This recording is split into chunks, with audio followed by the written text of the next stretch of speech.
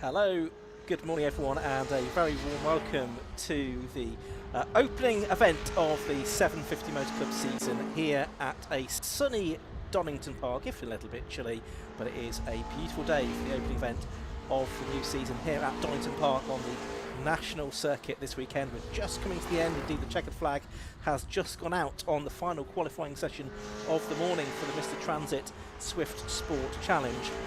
And we will have two races for these cars, and it's big grids for these cars a little bit later on in the day.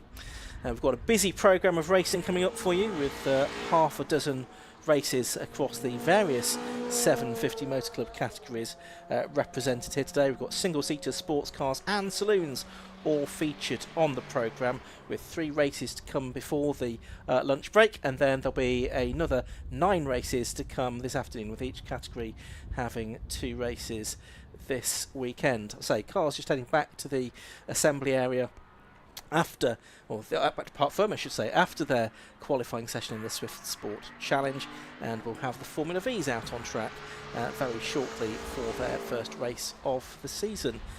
My name's Ian Soman, here in the commentary position. Alongside me is Josh Barrett, as he very often is. Josh, a very good afternoon, as it just now is to you. Hello Ian, hello everyone. Yeah, it's great to be back, isn't it, here at Donington Park. It's so different weather than we were last year in October, where we couldn't see anything because it was so foggy. Now bright sunshine, which isn't really much what the last few months have been here in the UK, so it's great that we've been able to start the season on Easter Monday in such glorious weather, and with some big grids and exciting racing to look forward to throughout the afternoon. Absolutely right, yes, 12 races in prospect, lots of big grids in amongst those as well. For those of you here at the circuit, you may be not watching the live stream, you can get that on your devices, 750mc.co.uk/live. Head also to 750 Motor Club website, 750mc.co.uk, for all of the details about the day's racing, including the event programme that you can download from there as well, with all of the entry lists and so forth for the day's racing. You can also find the live timing as well via tsl-timing.com and navigate your way to the Donington Park event page. So all of that will help you to enjoy the weekend's racing. And as I say, different categories represented. We've got the Sustained Fuels Formula V Championship. That's going to be up first this morning, or this afternoon as it now is. We've got the Rogue Motorsport Toyota MR2 Championship and the Nankang Tyres Locost Championship, all 15-minute races before lunch. Then the other 3 categories that are represented here today: the Race Park 750 Formula Championship, the Mighty Mini Championship, and the Mr. Transit Swift Sport Challenge, the cars for which have just completed their 20-minute practice and qualifying session, with Lewis Stannard being the fastest driver in that session. Provisioning will await the official grid later on, but yeah, a really nice mix of championships that we have here this weekend, Josh. That's right, and pretty much all of them are solo classes as well, and there's no class splits. We'll have more of that at Croft and Brands Hatch over the next 2 weekends, so a lot of the focus will be right at the sharp of end of the grid. We've got lots of good slipstreaming categories, which is perfect really for the Donington Park National Circuit, where you see great racing traditionally around this circuit. As you say, we've got everything you really want. You've got kit cars, you've got production sports cars, single-seaters, and single-make saloons as well. So really can't complain that there's anything you don't like here, and that's really the whole ethos of the 750 Motor Club racing programme, isn't it? There's something for everybody. That's right, lots of different categories that we'll see here at Donington, but also at Croft next weekend. That's also going to be live streamed courtesy of Alpha Live, and also at Brands Hatch, where the Sunday of the event will be live streamed. All of the categories that the 750 Motor Club runs, bar one, begin their seasons at one of those events, the exception being the Armed Forces Race Challenge, which starts a bit later on in May at Silverstone. But over the next 3 weeks, you'll see the vast majority of the 750 Motor Club Championships getting underway for another season. It's always interesting, isn't it, when you start a new season, how things are going to pan out, which championships are growing, which maybe are stagnating a little bit, but generally speaking, some very good grids that we have here today. I think over 150 entries altogether, Josh, across the 6 categories. Yeah, and that's excellent, isn't it? You've got some drivers who have moved on to other things, so that means that opens up who might be winning races. You've got drivers who either developed their cars or developed themselves over the winter. Maybe it was their first season last year and they're coming to year 2 much stronger, and that makes everything unpredictable, and unpredictability is good when you want to enjoy your motorsport. And I know being a Monday here at Donington Park means there's very little racing worldwide today, so there's lots of people I'm sure will be tuning in to 750 Motor Club racing for the first time. So we hope you enjoy what you can see over the course of a very busy day. You mentioned, Ian, 12 sprint races. The majority of all are 15-minute sprints. So sort of a proper good old-fashioned club race day here in the UK. Yeah, absolutely. Traditional to have motorsport on bank holidays here in the UK, and this a proper good Easter Monday club meeting here at Donington Park. You can see down beneath us we've got the start line marshals just awaiting the cars for the first race of the day, which, as I say, is going to be for Formula V. We'll have that for you shortly. But of course, 750 Motor Club, one of the, if not the leading low-cost motorsport provider in the UK, one of a number of organisations that put on race meetings and organise series and championships.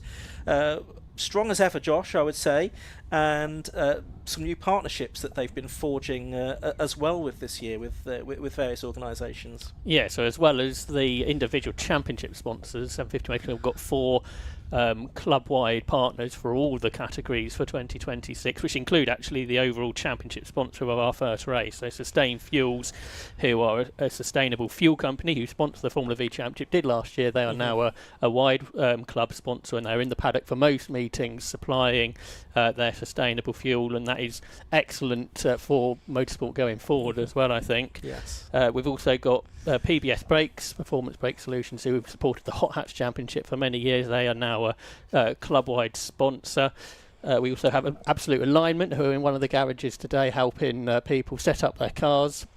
So you don't need to have all the sort of the expensive equipment. You can just bring your tools with you, go to their garage, and they'll help you set your car up. And then new for 2026 is Blind Screen, who are they are a blind company, but also they're helping drivers promote via their social media. So there's a team of media individuals here in the paddock who are looking to get involved with drivers. They can do they can make the content for you, send you the content, and then you can put it out on your social media. And there's already a few people who have signed up for that, and hopefully more throughout the season. Yeah, absolutely. That's a good opportunity maybe for people that want to create a bit of a profile for their racing, maybe to attract in and draw sponsors as well.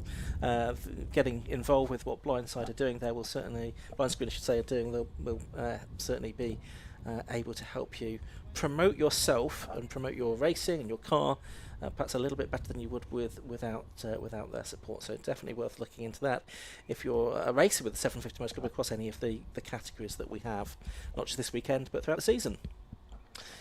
So just waiting, as I say, for cars to be released for the first race of the day. I imagine there's a little bit of clearing up to be done after that session, as often there is. The camera shot we've got on our screens at the moment at the Robert Chicane, that's going to provide some great action, isn't it, over the course of the 12 races. One of the prime overtaking spots here at Donington Park. And as we've seen over the years, you sort of go for a move into this part of the track, but then that can halt you coming out of the corner and then into Redgate as well. And things with like Formula V, particularly Locost, we're going to see some pretty incredible racing, I suspect. You remember back 12 months ago, we had some good Locost racing in damp, wet conditions. Yes. So now we've got a fully dry circuit, which we almost definitely will expect to remain that way over the course of the day. Have 2 dry low-cost races. Should be very exciting indeed to start off the season. Okay, but first of all, we're going to look forward to our first single-seater action of the new season. It's the Sustain Fuels Formula V Championship.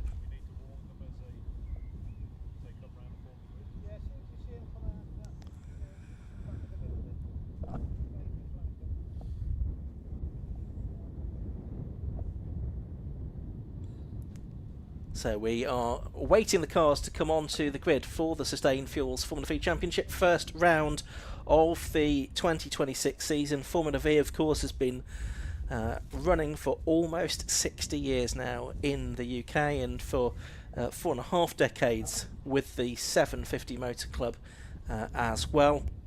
It's a single-seater championship for cars running the VW Beetle air-cooled engine, 1300 cc, and lots of different manufacturers, chassis manufacturers, and indeed homespun specials that we see on the grid for Formula V, as we see one of the Swifts being recovered there from the previous session. So I think that's probably what we were waiting for before the Formula V cars were released onto the grid. But yeah, Formula V, it's going to be a 14-round season, 7 double headers here at Donington Park, Pembrey, Snetterton, Caswell, Silverstone Croft and Mallory Park to conclude the season this year. One change to the regulations for this year is that it's no longer the second fastest lap time that sets the grid for race 2, but the result of the first race. And that probably actually, Josh, is something of a good thing, given that there was an interrupted qualifying session this morning. That's right, so that means the grid might not necessarily indicate the pace of the drivers, I think. So the first lap or so of this opening round of the championship could well be interesting. See, the cars are being released from the assembly area, which takes place actually on the Grand Prix circuit here today, and then the cars will be released onto the grid for the most of the categories today. There will be no green flag laps, so once the cars line up, the start procedure will begin. However, for Formula V and for 750 Formula, which we'll see later, they will get the traditional green flag lap ahead of their races. But yeah, Formula V's had some great races here at Donington Park in the past. Remember that win that Tim Probert had 10 years or so ago, where wasn't he fifth going into the chicane on the last lap, and a few things happened ahead of him and he came out and got his victory. So it's a great circuit for this type of racing. Absolutely right. And for this season, the man that's won the championship for the last 2 years, Matt Harbert, not on the grid. He won the last 2 titles in his AHS Dominator, but I think is taking part in another category this season. Not sure if we're going to see Matt at any point during the year or not. But you can see the cars are now lining up on the grid for what's going to be a 15-minute race. They will get a green flag lap for this one, and we'll see if we can give you the grid in just a moment once they go off onto the green flag lap. Hopefully, minute to go board is shown. Can't quite see that out of my window as I peer out to have a look.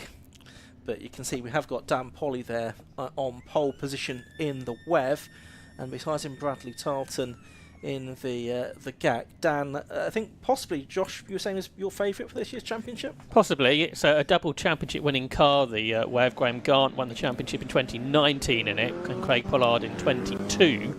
Dan Polly did win in the car on his first outing here at Donington Park 18 months ago or so, but last year the car was a bit problematic, but I think they've worked on that over the winter, and if they've got it sorted, you'd think that Dan Polly might well be the favourite. A very experienced driver. He won the Irish Championship 10 years ago and has also raced at a very high level. He's raced in MP2 cars in the past, so a very experienced driver, not just in Formula V cars but in other things as well, and he was the driver who went quickest in qualifying. He certainly did. So number 9, Dan Polly, it is on pole position in the WEV, and besides him is number 36, that is Bradley Tarleton. On the second row of the grid, it's 55, which is Peter Studer, and the 24 car is that of Rick Lanier. On the third row, 72 is Colin Gregory, and 7 is Rich Walsh. On to row 4, that's where we find 12, Bill Garner, and 25, Daniel Lanier. On to row 5, 27, John Hughes, a bit further back than we might have expected to see him. He was third in the championship, second in the championship, wasn't he, last year? And besides him, Camilo Vergara. The 6th row, 19, Emil Kostadinov, and 48, David Story, ex-Formula Ford racer. Row 7 is 47, Matt Topham, and 74, Sam Wallbank. On the 8th row, it's going to be, as we're waiting for the graphic to catch up, there we go. The 8th row is 15, Mike Oldknow, and 45, Jake Hockley. Row 9 is 4, Tim Probert, former Donington Park race winner. 77 is making his debut, Magic Hammerer. On the 10th row, 3, Vaughan Jones is besides 66, Phil Waterhouse. Then on to row 11, 56, Adam Hayes, and 75, Mark Egan. Row 12 is 28, Sam Engineer, and 2, Brendan Thruston, switching over from historic 750 Formula. Then the penultimate row, row 13, is 14, David Huckle, and 59, Chris Wilshire, and Francis Twyman, number 88, will go from the back. So that's the way of it, Josh. As you say, this grid could be a bit mixed up. Yeah, you mentioned Bill Garner, who was quickest in Class B. I think that there was a gap on the grid where he may have been, and he was the cause of one of those red flags this morning. So that'd be a disappointment for Bill, who missed a few rounds last year, the former gearbox karting front runner back in the 1980s. But I think that Maverick was missing, so that's a shame for Bill. Yeah, it looks like that car's not there, but you've got that traditional livery on the Wev, now driven by Dan Polly, the driver from Dublin, who 6 times was a runner-up in the Irish Championship and won it in 2016. And the Irish Formula V Championship actually very competitive in a category, isn't it? Lots of very quick drivers have come from there recently. It certainly is. So Dan's certainly looking good up front. You'd imagine John Hughes to come through, who was a runner-up 16 years ago, as well as being competitive last season, and was sort of taken out of championship contention, wasn't he, in that final meeting at Mallory Park? But he was third. I was confused, but he was third again, wasn't he, last year? Yes. But he should come through, shouldn't he, from their 9th on the grid. Impressive alongside him, only his second ever meeting is the Colombian Camilo Vergara, so he might be one to watch out for. Only his second event. He's in a Spider. There's only, I think, 2 that were built. Pete Belzy, we should see later in the year, not here, but watch out perhaps for one of the newcomers, and who's now the top Class B car. Yep, so 15-minute race is about to get underway for the Sustain Fuels Formula V Championship round 1 of 14 in the 2026 even season. Dan Polly in the yellow Wev is on pole position. Bradley Tarleton in the blue GAC is alongside him. We're waiting for the lights to go on. They do so now. And the season gets underway as the cars head off up towards Redgate Corner for the first time. Then it looks like it's a decent start from Dan Polly. He's moved immediately into the lead of the race. That's Peter Studer, I think, coming up the inside of Bradley Tarleton for second place. But in fact, it's Tarleton trying to go around the outside of Polly to take the lead as they go through Redgate Corner for the first time. Streaming now down through Hollywood and towards the Craner curves, but it is just the yellow car of Dan Polly that's held on side by side for second briefly there. That was Bradley Tarleton that has prevailed. Then it's Peter Studer, and who is that in 4th position? That is the number 12 car. 72, I think. 72, which is Colin Gregory then. Yeah, new livery for Colin Gregory. So that caught us both out as he headed down the hill in his Shane, but good start from him as well. But Bradley Tarleton, particularly good start for the driver from Wiltshire, and he started racing a couple of years ago. And he's trying to go after Dan Polly here as they turn their way up towards Coppice Corner for the first time of this 15-minute race. So Tarleton going well in second, third is Studer, 4th is now Gregory, who's got ahead of Dan Lanier. I think John Hughes is up to 6th, isn't he, in the Scarab that he raced so many years ago in the championship before returning last season. So they head down towards the Robert Chicane for the first time, and Tarleton is going with Dan Polly on this opening lap. Yeah, it certainly is. So through the Robert Chicane onto the Wyckoff Straight, start and finish straight to complete lap number 1 in this race then, and it is Tarleton that was over the line first by 0.02 of a second, but it's Polly that's going to lead into Redgate Corner, goes quite deep into the corner, takes a relatively late apex there, does the new race leader again, Dan Polly. There is a bit of a gap that's opened up from about from behind the first 2 really. These 2 have pulled away by 1.8 seconds at the end of the first lap. Studer is then in 3rd place, Colin Gregory 4th, Rick Lanier 5th, and John Hughes has made his way up to 6th. He started 9th, so he's made up 3 places on the opening lap and hoping to add more positions as well. Bradley Tarleton's never finished on the podium before. He's had 4 4th positions over the last couple of years, so this is a good effort from him. And he's taken the lead of the race. So Bradley Tarleton leading the way then in this GAC. I wonder if this is one of the updated cars from Bears Motorsport over the winter. I know there's a couple of them out there. And Bradley Tarleton, regardless of that, is driving absolutely brilliantly. The best we've seen him go in that car so far. Yeah, absolutely right. Good start as well today from Vaughan Jones. He was way back on the grid, but he made 8 places to be 9th by the end of the opening lap. He's the perennial bridesmaid in this championship. He's been 3rd on a number of occasions. A mistake there, was it, from Polly, because Bradley Tarleton has come through at the end of lap 2 with quite a big lead 1.6 seconds, and he's done the best lap of the race, he has as well. Dropping back then in second place is Polly, Studer third, fourth, fifth and sixth right together. That is that Lanny up on the inside of Gregory to take fourth place, I think it is, and now John Hughes in the Scarab is with them as well. Yeah, the best we've seen Rick Lanier go in Formula V this as well. He's in the multiple championship winning car driven by Paul Smith a decade or so ago in one of the H Dominators. So he's up there ahead of Colin Gregory now, and John Hughes in sixth. Tolton's not going as quick as Polly went in qualifying yet, so it was more of a bad lap, I think, from Polly, if anything. We saw he run a little bit wide out of Roberts, so regardless, Bradley Tolton pulling away up in front. Polly there in second, Peter Studer in third position as they come out of McLean's. As John Hughes is about to make a bid for fifth position, I think, on the inside of Colin Gregory as he's gone through there. So John Hughes making his sort of second Formula V career. He had a long time out, but returned full time from the second event last season, here taking in the opening event of the season. And look at this, I think Polly has reeled a bit of time in on the racing to Bradley Tolton on this lap, Josh. Yeah, it looks like it, doesn't it? So is it a better lap from Polly or not such a good lap from Tolton? It's a better lap from Polly. That's the quickest V lap of the day, a 1:20.1. It was a personal best from Tolton, so it wasn't a bad lap from him, but Polly, whatever went on the previous lap, he seems to have sorted that out. Then you've got this battle with fourth that are catching Studer for third, I think. So Lanier, Hughes and Gregory are all catching Peter Studer for third position. Interestingly, in Class B, which isn't necessarily always that close up front, the top three are separated by 0.15 of a second, which is led by David Story, Camilo Vergara and Phil Waterhouse in that battle too. So Class B cars, which aren't featuring right at the front of the field, which they do sometimes, are having a very good battle. Yeah, David Story, the ex-star of Mallory Formula Ford 1600 racer. Another driver worthy of note, Magic Hammer, from 18th on the grid up to 9th position. We've not particularly seen the 22-year-old Paul McCarter on screen so far. He's there in the number 77 GAC under the AHS banner. Polly's right on the gearbox of Bradley Tolton now for the lead, so there might be a challenge heading down to the chicane here on lap 4.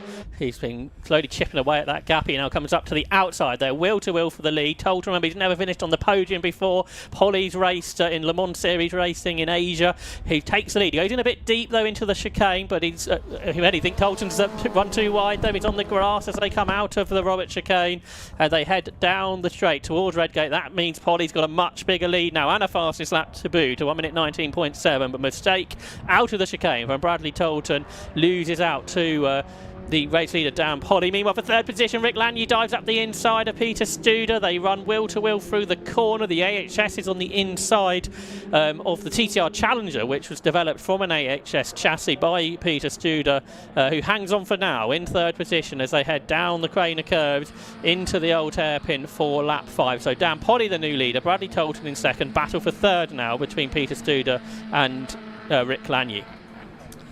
Yeah, so we've got just under 9 minutes of this race left to go. Working lap 5 of the contest. Dan Polly then out in front, and you can see he's already pulled out quite a few car lengths over Bradley Tolton there as he turns into Coppice that time. You've got Studer still there in third, Rick Lanier fourth, and then it's Gregory back ahead of John Hughes, I think. Yes, it is. Looks like that's the way of it as they head down the hill towards the right-hand, left-hand flick at the Robert chicane. So through there they go to complete another lap. Looks like Hughes might have got Gregory back here into the chicane. Yes, he has. So the Scarab back ahead. But John Hughes perhaps not going as well as we might have expected. Behind them a change for 7th because Vaughan Jones continues that recovery through the field. He's up into 7th position now in the Storm. Vaughan, the Welshman, 48 years of age. Meanwhile, up the road, they're side by side with third again, as they were a lap ago at Redgate. And Rick Lanier up the inside of Peter Studer. Here, a lap ago, Studer came back. He's not leaving him terribly space, is he? So Rick Lanier takes the position up into third position for the driver who travels over from Switzerland. A bit of a lock up there into the old hairpin for Lanier, but he's not conceded the position back to Peter Studer there. We've got Hughes and Gregory for very close company. There's about 6 seconds from Gregory back to Vaughan Jones. He's in 7th place. Rich Walsh 8th. Magic Hammer is 9th, and David Story, the Class B leader, completing the top 10 in that number 48 car the AHS Challenger. Studer's back to third, isn't he, ahead of Lanier, and that's brought John Hughes and Colin Gregory into this battle. So you've got two drivers in the top four who haven't had a podium before. So can they achieve that? That's Talton and Lanier. They're free abreast now for third position, heading down towards the chicane, and down the inside of both of them tries to come John Hughes. He might get Lanier, and he does. So he's picked up a place on the last two laps of that part of the track. But Peter Studer's doing a really good defensive job, the ex-Formula Ford racer from the 1980s. Peter Studer, he's there in third position, defending hard now down towards Redgate Corner onto lap 7. Yeah, these quartet 8 seconds now behind the two leaders, and there's 2.8 seconds between Polly and Tarleton as well. So turning their way through Hollywood, down through Craner Curves. Can Hughes get up into a podium position? I don't think he's going to get any higher than third in this race, because the gap in front of him is too large now, unless there's a problem for one of the cars in front. But he could certainly find his way past Peter Studer, I think, before the end of this race. Peter Studer in the number 3 car. Sorry, not in the number 3 car, in the number 55 car, I should say, in third position. Hughes right with him as they turn through McLean's now and head up the hill towards Coppice. Hughes is moving to the inside line there. There is a gap at the moment. He slides his car through and takes third place. So John Hughes, man from the southwest, is up into third position. And Peter Studer had his arm out of the cockpit through Coppice Corner. That was because there was a yellow flag at that part of the circuit. So we'll see what happens next. And what happens next is, I think, is John Hughes is going to give that position back, isn't he? So Studer back into third position, and then racing can resume once more. With just over 5 minutes on the clock, Studer leads this group up towards Redgate Corner. I think the reason for that yellow flag was Tim Probert has pulled off on the exit of Coppice Corner. So we'll see how that all works out. Gap there for Peter Studer, should he have chosen to look at it on the inside of Hughes there for third place. Studer had got back past where Hughes sort of let him pass at the chicane, and John Hughes has quickly reclaimed that position, hasn't he, round the outside, regardless of what happened a lap ago. So I think Hughes might have the pace to get away here. In Class B, Phil Waterhouse has just taken the lead across the line, so that's continuing to be a good scrap for the class positions. And here they are, aren't they? And Story back through at Redgate, so up on the inside into Redgate Corner. David Story repasses Phil Waterhouse. You've got some overall class cars in this battle as well, including Matt Topham and Mark Egan. Then you've got the Class B car of Camilo Vergara. So you've got a good 6 car scrap led by David Story, the 67-year-old from Leicester, who did race in 750 Formula in his early career before, as you said, raced Formula Ford, had a long break and returned to Formula V last year, and he's going very well at this season opener at Donington. The Class B cars, by the way, the main distinction there is that there's more limits on what you can do with the suspension and dampers compared to the main class cars. A bit more limited in what you can do, just keep the budget down a little bit within that class. Of course, we have seen Class B cars win the championship before, so it is possible to be right at the sharp end. Change for fifth there as Colin Gregory goes past Rick Lanier. Meanwhile, you can see on the top of the screen, track limits is perhaps going to be a factor today, and Phil Waterhouse, who did lead Class B at the line, he's going to get a 5-second penalty for exceeding track limits over the course of this race. And that'll drop him back a few positions as things stand, won't it?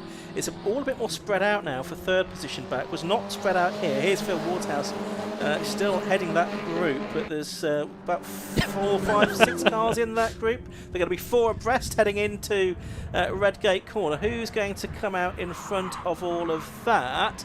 It is the... Is that the... Kostadinov, I think? Yeah, I think you might be right. He got at least 2 of them, didn't he? Story's back ahead of them all, so David Story back to the front of the group. I think it's the 19 car next, Emil Kostadinov, who at the line was the 4th of those cars.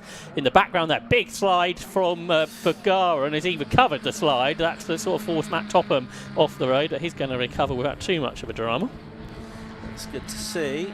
3 minutes of this race left to go. There's Dan Holly over the line again. That's to complete 9 laps. He's probably going to get 3 more laps just about in this race, I would think, to make it a 12-lapper. Here's this Class B scrap climbing up the hill towards Coppice. It's Story. Then Kostadinov is in the middle of that, and then Phil Waterhouse with that 5-second penalty hanging over him. So they're going to get at least 2, probably 3 more laps out of this, where Polly is on the circuit, who's about half a second faster than anybody else on raw pace today. They're a long way away from the Jake Oliveira lap record from 12 years ago when there were different regulations, particularly on tyres. So I don't think that's going to get beaten, but they're side by side. Kostadinov tried to pass 3 of them a lap ago, got 2, and now he's going to get Story, I think, up towards Redgate Corner. So that's the gap going to the front of this group. For second in B, they're side by side. Waterhouse, although he's got that penalties on the inside, and then Camilo Vergara in his second ever meeting, the driver from Colombia, in this self-prepared Spider, the original Spider Formula V, heading the 4th of these cars down towards Old Hairpin. Absolutely right. So race continuing. Polly, meanwhile, is now 4.7. He's just crossed the line again. Going to be 5 seconds ahead now in front. There's a drive that's stopped down there. That may well be the number 14 car, which is David Huckle, I think, that has stopped at that particular part of the circuit. But it's Polly leading by 4.1 seconds. The gap did actually come down on that lap because Tarleton did his best lap of the race in second position. Hughes still third, Stude fourth, Gregory fifth. But Studer's recaught Hughes, so for third position that will be contested over what should be 2 more laps, but this could be the final lap. We'll keep an eye on that. Side by side for 7th, because Rich Walsh has caught and now passed Vaughan Jones up at Redgate Corner, so that's the gap going ahead of the Storm. Rich Walsh, who got his first podium in the championship last year, and Story spun at the chicane. Waterhouse is off the road, so in Class B it's all kicked off at the Robert chicane, and the Class B leader David Story has spun. Phil Waterhouse, who was leading, was off the road, so that means up into the Class B lead goes Camilo Vergara, who could well be the first winner of a 750 Motor Club race, at least in class, from Colombia. Okay, well, we'll have to dig out the record books for that one. Half a minute left on the clock, so Polly, I think, was going to get another lap at the end of this one, though, unless we get an early checkered flag for any reason. He's just about to come through with 10, 12 seconds left to go. Yeah, so he does get the last lap board, just about gets the last lap board as he goes across the line that time. The gap has come down, though, to 3.4 seconds. And Tolton's into the 19, so he's really looking strong, isn't he, Bradley Tolton, in his GAC this season, his third year. Vergara's gone off, so he's not going to win Class B. Class B self-imploded, hasn't it, over the last half a lap, so that's a real shame for Camilo. So is Phil Waterhouse going to pick up the class win, but despite the penalty, because David Story lost a lot of time in that spin, so Phil Waterhouse could yet come away with a Class B victory. The Class B class looks very competitive, doesn't it, this season, with those 3 drivers really battling hard during the course of this race. Yeah, but sadly a couple of them making a mistake, it would seem. It's a now bigger penalty, so that's going to change things again for Phil Waterhouse. It's a now a 5+10, that will be, to make it 15 seconds penalty for him. And there is our race leader. He's sort of caught the recovering Vergara now, hasn't he? And he's going to pass him as he heads down the back straight for the final time in this race. Down towards the Robert chicane. He's leading fairly comfortably by 3.4 seconds. And it was always going to be a question of if this car was sorted. Dan Polly's going to be tough to beat this season, but Bradley Tarleton has certainly showed well at the beginning of the year. But the WEV takes the first win of the season in the Sustained Fuels Formula V Championship. Dan Polly the winner by 3.8 seconds in the end from Bradley Tarleton in second place. So a win for Ireland in the opening round of the season. Change for third at the line. Peter Studer got past John Hughes by a 10th, so another podium to add to Peter Studer's record. Colin Gregory was 5th, Rick Lanier was 6th, Vaughan Jones looks pretty pleased with 7th as he has got back past Rich Walsh at the end. Yeah, so he is going to take 8th place. Then it should be Magic Hammerer coming through in 9th position, so had a very good start to the race from a disappointing qualifying for him. And then it's Emil Kostadinov that I think is going to be the next car through to complete the top 10. The Class B gap, I think, was 10 seconds or so at the start of the lap between Story and Waterhouse, but Jake Hockley not far behind David Story heading onto this last lap. So here's Waterhouse, where he's got a penalty, and then we wait for the other 2. Yes, and Matt Topham got 10th, by the way. Kostadinov hasn't come through. No, he's not, has he? So he's had a moment, I would think, on the final lap of the race there. And Story has come through now, hasn't he? He is going to be the Class B winner by about 4 seconds, I think, from Waterhouse in the end. So is this where Kostadinov's ended up, Roberts? Possibly. So we've got yellow flags on the run into the chicane. We've got marshals have dashed across to a position just outside our view, but there's a driver out of the car there by the looks of it, but we cannot for certain identify who It's that the only is. car that didn't take the flag, so I Yeah. think that's Emil, and he looked quite frustrated with how that last corner went. The battle was getting feistier, wasn't it, in that group as the race went on, and we lost a few with spins and such like in that battle. Yes, that's right. So a few retirements. Hopefully everyone will be back out for the second race. As we said, new for this season, the grid for race 2 based on the result of race 1 in Formula V. So that's going to give us the same front row as we had last time, certainly. Polly and Tarleton. Hughes will be a bit further up the grid, so it'll be interesting to see what he can do from there. His best lap ended 6/10 off of Polly's, so he's there or thereabouts. Actually, Gregory was quicker than him. So the top 5 have all within half a second or so. So if Polly can't get away, he's much more experienced than Tolton. He got sort of told when we got past, didn't he? Tolton had that run off on the grass. But otherwise, his pace is there or thereabouts. So I don't think it's quite a foregone conclusion, despite that win and pole position for Dan Polly, that he's going to have it terribly easy this year. No, absolutely not. I think it's still going to be a very competitive season in the Sustained Fuels Formula V Championship. Cars heading down pit lane at the end of the race. Hopefully we'll get some of them at least into the clutches of our roving reporter this weekend. That's going to be Kieran Mogg. We'll hear from him shortly. Confirmation though that the win went to number 9, which was Dan Polly, by 3.8 seconds from number 36 Bradley Tarleton in second. Third was number 55 Peter Studer. In fourth place was 27 John Hughes. In fifth, number 72 Colin Gregory. Sixth was 24 Rick Lanier. Seventh, number 3 Vaughan Jones. Eighth, number 7 Rich Walsh. Ninth was 77 Magic Hammerer, and 10th was number 47 Matt Topham. And then the rest came through, but we're ready now, I think, to go down to Kieran Mogg in the pit lane.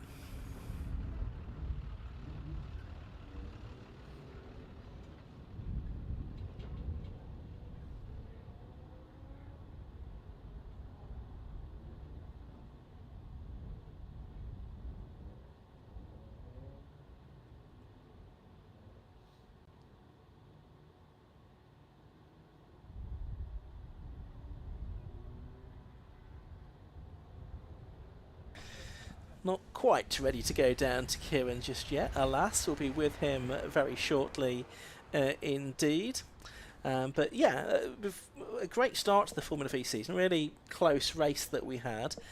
Good battle amongst the Class B cars, and for third overall as well, and for time for the overall victory. So that does bode well for this season. We've got 2 more races to come up before the lunch break. Shortly we'll have the cars out on track for the Rogue Motorsport Toyota MR2 Championship. That should be, again, as competitive as it always is, with a little twist, because the reigning champion is not in his Mark III car that he's campaigned for the last few seasons. Sean Traynor is going back out in his Mark II Class B car.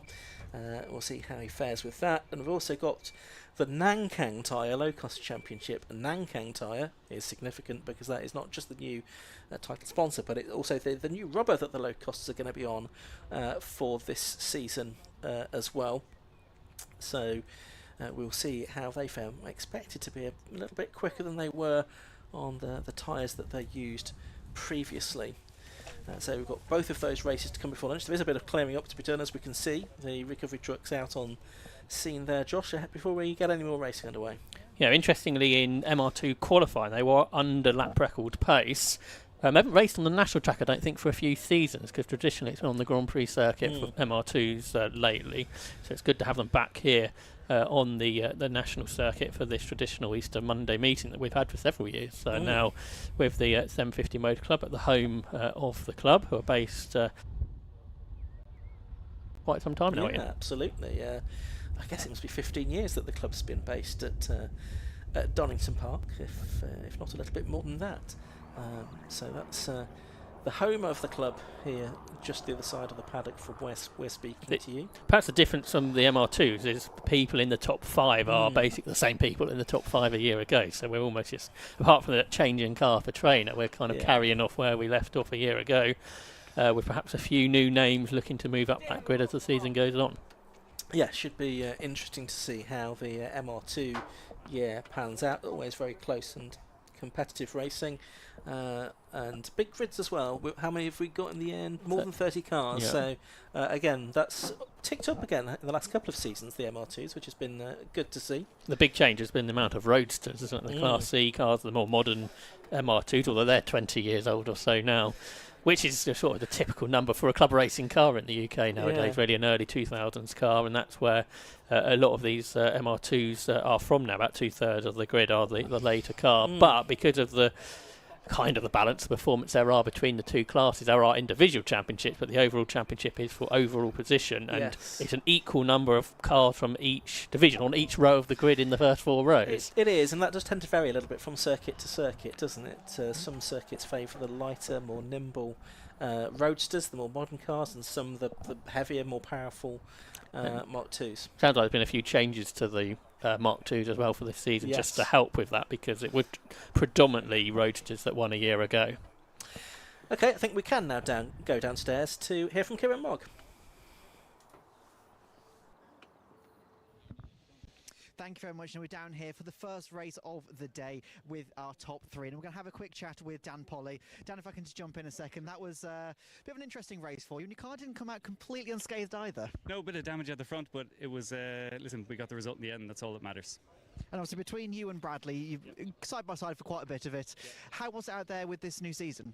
Well, we only ran yesterday for the first time, so we're still learning, but I'm sure, listen, it's setting up to be a decent championship, and lots of people involved, and 750 have done a great job, so we're all happy to be here.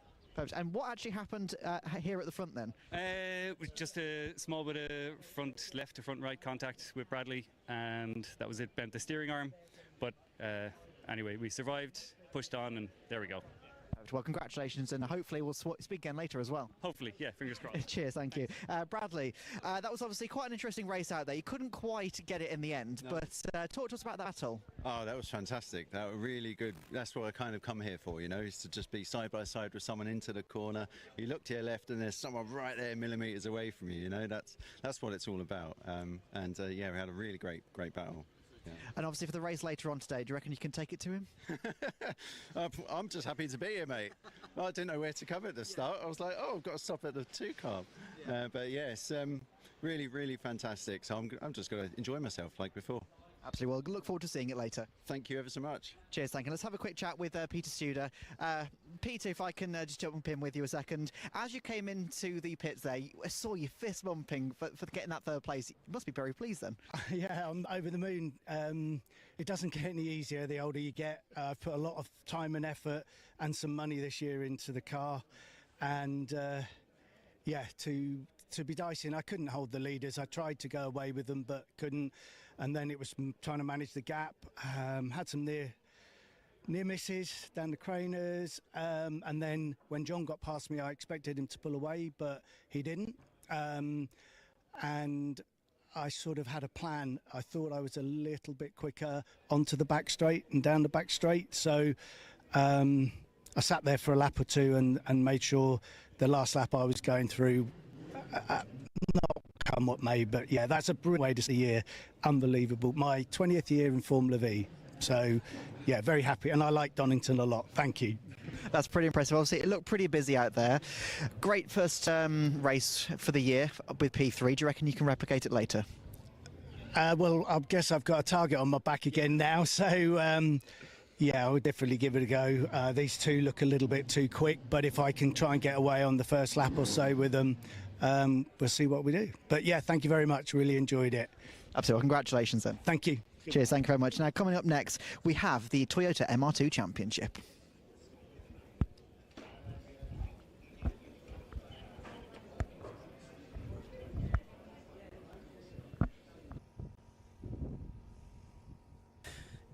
Yes, we're going to have the cars released out onto the circuit shortly for the MR2s. Just a bit of clearing up to be done from that Formula V race before they are brought to the grid, because they don't have a green flag lap, the MR2s. They go straight into their race. I'll bring you the grid just as soon as we can for this one. So, I mean, Sean Traynor, we've mentioned already that he's gone back into the Mark II. He's really bucking the trend. I mean, the transition has been to the Mark III Roadsters over the past few seasons, but he's had a Roadster. He's won the championship in that a couple of times now, and now he's going back to his roots. That's it. They had to find the car in the barn by the sounds of it and do some work on it. I think that today was the first day that he's had the car back out, but it looks as quick, if not quicker, than before. It's interesting, isn't it? As you say, he's moved around in the championship, but traditionally always been at the front. Didn't matter what car he was in. He originally won the championship 11 years ago in 2015. Then he got in 17, 18 and 19. Then Aaron Cook and Adam Lockwood were champions between then and 2014, when Traynor won it finally in the Roadster, and then won it in 25. So 5 championship titles now for Sean Traynor. 3 in the car he's in today, and then the last 2 championships have come in the Roadster. Yeah, they've got the mud out of the Mark II, and they've brought it out onto the grid. You can see it is coming to the grid now to take up pole position. So number 27, Sean Traynor, it is going to be that lines up on pole position. We'll see if we can bring you the grid on screen as well. Not sure if we can or not, but either way, alongside him is going to be the number 78 car of Jim Mew, who had a really strong year last year. Here we go. Here is the grid, and between them qualifying there's about 0.4 of a second. So 27 and 78 on the front row. Row 2 is going to be 82, which is Andrew Ruthven, and the 11 car of Adam Lockwood, who was the champion in 2023. The third row of the grid, that's going to be 53. It's got Ed Brook, and 77, which is Crispin Williamson. On the fourth row, 9 and 7, 9 the stalwart of the category, Tim Heron. Besides him is number 7, Jeff Howarth. Row 5 is 10, Andrew Bardowski, and 84, Neil Stratton. He's gone well in recent seasons too. Row 6, 35, Owen Thornhill, and 5, Ian Ledbetter. The 7th row is 17, Maxine Nichols, and 93, Marco Horsley. On to row 8, 31 Matthew Welford and 65 Veer Aldridge. Aaron Pullen in 26 and 15 Gavin Albert on the 9th row. The 10th row is 30 Andy Williams and 76 Martin Orger. Aaron Lafferty in 12 and Benjamin Gallagher in 64 on the 11th row. The 12th row, 81 Steve James and 72 Tim O'Brien. The 13th row, 47 Richard Dales and 8 Eddie O'Kane. On row 14, it's 79 Jonathan Grimes and 70 Gary Coburn. Martin Collins, number 3, not in his Class A Mark 1 car. He's moved to a Roadster for this season.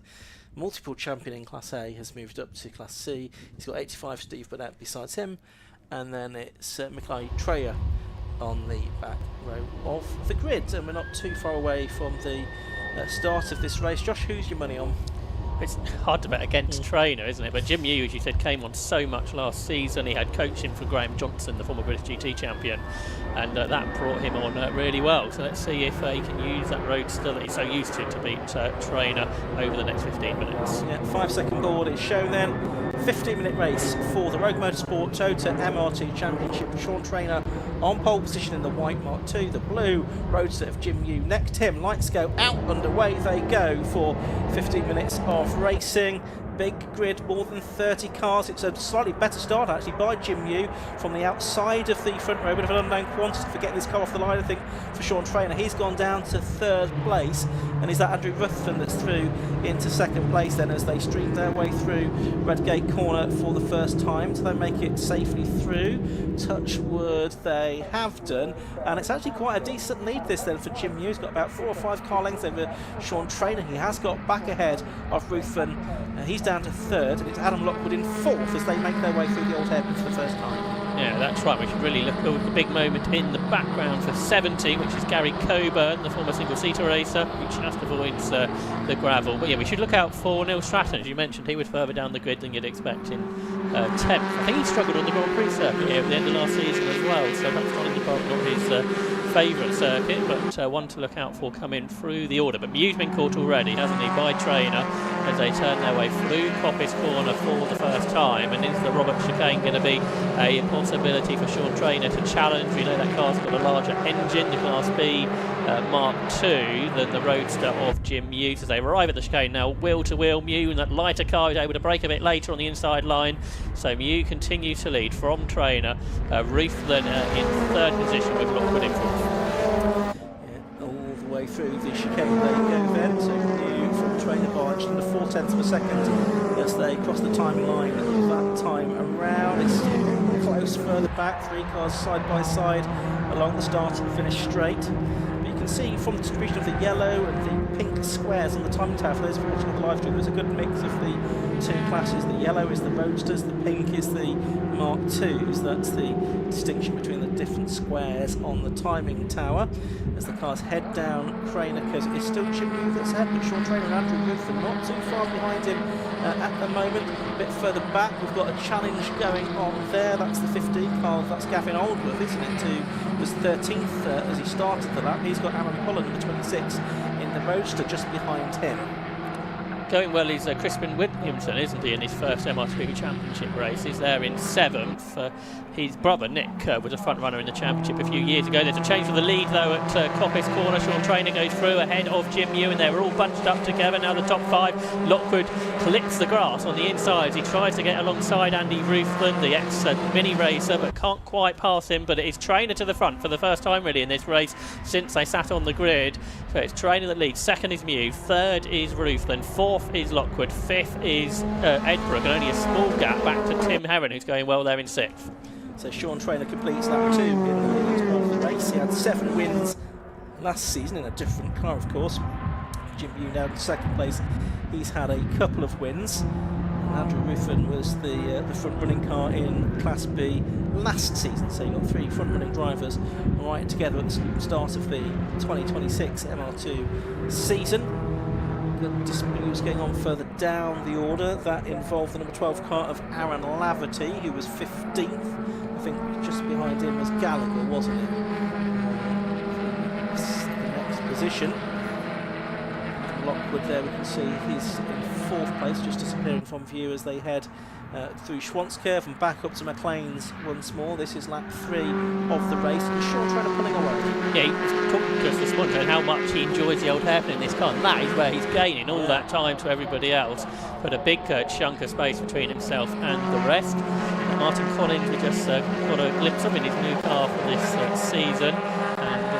Able in this car to get involved in battles with others, which must be a good, enjoyable experience for him, because that Class A car was a little bit off sort of the back of the pack, but with this much newer car, he's able to have some good scraps out there. So Trainer's on for a good lap. The lap record in the Toyota MR2 Championship is with Paul Kirk, 1 minute 23.29, and he's a few tenths away from that on that lap, 1 minute 23.583. Interestingly, over the whole lap, Jim Yu is on a very similar pace to Sean Trainer, just a few hundred slower. But it's down the old hairpin where the Trainer car is able to pull away. Yeah, that's right. And that's a big spin for number 47, just making contact with the barriers there. That's Richard Dales in his Roadster. Now, where was he before all of that? He was in 20, he's now showing in 26. He was a little bit higher than that, but hopefully he'll be able to get back at least to the pit lane. He's very well positioned to get back there. Some drivers may have continued on, but he's thought, I'm going to go and get that checked out. Some people might have just left the car there as well, and then we've had a safety car. So well done to Richard. So that means that the race is able to carry on for all his competitors. And it is Trainer that leads then.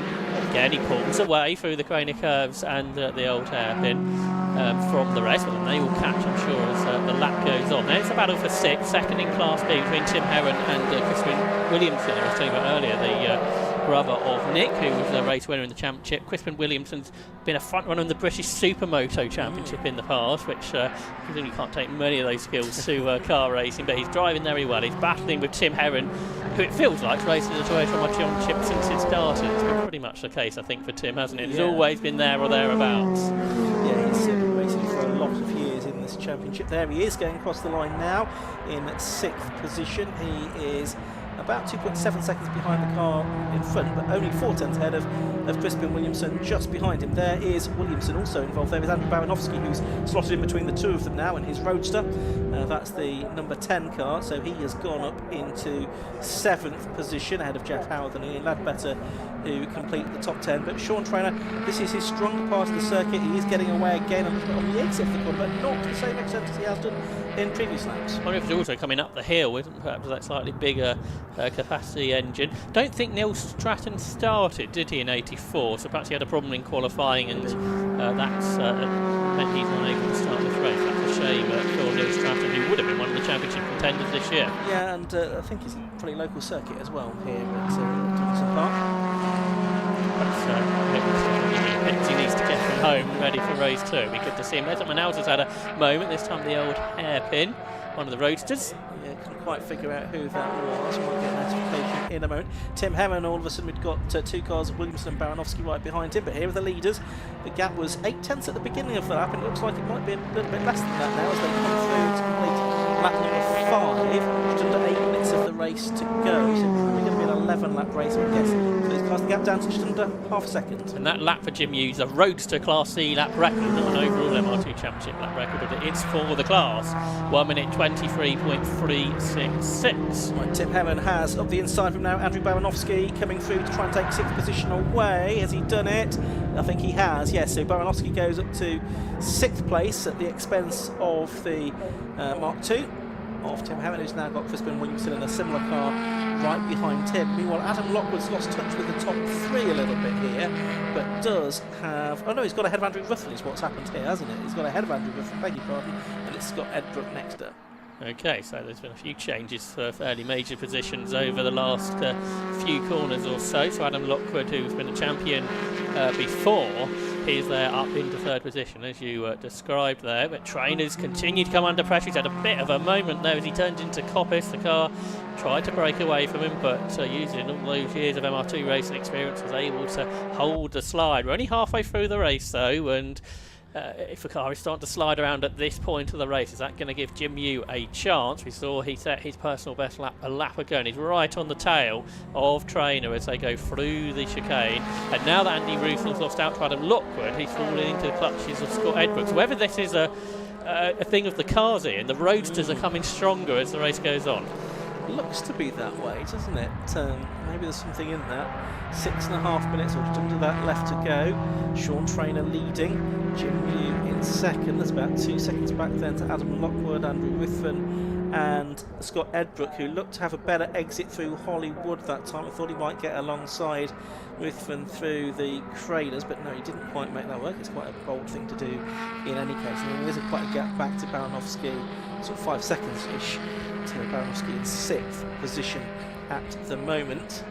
But the overall race lead is still up for grabs here. Trainer's held it for quite a few laps now, but Jim Yu just edging ever closer, and maybe the roadsters just a bit more drive than the Mark IIs towards the end of the race. And we're seeing that again here, aren't we? Because Scott Edbrook is challenging Andy Ruthen up towards Coppis Corner. He was on the inside line. Edbrook had a very good debut season in racing last season. He was always there or thereabouts in the top 6. He had pole at Oulton Park in the wet, but the race went a little bit pear-shaped, but a very strong first season of racing for him. So he will be a contender as the year goes on. And is he up into 4th? No, he wasn't able to make that move on Ruthven up at Coppis, but he's right on his tail as they turn their way through the chicane.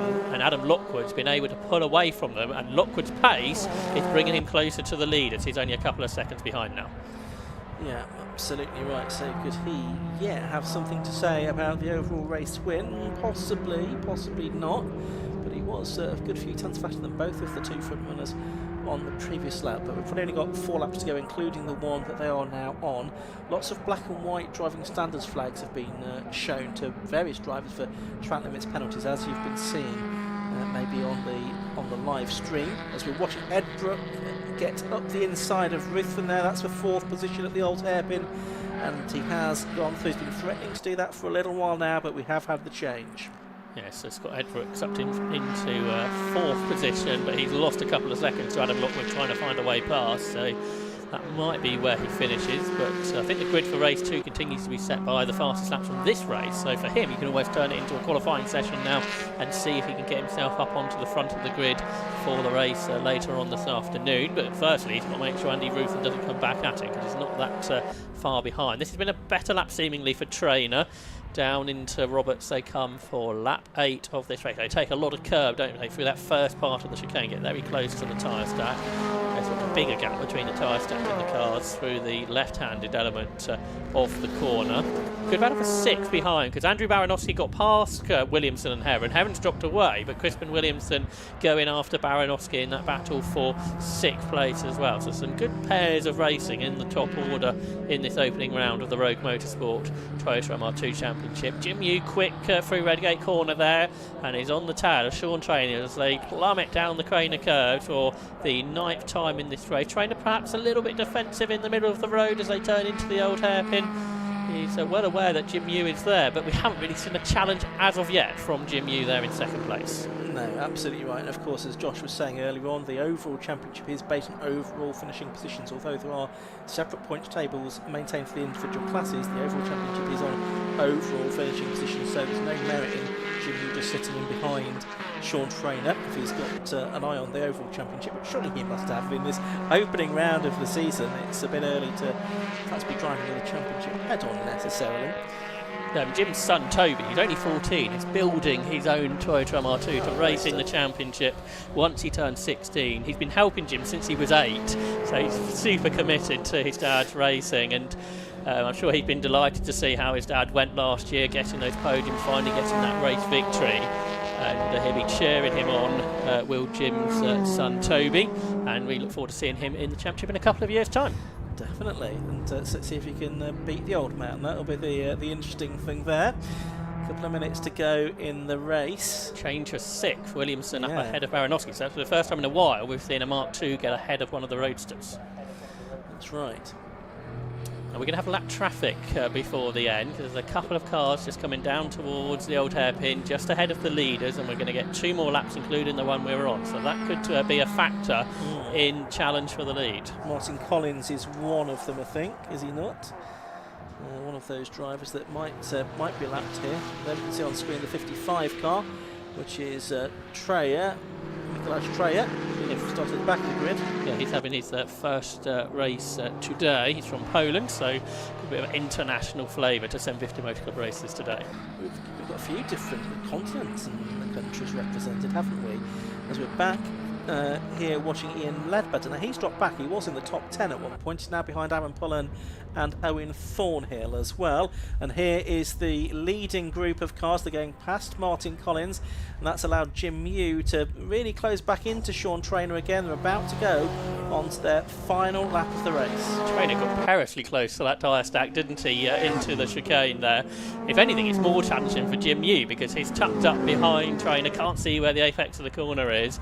And it's not like you just ride over a curb at the Donington chicane. If you go too tight, you'll clobber one of those tyre stacks, which are pretty unforgiving. So you have to be a little bit careful with that. There's the trailer car, I think, to lap now, which they both go up the inside, no problem at all. But Sean Trainer was able to hang on in that sort of bit of jeopardy at the end of the race with the lap traffic. So Jim, you can't use that to challenge. He's going to have to do something a bit else over this final half a lap. He's quicker through the old hairpin, if anything, than Sean Trainer this time. They climb the hill, they go through the left-hander at Schwartz curve up towards McLean. We've seen some challenges at Coppis in this race, so it is Jim Yu going to line up Sean Trainer here. Let's have a look, climbing out of McLean's then, up towards Coppis for the final time, and then it's just the run down to the chicane. Well, he's not close enough to do anything about it there. Can he stay in the tow down the back straight and make an attack into the final couple of corners? Sean Trainer, 1:23.323 is best lap of the race, just outside the overall and class lap record for these cars. Is he going to take the win though? That's what's more important than the lap record at this point. It looks like he is. Jim Yu following him through more or less the final couple of corners. So it's Sean Trainer, Mark 3 or Mark 2. It doesn't matter. Sean Trainer wins in MR2s here at Donington Park, but only by just over a third of a second from Jim Yu. Adam Lockwood dropped back a bit towards the end, didn't he? He was 4 seconds behind, and then Scott Edbrook took 4th and Andrew Ruthven 5th. Yeah, Ruthven was caught by Williamson at the end, just 3 tenths between those two, so that was a good battle towards the end. So, a bit like it is sometimes in MR2 race, and it's very close, but not too much happens right at the sharp end of the field. Sean Trainer's just too experienced to allow any mistakes to happen, and even if it is a car he hasn't driven for several seasons. So he is the man of the championship, isn't he? And it's so difficult to beat him. Yeah, he's very modestly saying, well, if I can just get a couple of class podiums today, that'd be a good result. I don't think anyone else believed when he said that, though. But he's come away with the win here in the opening round of the season. A bit further back, Andrew Barnowski, he was 7th in the end in the dispute that he had with Crispin Williamson. Tim Herron was 8th, Jeff House 9th, Matthew Welford 10th. And that's, I think, Welford's first race in 6 or 7 years, so that's sort of a good return to the championship after several years away, and set the personal best lap on the final lap of the race, suggesting he was getting quicker and quicker, and only a second off the fastest lap, so he might be one to look for in race 2. I think that's the last car over the line as well, just come through. Tim O'Brien in 22nd position. There's Tim Herron, who took 8th position overall. Just outside the top 10, a couple of people having their first ever race today. Owen Thornhill, he finished 11th, and Steve James was 14th. 2 drivers in their first ever race today, going pretty well midfield, and a nice clean race to start off their racing campaigns. I'll run you down the top 10 finishers from the Rogue Motorsport Toyota MR2 Championship race. The winner was number 27, Sean Traynor, just about to head down pit lane to have a word with Kieran Mogg. Second place went to number 78, that was Jim Mew. In third position, number 11, Adam Lockwood. Fourth was 53, Scott Edbrook. Fifth was number 82, Andrew Ruthven. Sixth was 77, Crispin Williamson. Seventh was number 10, that was Andrew Barnowski. Eighth was number 9, Tim Herron. Ninth was number 7, Jeff Howarth. And 31, Matthew Welford, rounded out the top 10 at the end of 11 laps of racing in the Rogue Motorsport Toyota MR2 Championship. They have another race later on this afternoon. The grid set by the fastest lap time from the first race, and we've got one more race to come before the lunch break here. That's going to be for the Nankang Tyres Locost Championship, which should be fascinating to see that unfold with the cars on new tyres for this season, which should be a little bit quicker than the tyres that they were on before, so we look forward to that. Down in the pit lane, I think Kieran Morgan is just getting all of the drivers together, ready for a quick post-race interview with them. We'll look forward to hearing from those. Traynor, Mew and Lockwood, the overall top 3, and we're ready to go down to Kieran now, so we'll hear from him in just a second.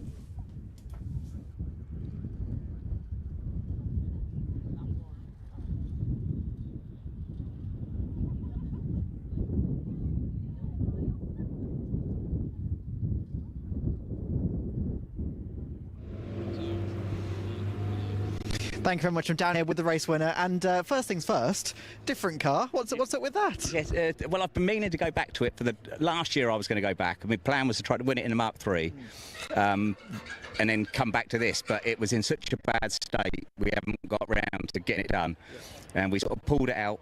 It must be about 7-8 weeks ago.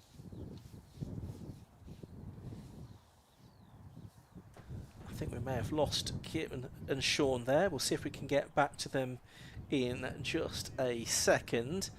Sean was just about to tell us how recently it was that they'd got the car race ready once again. The car having been pulled out of a barn about 7 or 8 weeks ago to prepare it for the 2026 season. Meanwhile, Marshall's clearing up some of the gravel that had been spilled over the curbs and over the track surface with cars exceeding track limits. We did see a few drivers get notified of that their driving was being observed. I don't think we saw anyone getting penalties though for that in the end, Josh. It's a bit of a Donington Park tradition, track limits, isn't it, nowadays, unfortunately. So they won't be the first, they won't be the last, I am sure. And I think we might be able to go back down to Kieran now.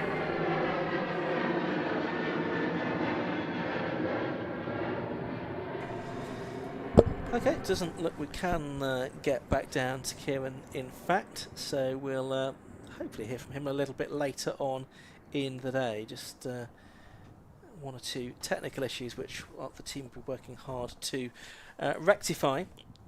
So we are going to turn our attention then now from MR2s to the Nankang Tyres Low-Cost Championship. And what do we have? We have 29 cars out for this in qualifying this morning. We had a couple with lap times disallowed, and several for lap times disallowed, and a couple were disqualified actually for yellow flag infringements as well. So they will have to start at the back of the grid with a 10-second delay. Those are Jake Sturt and Mark Roux. But once all of the lap times were crunched, it was Tortilla, Josh, that qualified on pole position. In the car that we saw at the front so much last year, as he is now in the Dan Garrett championship winning machine, so it's a car that we're used to seeing at the front. It's a driver we've seen at the front in Formula V more than in Locost. But Tortilla, who's went to university down the road here from here at Donington Park, I think based in Lincoln nowadays, Tortilla, who's looking, I think, for the championship, taking it very seriously with the purchase of that car. But he's got some quick drivers and former low-cost race winners around him. I think the next 3 drivers on the grid have all won before in low-cost. Paul Clark, Lewis Ward, he's won several races, and Jack Linus behind. So I don't think Tortilla's going to have it all his own way, but he's certainly put sort of his bid out to be one of the championship contenders this year. That's right, and I think we've said there's a few championships. Locost is one of them where there's no returning champions on the grid, which is always quite exciting because it opens the way, obviously, for a new champion to emerge. But and it's difficult to know because, again, it was a bit of an interrupted qualifying session this morning. That's what the true pace of everyone is, and I expect that some people have not had much track time on these new Nankang tyres, which are a bit stickier, I think, a bit grippier than the tyres that we used previously. Yeah, so it'll be interesting to see if it changes the racing. You wouldn't think that it would, but hopefully everyone's sort of got enough to grip with them that they're happy to go wheel to wheel, because you'd be quite confident, don't you, to race at the front how we do in low-cost championship racing. There's another car on the grid that's won championship before, and that's in the hand of a newcomer who's 8th on the grid. Chris Bradbury is in the Martin West championship car from a few seasons ago, so he's done well, hasn't he, Chris Bradbury, who I'm not sure if he's a total novice or just a new to low-cost. He starts 8th, and he was within a second of pole position, so somebody else to look out for. Looking at drivers who won races last season, obviously Daniel Garrett won 7 races, his brother Ryan won 2 races last year as well, but Lewis Ward, Jack Linus and Sean Brame were other drivers to take victories in the championship. But as the cars come out onto the grid, we'll look ahead now to the Nankang Tyres Low Cost Championship.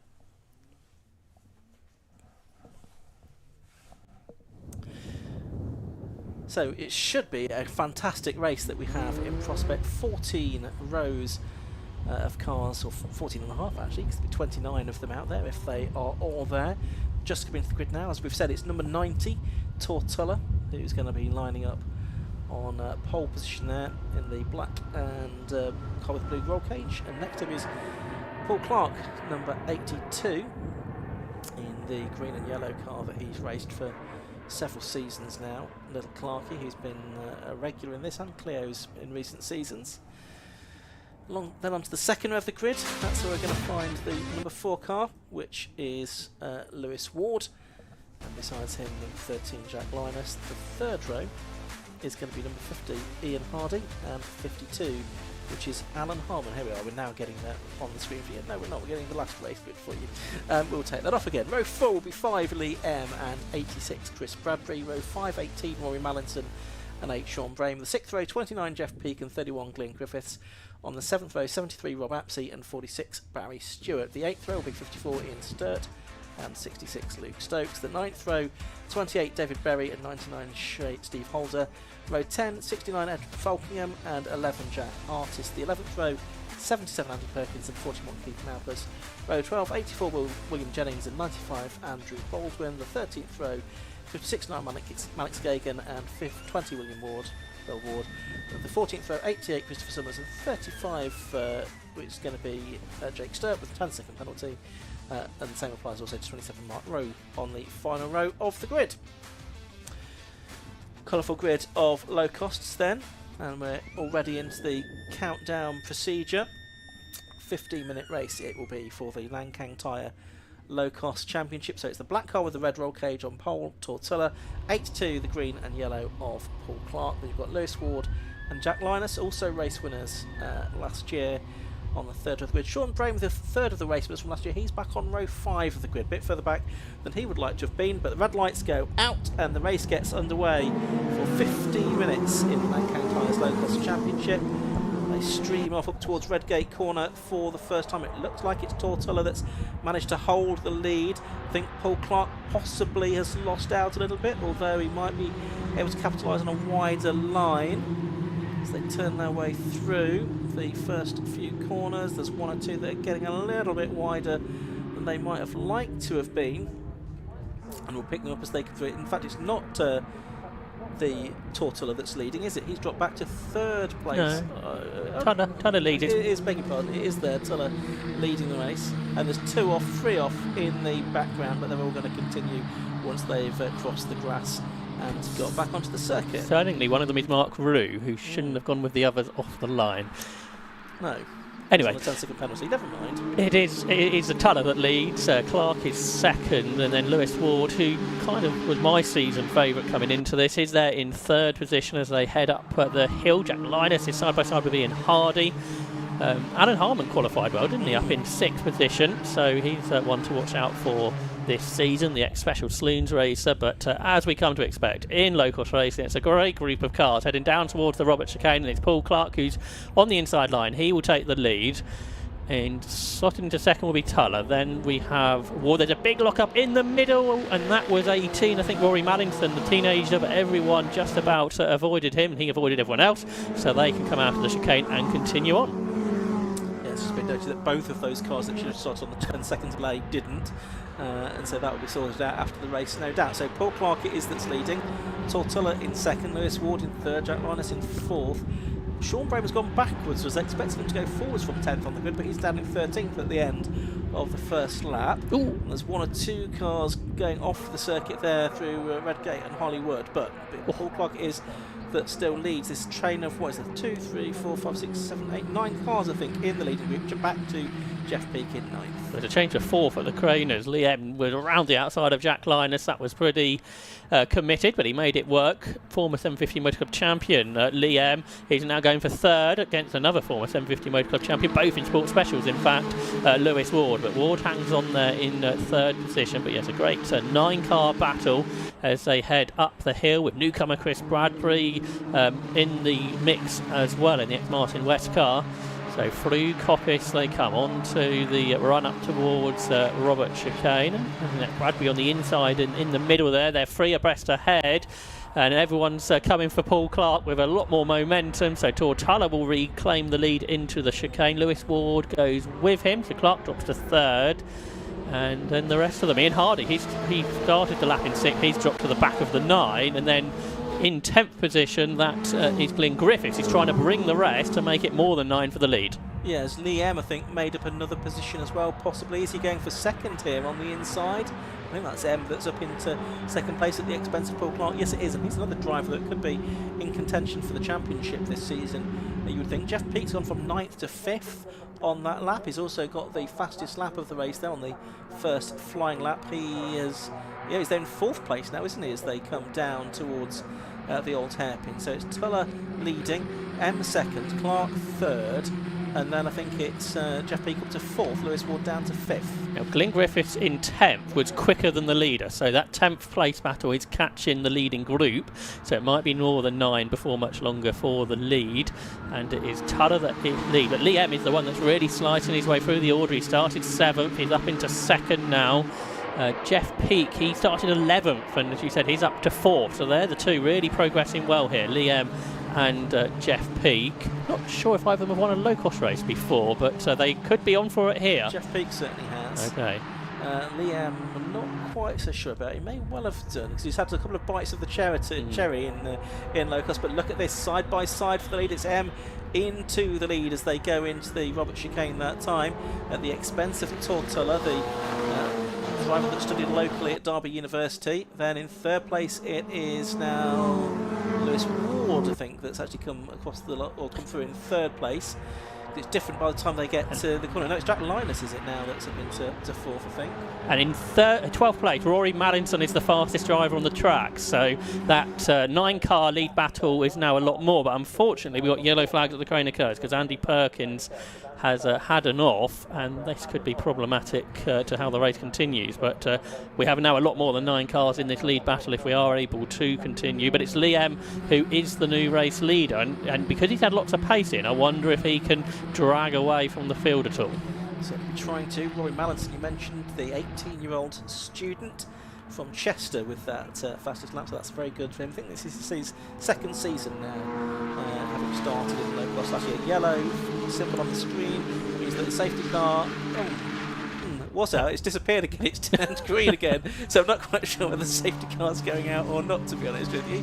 We'll soon find out. Don't see any yellow flags, although there is a flashing light, isn't there, around the corner, I'm thinking. A safety car is showing on my race log. Maybe somebody pressed something in the timekeeper that shouldn't have been pressed. Safety car flag is now being shown, as you can see. So not a surprise. We saw Andy Perkins in that number 77 car that spun at the Craners and was stopped on the grass, pretty undamaged as far as I could see, but unable to restart the car. And so hopefully that's something that can be dealt with fairly quickly.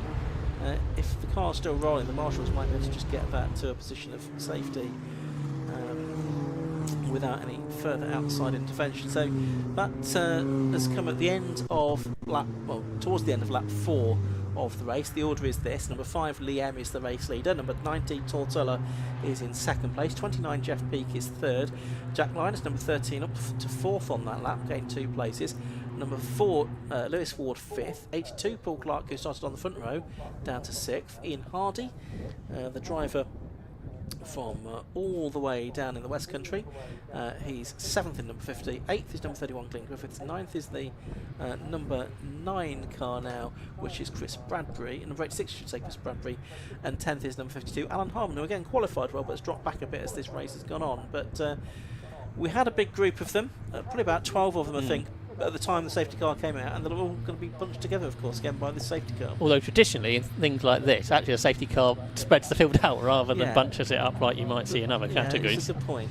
Slightly odd, counterintuitively, but I guess because they've not got the momentum when they restart. That's the thing that it causes them to spread out again once the safety car lights go out and the green flags are waved. I saw there was a recovery vehicle with Andy Perkins, so probably have another lap of safety car. Hopefully that will be all, and we can get 3 or 4 laps at the end of racing. That's a shame really, just have the one car that's stopped in an awkward position, isn't it, that causes a safety car to be needed, but we're in a pretty vulnerable spot there. How many times have you seen at the bottom of Craner Curves cars shoot off the circuit, exactly where Andy Perkins was? So unfortunate but needed, and hopefully we'll get back to racing before too long. But everything bodes quite well, this, doesn't it, for the Locost Championship season. Dan Garrett's been pretty dominant over the last couple of years. He's taken most of the victories. I'm not sure if one person's going to be able to do that this year. No, I get the sense that's not going to be the case. It's looking quite competitive, isn't it? And I don't think we're worried that the Nankang tyres are going to change the dynamics of the racing, but certainly the opening 3 laps of this low-cost racing season have been as good as any we've seen over the past number of years, so I don't think we've got anything to worry about in terms of the quality of the racing and the slipstreaming and the very tight action being diminished whatsoever. I think low-cost racing is going to be as entertaining as it ever was. The rescue vehicle had almost cleared the circuit, the recovery vehicle I should say. Yeah, I think the safety car was trying to go slowly to allow them to go racing this time, but because you can't, then it means we've got to do another lap, and that takes some more time, so that's worked out unfortunately. Another car that didn't come through at the same time, whether it's unrelated or not I don't know, is 84 Will Jennings. So he went missing at the same lap as Andy Perkins, but whether that was related incident or not I don't know. Yeah, Will's 20-year-old garden maintenance operative from Southampton. Again, in his second season of racing, did some karting since the age of 10. Ex-Carl Roycenar's car that he's in this season. Yeah, so Liam, who's leading, started in Locost in 2015, did 3 years in that, then won the Sports Specials Championship. Was that in the sort of the original Mazda 7, wasn't it? Yeah, effectively. So he won that. Then he had 5 years away from racing, returned to Locost and did win a race when he finished second in the championship a couple of years ago. So he has been a winner before. but there are some people in that lead group who have not, including Tortalla, the driver behind him, the 22-year-old who was the top rookie in Locost back in 2022 when he started racing. He's been a podium finisher not just in the UK in Formula V but in South Africa as well, and he's planning also to race in Formula V in the US this year, so Tortalla's going to be a busy man this season. Certainly is. Right, safety car lights are still on, but I think they'll go out shortly. We should be able to get going again at the end of this lap, which means I think we get 3 laps out of it, probably, something like that, which would make it a 9-lap race, and sort of 6 and 2/3 of those would have been under racing conditions, I would think, assuming that's how it pans out. Although it's not legal, Jake Sturt's gone from the back to 13th in those 3 laps or so that we've had, so he's got pace, but didn't quite do it in the way he should have done. Yeah, and I suspect there'll be some sanctions afterwards for that. After we've finished the 84 car you're mentioning, that was the that stopped out on circuits as well. Anyway, safety car lights are out. It sounds like we're going to go back racing again. Yeah, green lights, green flags, I should say. Green light is flashing. Racing gets back underway. 4 minutes, so it should be 3 laps that we get out of it. So it's Liam leading, Tortalla in second, Jeff Peak in third. So a couple of winners inside the top 3 here, and Jack Linus, who was a winner last year, trying to get up the inside of them as well to take 3rd position away from Jeff Peak at Redgate Corner. Couldn't quite make that work, but we've got a 6-car lead group here, so it was nearly a dozen cars, it's now half a dozen, but that's still more than enough to make a good race. That's right, and we saw earlier more cars can join in, but yeah, so safety car in low-cost racing does not help the entertainment. But Liam leads through the old hairpin from Tortalla, then Jeff Peak leads this group. Remember, Jeff Peak came from 11th on the grid, so this has been a really good drive from Jeff, the person that's finished 3rd in the championship twice, although not over the last few seasons. He's about to lose 3rd, though. We see to Jack Linus, the Essex man, but he can't quite get through, so still in 4th position is Jack, the 29-year-old, who, as you said, was a race winner last year.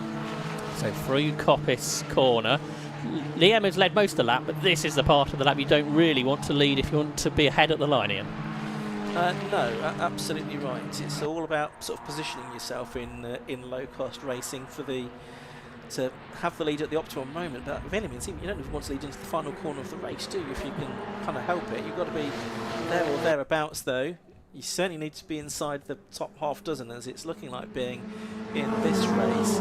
Over the line they've gone, and it's Toller leading by just under 3/10 of a second as they cut the timing line. There's about 1.8 seconds in the between Paul Clark in 6th and Ian Hardy in 7th. So we'll see if the 2 groups can join up before the end of the race, but there's only going to be a couple more laps, including the one that they're now on. Whether it's allowed to keep it or not, Jake Sturt's just set the new lap record on a 1 minute 25.77, breaking Matt Cherrington's 14-year-long record. Maybe he doesn't stay in the results, that lap time won't count. We will see what the officials think to his start later, but he's there in 11th position, going very quickly in his 2nd season of low-cost racing. But up the hill they go for the penultimate time, this leading group of 6 still, and it is Liam back to the front, back ahead of Tortalla. Jeff Peak is there in 3rd, Lewis Ward is 4th, out wide in 5th position, I think, with Jack Linus, and Paul Clark in 6th. So through Coppice for the penultimate time then. It's looking like these, well, I was going to say it's looking like these 6, but then the next group is catching them, isn't it? Ian Hardy and Chris Bradbury, I think they were both bridging the gap as they exited Coppice and head down the back straight towards the SEs, and it's Jeff Peak that's in front as they arrive into the chicane. That time it looks like he's going to start the final lap in the lead, or easy, because he's got Lewis Ward only just behind him. Tortulla's there, Paul Clark is there, Liam is there. The top 6 covered by just over half a second there, and Chris Bradbury was only 4/10 behind them and has got a fastest lap, and that must also be a new lap record of 1:25.412. In his first low-cost race. Could he come through 7th on this last lap? Because he's right there, as you say. We've got 8 of them in contention. Any 8 of them could win this, quite frankly. But it's Lewis Ward who is heading the pack at this point. Whether you want to be there is questionable, but that's what he's going to have to battle with from now on, with half a lap to go then. It's Lewis Ward from Jeff Peak, who's massively sideways, and this is really going to help the race leader. because that scatters everyone else out wide, and all of a sudden Lewis Ward is going to have a big lead as they head through Schwantz Curve and up towards McLean's Corner. But it's not as big as I thought it might be, actually. Tortullo used the slipstream to close back in, so all of a sudden Lewis Ward is in a non-optimal position, I think, in the race lead. Yeah, so we'll pick the leaders up again as they head up towards Coppice Corner. Lewis Ward is still there. Second is the number 90 car of Tortullo. Then number 5 is Liam in third position. So it's the blue roll cage for Ward, the red roll cage for Tuller. And then with the sort of all black roll cage, is it going to be one of those three as they come down to the chicane for the final time? Who is it going to be that's going to come out in front? Is it going to be Lewis Ward that manages to hold on? No, it's not. It's going to be Tortullo that's come out of the chicane in the lead of the race, and Tortullo has got the win by 0.2 of a second from Lewis Ward. Liam is third. Chris Bradbury got fourth place in the end, so he did make up 3 more places on the final lap ahead of Jack Linus, Paul Clark, Ian Hardy, Jeff Peake and Glyn Griffiths. Top 9 separated by less than 2 seconds. Yeah, it's pretty good stuff. To just show what was going on that last lap, that was 3 seconds slower than the fastest lap of the race. So everyone was sort of playing games. Everybody wanted to lead until that final corner, really, did they? And Tortullo came through to grab, I think that's his first win in the country, isn't it? Because he got podium in Formula V, but he is now a winner in Locost. And who can stop this car? It wins so much in the championship. But Tortullo didn't lead too much of it, did he? And I'm sure he's got some support from some of his mates from uni here today, so I'm sure that's going to mean a lot to Tortullo, the 22-year-old, but he only just done it. And Chris Bradbury is one to watch, isn't he, this season in the ex-Martin West car. It's another car that's got good pedigree in the championship with that new lap record. And actually his best lap was a lot faster than anybody else. Whether that really means much because of the slipstream, it's hard to tell, but it shows that Chris Bradbury is very serious about this in his first season of racing. Yeah, well, I mean, it's a car, as you say, that's won a lot of races in the past couple of seasons, and can anyone stop it winning? Well, the answer is there's quite a few who are capable of doing that. I mean, there's at least 6 or 7 drivers there that I think were capable of winning that race, or led it at some point, and or had the pace to do it. Look at Chris Bradbury there in 4th position in his first race with that pace. But Jack Linus, he's won races before. Paul Clark's no mug. Ian Hardy's not won a race, but has been there or thereabouts in the past. I'll give you a rundown on the results. Not sure if we can do that on screen, but I'll give you a rundown on the top 10 anyway. Number 90, it was Tortullo that took the victory at the end of 9 laps of racing by 0.234 seconds from number 4, Lewis Ward in 2nd place. Liam, number 5, was 3rd, led for a bit. 86, Chris Bradbury was 4th. Jack Linus was 5th in number 13. 6th was number 82, Paul Clark. 6th to number 50, Ian Hardy. 7th was 8th was number 29, Jeff Peake. He led. Was it onto the final lap? Yeah, he led. Then he had that big moment at the old hairpin, didn't he? Which he did well to save, and everyone else did well to keep their foot in and keep their battle on for the lead. Because I thought at that point Lewis Ward had won it. Yeah. 9th was 31, Glyn Griffiths. 10th was number 8, Sean Brame, who somehow got back to where he started in all of that, despite dropping back down a little bit. And Jakester classified 11th, although he should have started 10 seconds after he did. So I suspect he'll be visiting the clerks of the course after the race, just to explain what went on there. But no, a very good start to the season for the Nankang Tyre Low Cost Championship here at Silverstone. Silverstone? Donington Park. Fast forwarding to May when we're there. If that's what it's like around here, what are we going to get at Silverstone in? That's going to be good, isn't it? It's going to be interesting, that's for sure. Great race here at Donington, just for anyone who's concerned as to where they are. Clearly I am. So we're going to have another low-cost race later on this afternoon. We're going to have 9 more races in total after the lunch break. We're due to get underway at around 2 o'clock. We'll find out whether that's going to be actually slightly delayed or not, because it was a slightly late start to that final race before lunch. So we'll find that out for you. And then 3 races that we have coming up for you after the lunch break. They are going to be for the Race Part 750 Formula Championship, the Mighty Minis, and the Mr. Transit Swift Sport Challenge as well. And then we go back to the start and we run through the same 6 categories that we had in the first part of the day, but not actually in the same order, is it? Because the MR2s and the Vs swap round for reasons that aren't immediately clear to me for the second run through of the races later on today. I think we can now go down to hear from our friend in the pit lane, Kieran Mogg. Thank you very much. Down here with the winners, and you can see there they're all absolutely ecstatic about that race. Tori, if I could just grab you for a second. You've got out that car and you are beaming from ear to ear. Let's talk about that race. How was it? Oh man, it was just crazy from start to finish. Like cars all around, and everyone was just trying to get for that one piece of tarmac. And yeah, it was just it was surreal being up here in the leading pack, and I just cannot believe I won. And yeah, just props to Lewis. He almost had me, but yeah, somehow first win. And talk about that move that you'd made for the lead, and then obviously defending the lead as well. It's not easy in these cars. Oh, absolutely not. The toe on these cars is incredible. Yeah, like you think you'll have like a 1 second lead, but it'll be eaten up by the end of the straight. But yeah, somehow just try to keep everyone back and yeah. So first win for race 1, race 2, second win. I'm hoping. But if I could just take a quick second to say thank you to my father. Without him, I wouldn't be on the grid. And to Dan Garrett for being such a wonderful guy. Necroniville and the Necronies, and all my friends and family watching at home. Thank you so much. Well, thank you very much, and congratulations. Thank you so much. Cheers, thanks. Right, Lewis, could I just grab you for a second as well? If you just jump in. So, very close there at the end, obviously between yourself and Tor. Very, very close throughout the entirety of the race, to be honest. Talk about it. How difficult is it to try and drive in the pack and fight for the wins, and also position yourself in a position where you're not going to get overtaken by the end of the lap? Yeah, it's almost an impossible task, to be honest. But yeah, it was just a case of the tyres I was running, I hadn't scrubbed them in, so they were very slippy in the early laps. It took a while for them to come in. I think I dropped back to 5th or 6th. I actually think the safety car helped me. It gave them a chance to cool down a bit, and yeah, they effectively had their first heat cycle. So yeah, after the safety car restart, I was able to pick a few cars off. I got to the front. Slightly earlier than I would have wanted to, actually. But yeah, no, the opportunity was there. I had to take it. And then, yeah, me and Thor, what a great battle down into the final chicane.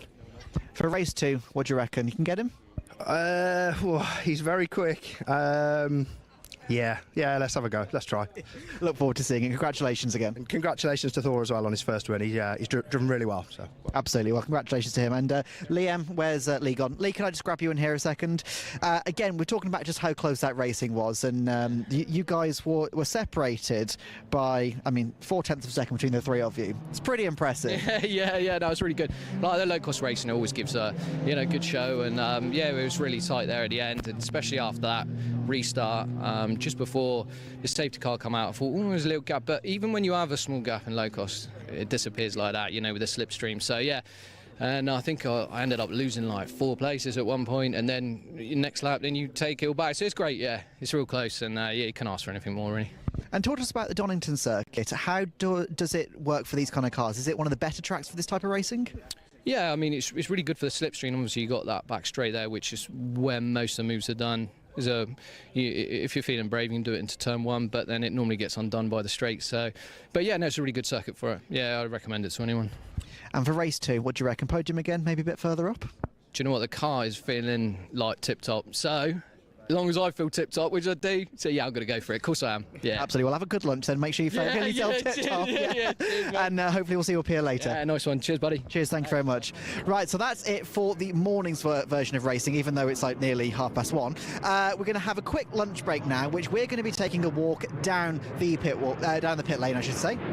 We're going to come back in just a few minutes for the start of that, so don't go anywhere. And we've got an action-packed afternoon of racing coming up as well.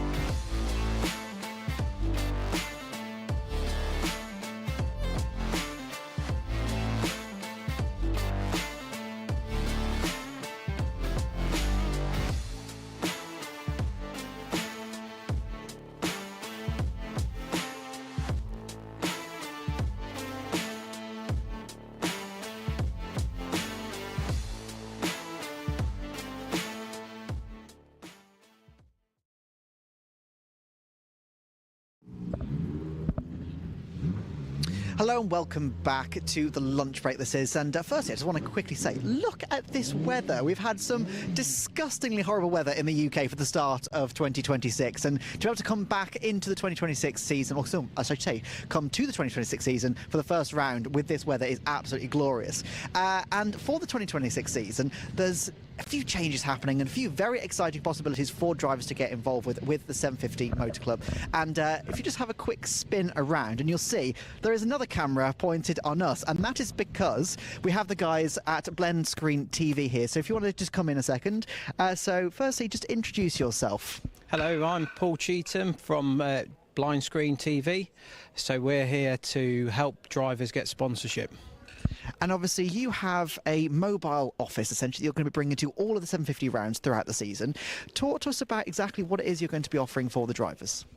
So first of all, the main thing that we're offering is we're offering social media content. So that's done for you, social media content that is essentially fully edited, videography all done, photography, which makes it completely effortless. So we're looking for essentially 5 minutes per driver per day to turbocharge their social media. What we're trying to do is essentially give our drivers a platform. We want to make them micro-influencers so that the sponsorship value increases significantly. So we're focusing on that growth, and that's what we're trying to achieve for the drivers. Now, we come from a Blind Screen itself has got 1 billion views on social media, 1.7 million followers. We're using the same content team, the same editors, and we're bringing it to motorsport. And of course, in this day and age, being any kind of athlete, but especially as a driver, getting that sponsorship is incredibly difficult and incredibly important. And social media is one of the biggest, if not the biggest part of doing that. For people that don't really know what they're doing, it can be very, very daunting. And so essentially what you're offering is a much easier path in it for them so that you can do that creation. Sort of, I'm guessing, the type of stuff that you see on Formula One social media where they grab the drivers for a couple of minutes and they do some really wacky stuff with them. Yeah, that's right. So we're trying to get the very best content for our drivers and ultimately get that engaging content for the worldwide viewers, because the more viewers our drivers get, the more their sponsorship value rises and the more that they can command with their existing sponsors and of course their new sponsors. And as part of getting new sponsors, we've also got a driver sponsorship platform. Now, having looked on on the internet, doing a Google search, there isn't really a place where drivers can advertise themselves for sponsorship. So as part of this package, with the hospitality, with the best coffee in the paddock, all available in the truck, just outside the dyno line, we're also offering the max best content. So the overall goal, again, get those sponsorships, and there's a platform there ready for you to add your driver profile to, and we'll be helping to generate your sponsor opportunities. Essentially, every driver, we see them as a marketable asset, and it's about taking them to the social media world where they probably wouldn't have done themselves in the past because it's too complicated, editing, videography, all these things that are holding drivers back. We can unlock that for them, so we can unlock their ability to essentially be visible, and the sponsors love this. Absolutely. Well, it's fantastic to obviously have you on board for the 2026 season, and people will be able to find you at every single round as well. Yes, that's right. So we're going to be here. You can see us on the just outside the cafeteria. You can't miss us. Please pop on down, come and see us, come for a coffee, learn more about what the Driver Media programme is about, how it can help you, how it can help fund your passion, and yeah, get involved. We're friendly guys, and we look forward to seeing everybody who's interested in getting involved. Fantastic. Well, I look forward to seeing all the driver social medias improving as the season goes on then, but it's great to chat with you. Thank you for coming here. Brilliant, and you too. Thank you very much. So yeah, obviously social media is a massive part of it, and obviously another massive part of it is having partners on board to help with the running of the events. And one of the partners for the 750 Motors Club is Absolute Alignment. We've got one of their representatives here. Introduce yourself for us. Hi, I'm Chris from Absolute Alignment, and we're here helping set up race cars for the day in a paddock for everybody. And so I'm guessing most drivers are going to know what alignment is, but let's say for some people at home, what kind of things are you going to be doing for the cars? Okay, so what we do is we set all the wheels in the correct places, the cambers, the toes, the caster, the corner waist and everything to optimise everything for the driver.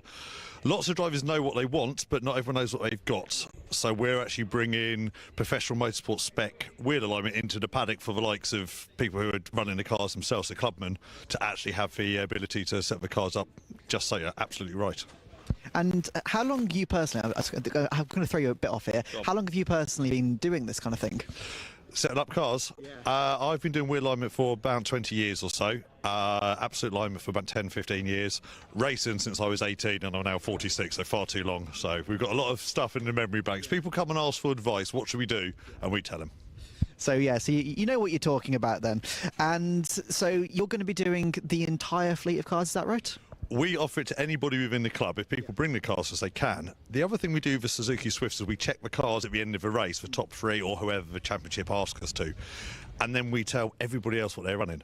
So whatever tyre pressures they've got, whatever cambers, casters, ride height, everything, we say, hey, you were quick, well done, thanks for winning. This is what everyone can do to copy. So it's definitely obviously making it more competitive for everybody else and it's helping everyone. Is that the main aim for you coming into the championship? Yeah, we supported the championship last year. The main aim of this year was to just offer it to more people within the paddock because the Swift guys loved it, but they could come to us and ask for help and set up. And then once we actually saw how much of a benefit it was to 90% of good. There's some very big teams here who know what they're doing. Lots of other people run it off a garage from home by themselves, so we're more helpful for them, and that's who we're trying to help. Just to use, I don't know everything about setup and cars by a long way, but lots of the teams do. The difference with us is we will tell you what we're actually doing, what other people are doing, and that's sort of like the fun bit of it. Right, absolutely. Well, hopefully that means that the competition throughout the season will get much closer and closer, which obviously is fantastic fun for us because we get to watch better racing. It is. I mean, I race in classic stock hatch with the club, and I have done for many, many years. And I sort of start the weekend with my car going well, and then over the weekend I help everybody else and set their cars up. So, oh yeah, come and set this toe setting. And then by the last race, they've all caught me up, and I can't shoot myself in the foot. But it doesn't matter. It's all about having fun in racing and being part of a whole club. Absolutely. Well, thank you obviously for being part of it, and we hope to see you around the paddock obviously for the rest of the season as well. So thank you very much. No problem. Have a good day. You too. Thank you very much. And another partner we've got here is over here. We've got the Mighty Minis. Oh, hello. Right, so three of you. So let's go one by one. Introduce yourselves. Yeah, John. Sue. James. And what are your roles with the Mighty Minis? Well, I'm supposed to be the boss, but I think this is the boss here. We're joint roles, really. Obviously, we're running the championship. We've taken it over this year. It's got a 30-year history, so we want to carry on that 30-year history of affordable motorsport, entry motorsport. You know, we want people who never thought they could come out on track to have the opportunity to race at these iconic venues. So that's our role. Sue keeps us in check. James is head of PR and social media, and I do a lot of teas and coffees. So do I. I'm the cake lady, really. So what kind of things are you actually in charge of then, if you're the real boss? Well, I help James with social media, and basically it's sort of meet and greet with new drivers that want to come and look around the cars. We also have people out to Norfolk HQ, which is where we're based now. So they come over, they have a look at what we're doing, they look at some of the rolling shells that we've got for sale and things like that. So yeah, it's just sort of a face, really, a friendly face of Mighty Minis.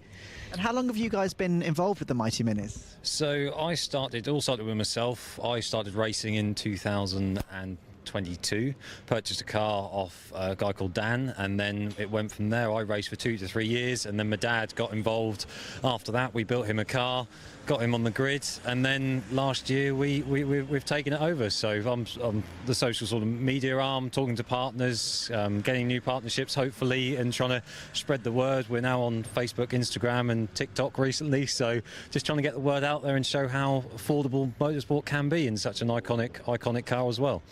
Absolutely. And so Obviously, coming into this year, it's the first year of ownership for you guys. What was the main appeal of having it?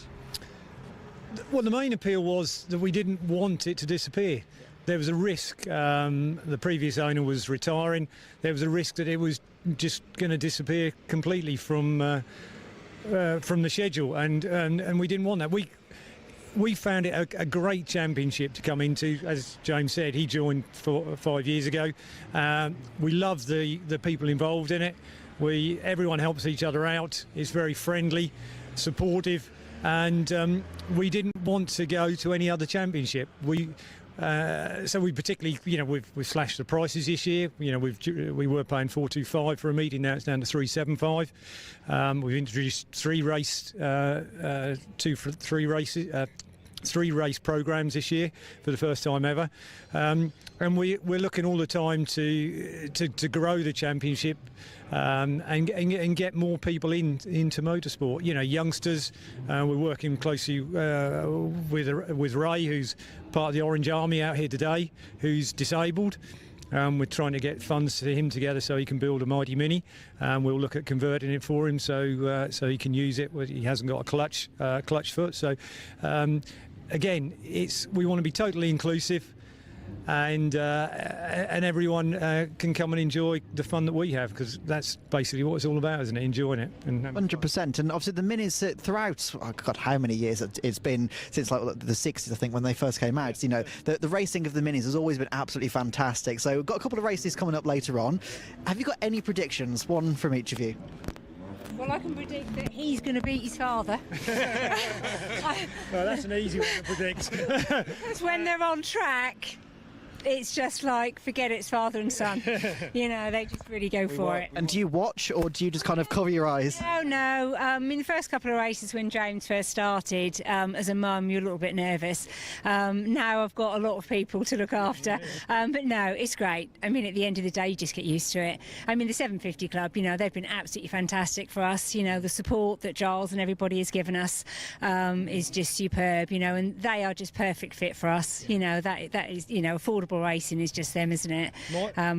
My prediction is it's going to be a Jenkins that wins, but it won't be perhaps one of these two Jenkins.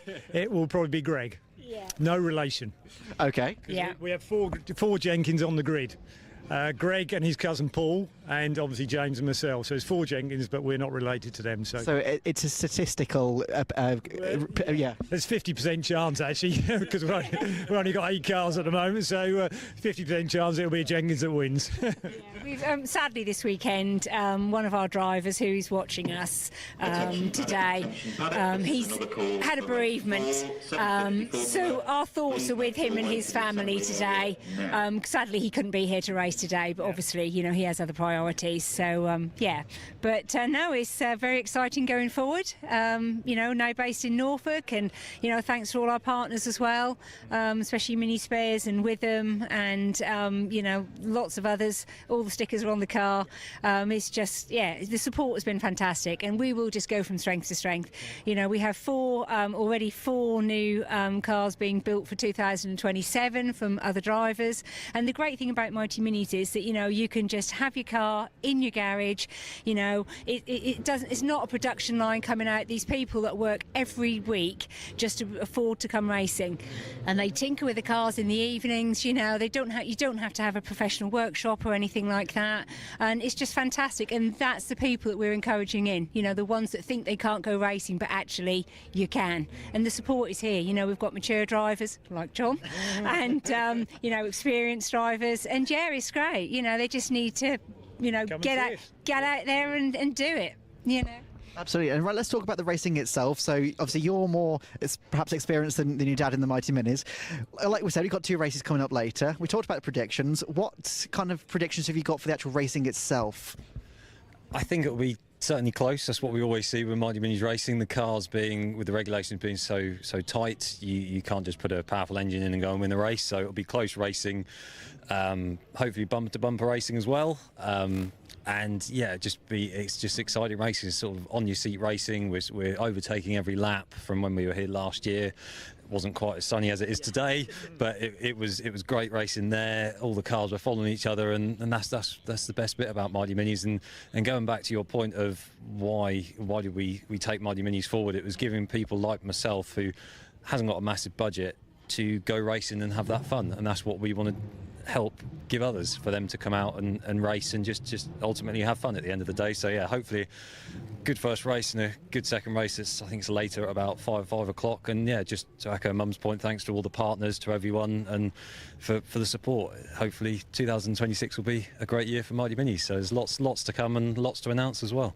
Fantastic. Well, it's great to see it's obviously a family run outfit as well, and we're all looking forward to the race later on. So thank you very much for being part of the paddock and for taking it on and keeping it going. Yeah, thank Lovely. you. Thank you. Thank you very much. Cheers, thank you. If anyone needs to get in touch, go to our Facebook, Instagram, TikTok, and the website, which has got all our contact details on. Have you visited the TikTok? The TikTok went live on Saturday, so no. I'm not even sure he's got the app on his phone. I'll set it up for you later. You just told me it's TikTok, I don't know what it is. I've done it, that's it. So it could be lying, you don't know. I could be, yeah, I haven't got a clue, but there we go. Sounds good, doesn't it? Yeah. TikTok. There we go. Absolutely well, though. Thank you very much for chatting with us anyway. All right, so we'll move on anyway. So we've only got a couple more minutes until the lunch break is over, unfortunately. But yeah, I mean, if you just want to spin around, one of my favourite things about Donington is a plane. And Liam, who's behind the camera, was talking earlier about who's going to get the best plane shot of the weekend. So I'm giving him the chance here. Liam, you better get this spot on. So there is a plane. I can't see the screen of the camera, but I assume, I'm hearing in my ear that he's absolutely nailed it. So there you go. That's one of the best things about Donington. The end of the East Midlands runway is like literally like there. It's track, bit of grass, and runway. So yeah, so let's have a bit of a walk down the pit lane, and I can see there's a driver already sat on the wheel of his Formula V, already looking a little bit dubious about what I'm doing. I'm going to jump in here. So you've already had one race today. How'd it go? It went good enough. I mean, Kieran, I'm kind of surprised. I was expecting you to introduce yourself first. I mean, that's what I was expecting. Didn't even ask me for my name or anything. Why do I need to? Well, because I think the ladies and gentlemen at home want to know who this incredibly handsome man is. I'm not sure they're looking at that. No. Okay. Bit rude, I think, but there we are. Do you like your job? Occasionally, it's all right. Yeah, you could have fooled me. No. No, if I could be serious for just a moment. No, it was a good race. I mean, this is the first race I've done. I mean, I did 10 years of karting before this. But quality was tough. A lot of red flags. Started 18th, got the start completely wrong all on me. And then, yeah, I had a good dice in the opening stages. And then the rest of the race was rather boring, frankly. I was watching the front guys. I was commentating in my head, actually. So, yeah, your guys. I'm sure Ian's doing a great job, but yeah. I'd like to insert my own commentary, see how it compares. Do you ever have a mic in the car so you can just do your own commentary? You should probably do that. Oh no, there would be a lot of beeping required. It wouldn't be very PG-13. Social media doesn't need to be. No, that's true. Yeah. No. However, the thing I've always wanted is to have radios between the drivers. God, I mean, to have a full and honest discussion about their driving. That's what I've always wanted to do. Yeah. Have you seen those Formula One clips where it's like if there was a race chat between all the drivers and they're all just screaming at each other and going, "Oh, hello." But the problem is that for me, it's not funny because that's what it would be like. That is an accurate representation of what we're thinking. So yeah, that's what would happen.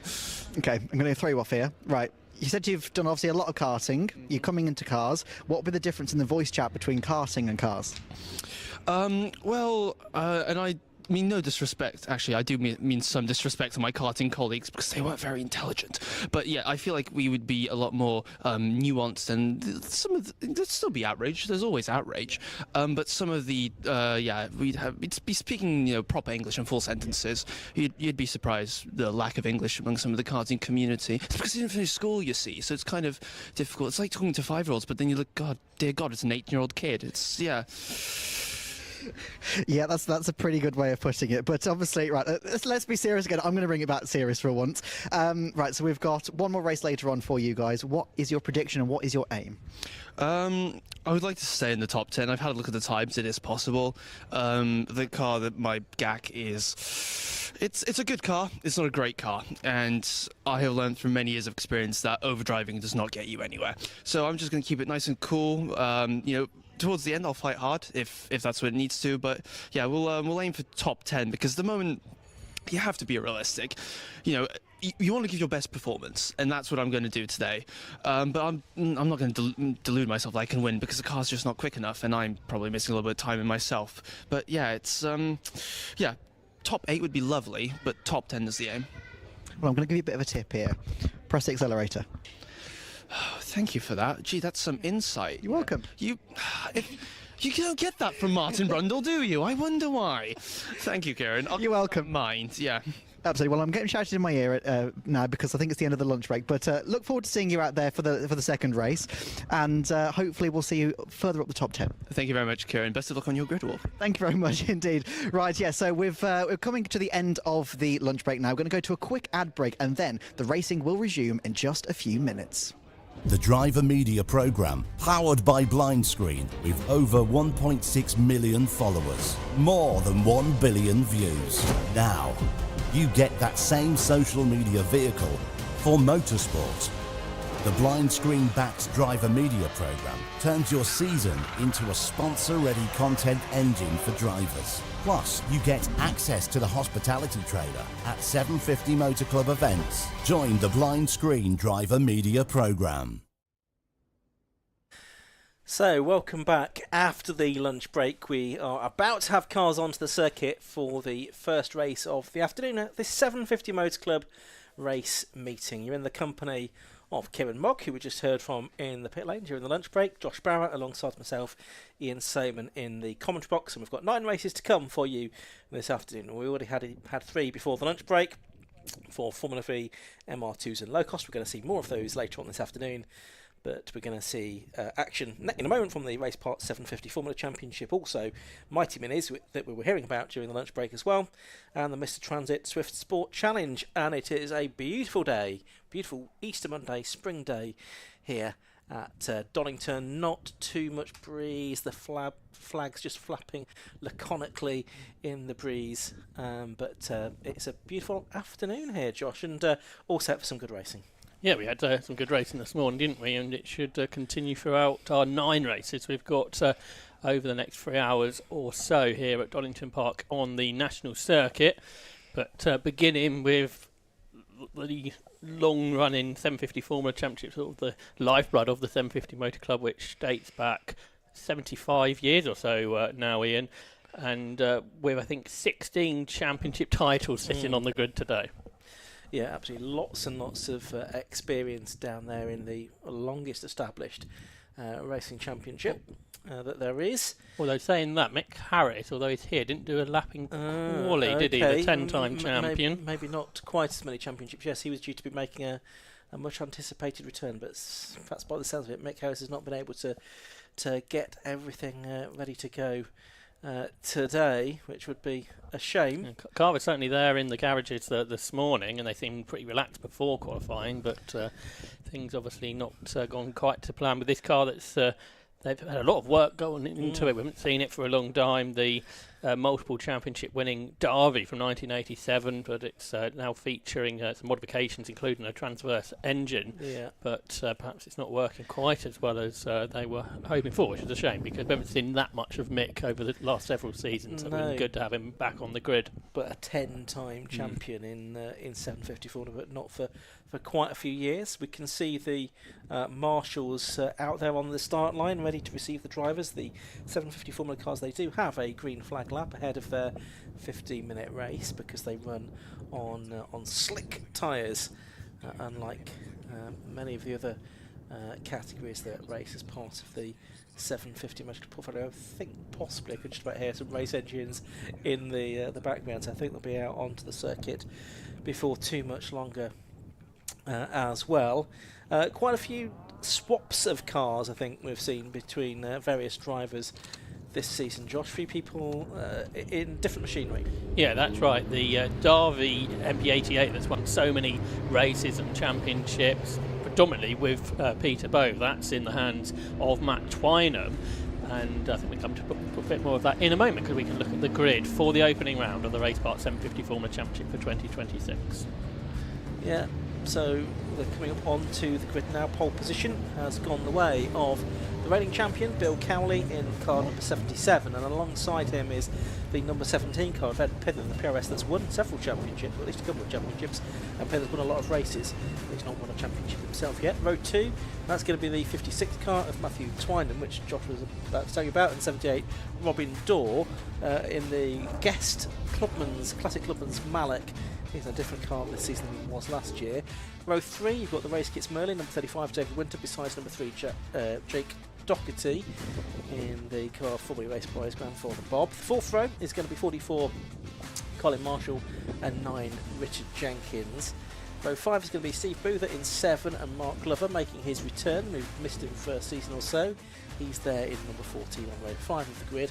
Row 6 is going to be 4, which is Matthew Unwin, besides 5, Peter Higton. On row 7 of the grid, 2 is Chris Goff, a long-time racer in the category, and number 6, Simon Bolter. Row 8 is going to be 11, Hugh Davis, and 28, Alan Bunter with the Shark. Row 9 is 58, which is Thomas Llewellyn in the ADR, and number 99, Peter Hackett in another Malek. Row 10, 42, Martin Kemp, and 12, Conway Dorr, with Dean Goralini slated to start on the 11th and final row, with Mark Windley possibly going to be there as well. We'll see. Yeah, and he's of course another driver who's swapped cars of his third different car in 3 seasons. So it's a Derby again for him this year. But I think that's the car that Simon Bolter raced last year, and Simon is out in the Baton that won the championship with Billy Allbone, what, a decade and a half ago now, is it? Yeah, something like that. Billy Allbone won the championship, 2014, 12 years ago, in the Baton 3. These years fly by, don't they? And there's another, because Bill Rutter raced that car recently, didn't he? And another ex-Bill Rutter car is returning today for the first time in a decade, and that's Peter Higton, who raced MR2s before. And MGs as well, I think. Yes, that's right, yeah. And he's returning, or he's made his debut rather, in 750 Formula, and he is an ex-Bill Rutter Derby 1979 car. But yeah, Peter was a class champion in the MG Owners Club, but racing MR2s for the last 10 years, but now making his sports car debut today, and he's in that car that we just spoke about. So it's a good mix of cars out there, isn't there? Some specials, one-off specials, and things like the Derbies and the race kits, where there's lots of them about.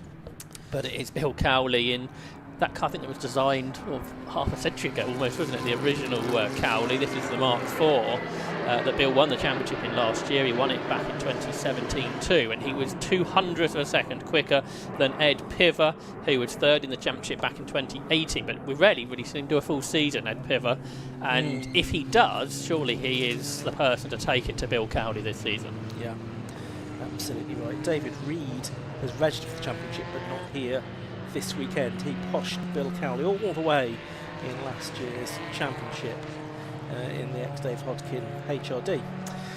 So they're making their way around on this green flag lap. Of course, it's 750 Formula, but these days the cars run the Fiat Fire engine, 1,108 cc's, limited modifications to that. Going to the registrations you spoke about, and there's 36 registered for the season, so there are several cars we hope to see out as the year goes on. That's very good news indeed. 750 Formula, basically it is a development formula. Car chassis must be constructed from metal. There's very strict rules around the dimensions of the chassis and the bodywork and the sort of rear wing elements, the size of those. But within that, there's quite a lot you can do to develop and engineer your own construction. Of course, we've got these two classic Clubman's cars, the two Maleks of Robin Dorr, and further back on the grid, Peter Hackett as well. They're not in contention for championship points. A couple of people who went well in qualifying, Ian, David Winter in the race kits Merlin, and particularly Colin Marshall in the Star, which the car we've never seen the best of, but he's qualified up in 7th place, the ex Mazda 7 racer, so he's done really well there, and be interested to see if he can take that into this 15-minute race. Okay, well the cars I think are all back pretty much, just into position. We'll get the green flag at the back shortly and into a 15-minute race. Tensions mounting on the grid. There is the green flag. Bill Cowley on the left-hand side of the shot there in the black car with the orange livery, and it's the mini blue car, the PRS, the much bigger, longer car, the PRS, which is not away very well as the lights go out and the race gets underway. 0-2 is Robin Dorr in the Mallock, and he pulls off, so it's Bill Cowley leading. It's that Matt Twynham, I should say, up to second place. David Winter third. Jake Doherty is fourth as they make their way through Redgate corner for the first time. Looks like Thomas Llewellyn is joining from the pit lane. There you can see the 28 Shark of Alan Bunter, last year's Class B winner, therefore not eligible for Class B this season. As they come through the cranes, Josh, it's Bill Cowley leading. And Colin Marshall dived up the inside to get third in the Star. I think it's that Winter that pulled off coming down the craners. So David Winter, who qualified well, is out of it. But great start from 44 Colin Marshall in the Dave Robson built car. I think that's the car recovering now, isn't it, up at the top of Hollywood. But I think we are going to go safety car perhaps for those cars on the grid. Yes, so it was Pither in the PRS that didn't get away very well at all, and also the Mallock of Robin Dorr as well, the classic Clublands car. Safety car is out. Not quite sure that everyone has seen the notification of that. Chris Goff suddenly has popped into second place, and Richard Jenkins a bit further up the other than I was expecting to see him. But there is that car of Robin Dorr, monoposto racer of many years standing. That car is going to be pushed through the gap in the pit wall, I would think, but the cars are going to be somewhat out of order, I think, unless they all sort themselves back out as they come back through. So it is going to be Bill Cowley that's leading at the end of lap 1. The Marshall's just down beneath us. They're pushing the car backwards. Yes, they couldn't get it through the gap there, so they're going to try and push it into the another gap or the pit lane entrance possibly. Robin Dorr's been racing that car at Silverstone for the last 2 days, so whether that's just had a little bit too much for the clutch perhaps. So it's a shame we're not going to see Robin. And how well did everyone do to weave between he and Ed Piver, because it was a sort of a slalom course for those behind, the likes of Jake Doherty and Richard Jenkins. But everyone survived the moment, and we've got this brief safety car period, hopefully just a lap. And in a moment, there we go, our timekeepers catch up, and it is Bill Cowley who led that opening lap from Matt Twynham in this new to him Derby. Now Colin Marshall leads Class B.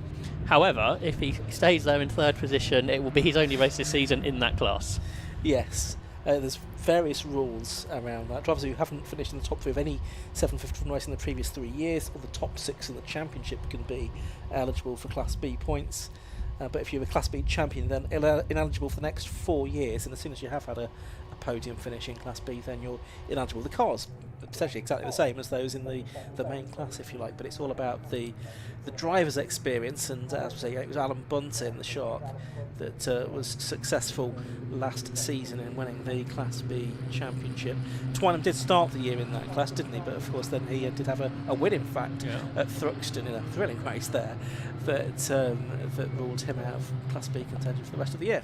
Yeah, that's right. And he's also doing Radical Club Challenge this year as well, which is a slightly more powerful machine than these 1108 Fiat-powered 750 Formula cars. So he's going to get used to the SR3 next in a couple of weeks' time at Brands Hatch. So we'll see him out in that championship as well. A big grid of radicals for the 750 Motor Club Championship expected at the season opener, but he's running there in second position ahead of Colin Marshall. Then Steve Boover is in fourth. He started ninth, but he started on the side of the grid where there wasn't a couple of cars getting away slowly, so that meant he was able to move up the order. Chris Goff is fifth with that question mark over him really, with Jake Doherty in sixth place. Yeah, interesting to see what Ed Pither does then from 11th on the grid, assuming that his car is now working as it should do for the restart. But you think he's going to come through the order. He was certainly one of the favourites for the victory. I think we're going to get underway this time because Bill Cowley is back up to speed and is going to come across the timing line to get the green flag. And with 10 3/4 minutes to go, the race is back underway for the 750 Formula Championship. There are some big gaps, aren't there, in the order here, considering we've just had a safety car restart, although those gaps on your left-hand side of the screen are not accurate because the times are coming in a bit late at the moment, but we'll get that sorted. But yeah, Chris Goff was 6 seconds behind the car ahead, which isn't quite the Max Verstappen way to do a safety car restart. Not at all, so that's not going to be to the advantage of Ed Pither, is it? Because he's going to be even further back in terms of time. He's just coming down the craners now. There you can see him, that blue car with the orange stripe just about to come through and make up a place on, what is that Hugh Davis is making up the place on? Here's the race leader though, that's Bill Cowley, the 2017 and 2020-25 champion, making his way out of McLean's up towards Coppice for the third time in this race, but first at racing speed really, because the safety car yellow flags were out at this point on lap 1. Qualifying, he did a 1 minute 19.5 to set pole position. The lap record is with Ed Piver from about 10 years ago on a 1:16.7 in the PRS. Through the chicane, Twine was kind of going with Cowley here because the gap was 1.2 seconds on the restart, and he's not that much more than that behind, I don't think. So they crossed the line. We'll get the gaps in a bit. Not quite sure why they're a little bit delayed in this race, but we get them eventually. Still in third position, be Colin Marshall. Fourth is Steve Boover, and in fifth position is Jake Doherty as they come up towards Redgate Corner, and then we expect that larger gap behind. And in a moment we'll be able to tell you where Ed Piver got to on the end of that opening lap, but it's still a gap of about a second between Cowley and Twynham up front. Colin Conway-Dorr in the ex-Ian Barley race kits Falcon is early retirement to the pits, but we have I think 20 cars still circulating. Just checking, I think David Winter is still out there, although he's yet to come through. I think he might be about to come through now. He had that sort of brief moment on the grass, didn't he, on the opening lap. But Cowley here is not comfortably ahead of Twynham, but he's got a second and a half or so in hand, I would think. Twynham presumably still getting used to this car, albeit it is a very successful car in the history of the 750 Formula, winning I think 70 odd races. Yeah, that's right. Peter Bove won several titles, didn't he? Mark Windley was a race winner in the car last year. Robin Gearing won the championship as well. So the gap was 1.4 seconds at the start of the lap. On the previous lap, Cowley was 2 tenths quicker. We've got a car off, and that is 11, which is Hugh Davis, the 2013 Class B champ. He was currently running second in that class, which was a good place to be behind Colin Marshall, where he's dropped several positions after that spin, possibly up at McLean's. So apologies, we're not getting lap by lap gaps here.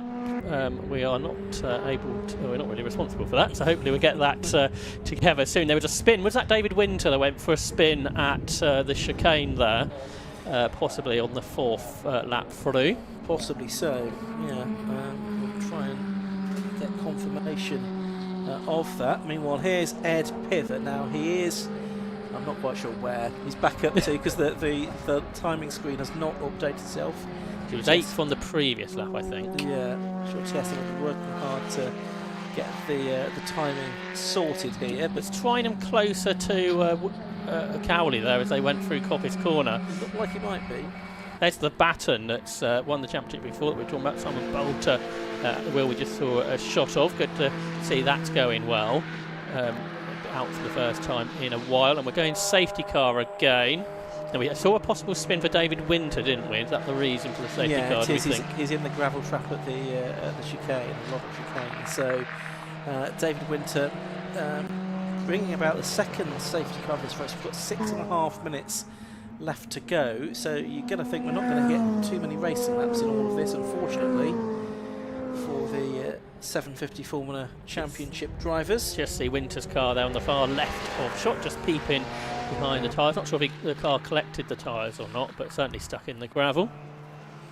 Yeah, so they'll all have hopefully seen the yellow flags in the safety car board, the yellow flashing light panels, and the circuit, and with a bit of luck they'll all at least get into one queue ready for a restart. But with just under 6 minutes of the race to go, we'll see how much of that we get. It's just going to depend how long it takes to clear up that stricken David Winter car, which seemed to be having one or two problems during the course of the race. So if we get a restart, this will help Ed Piver a bit, won't it? Because he did gain some positions. He did. How many?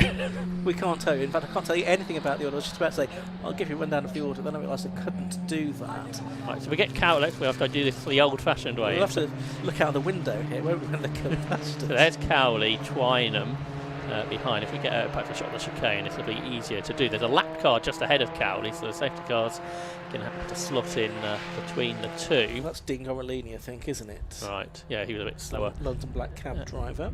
A bit off the pace in qualifying, but the car's running, so good to have that out here. So Cowley leads, second is Twynham, third is Marshall, yeah. Fourth is Boover, fifth is Doherty, then Piver's sixth, isn't he? So Ed Piver, he was 10th on the restart, I think, so he's gained 4 places. That was up to that position where the big gap was to the top 5, so that will, assuming we get a restart, that will come down. Richard Jenkins looks like he's behind in 7th place.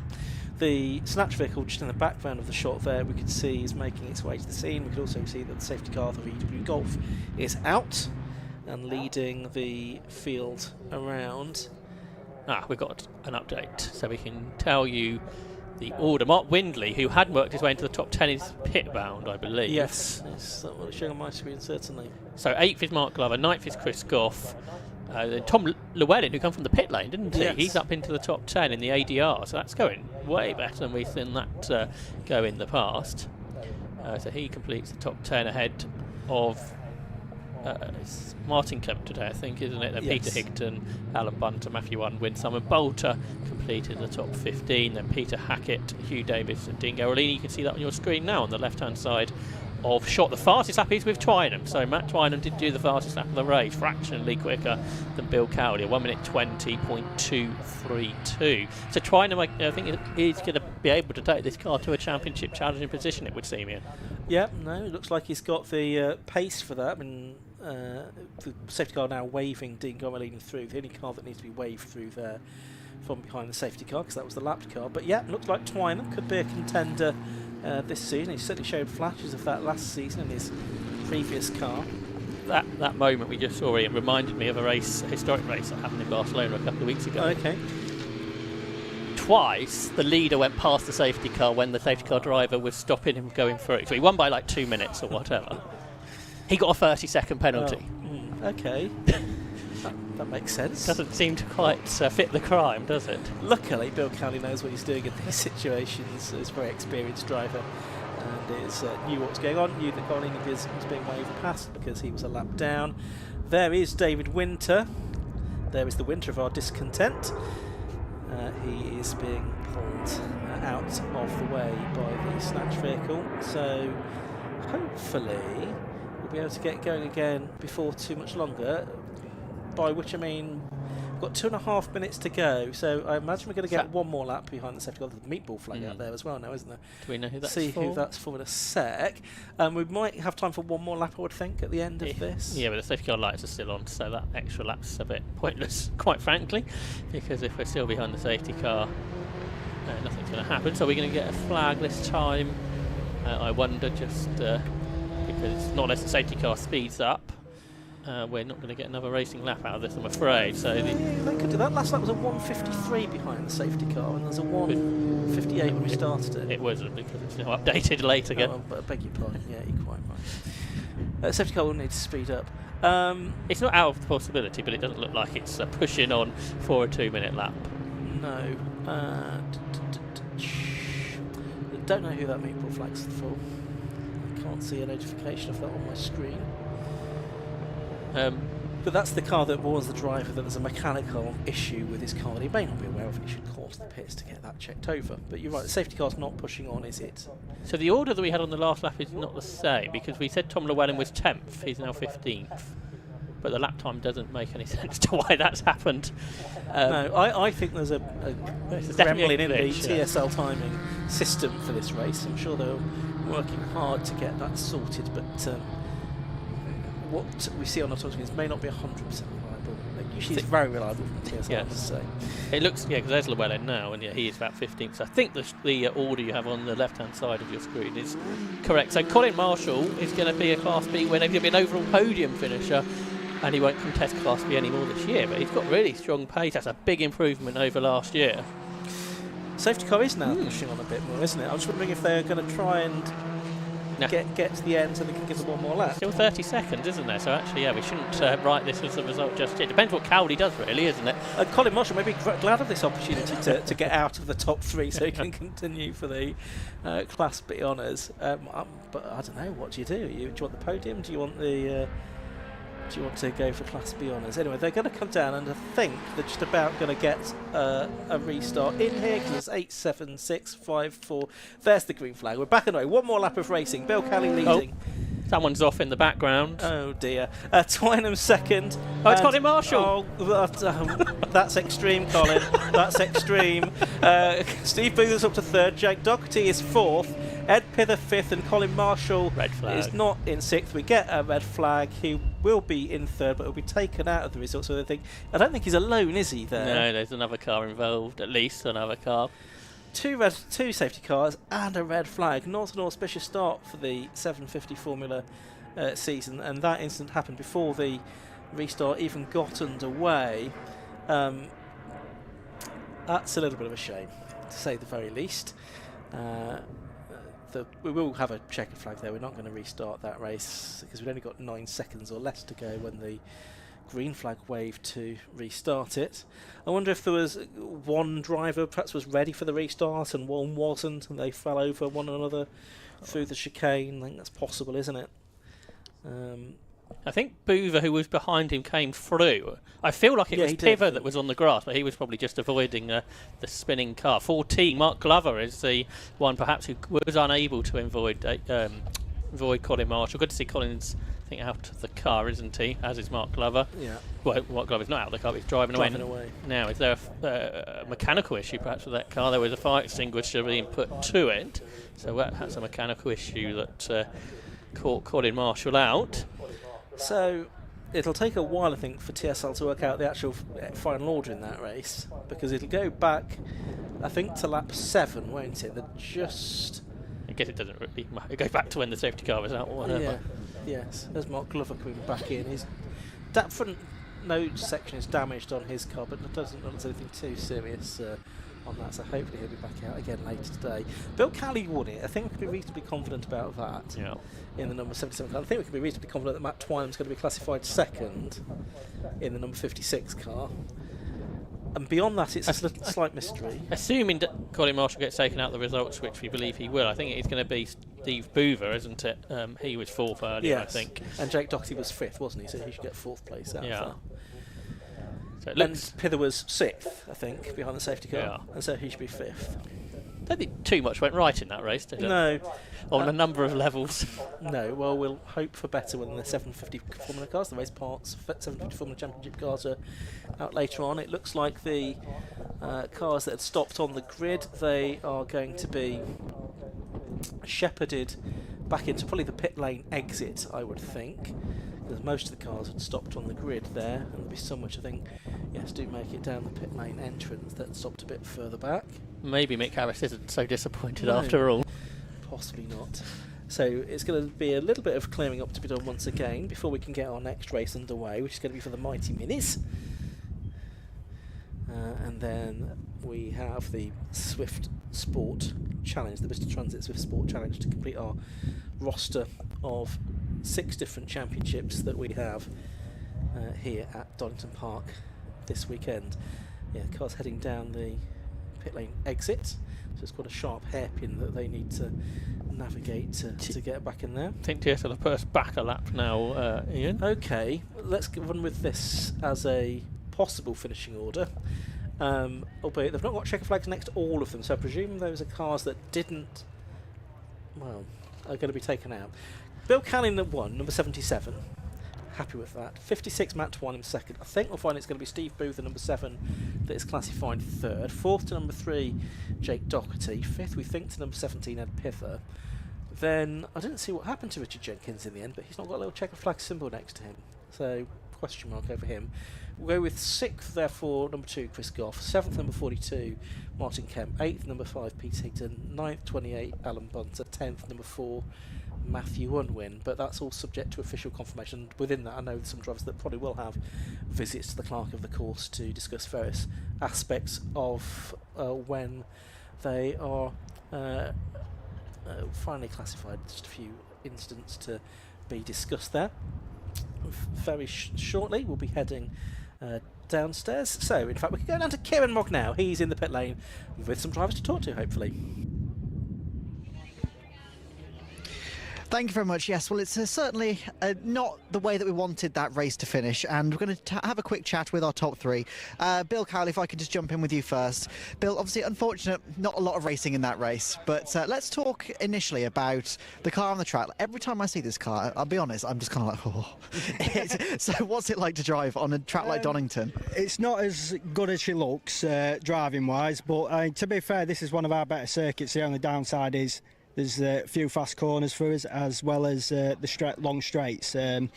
So, yeah, I mean, to be fair, credit to the car, 56-year-old, and we managed to get it on pole. And, yeah, I know we haven't done a race, though, but a win's a win at the end of the day. So it's a good way to start the season.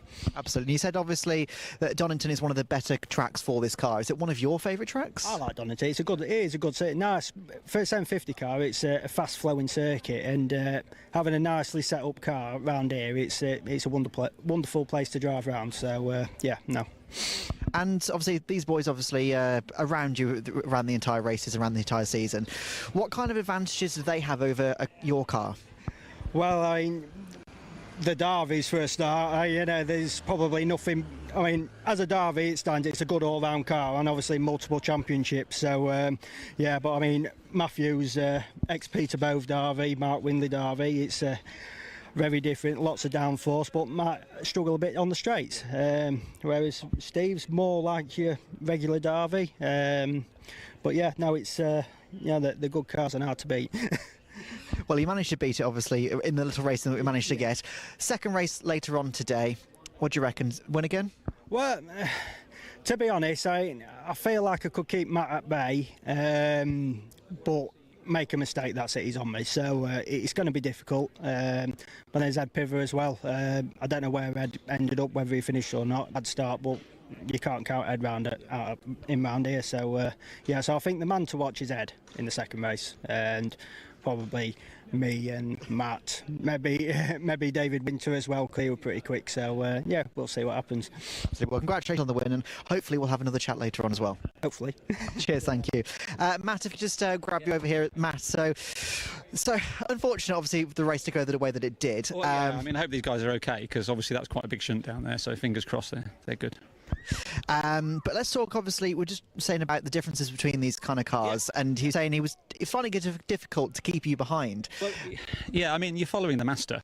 Yeah. Do you know what I mean? You know, he is, he's the number one, he's the champion last year for a reason. My car is faster on the straight, so going down to Craner curves, no problem, but I just couldn't. I could hold him, but I couldn't catch him. And through the corners, Bill sideways drifting it and everything, and I'm just hanging on for dear life. But great fun. I just wish we'd had a few more laps. Hopefully later on today we'll get to do it properly. Well, exactly. It's very rare that you have two safety car periods in 15. Exactly. Yeah. very, very. I really enjoyed it. It's a great circuit. It's the first time I've raced it properly, and so it's really, really good fun. And I've got a target now, haven't I? And obviously, Bill was saying that this track it's one of the better circuits for this car. But for his car, yeah, definitely. Yeah. Is this one of the best tracks for your car, do you think? I would say so, yeah. There's plenty of straights, and this has got really good downforce. So there's fast corners, which it really works through. And you can see Bill just edge away on the really tight stuff. The chicane, I can't hold him in the chicane, nowhere near. But yeah, I'm confident for the next one, yeah. So what do you reckon? Side by side, go for the win? No, I'm going to beat him. I like the confidence, absolutely. Well, look forward to seeing it then. Cheers. Okay, thank you. Thank you very much. And let's see if you want to jump in.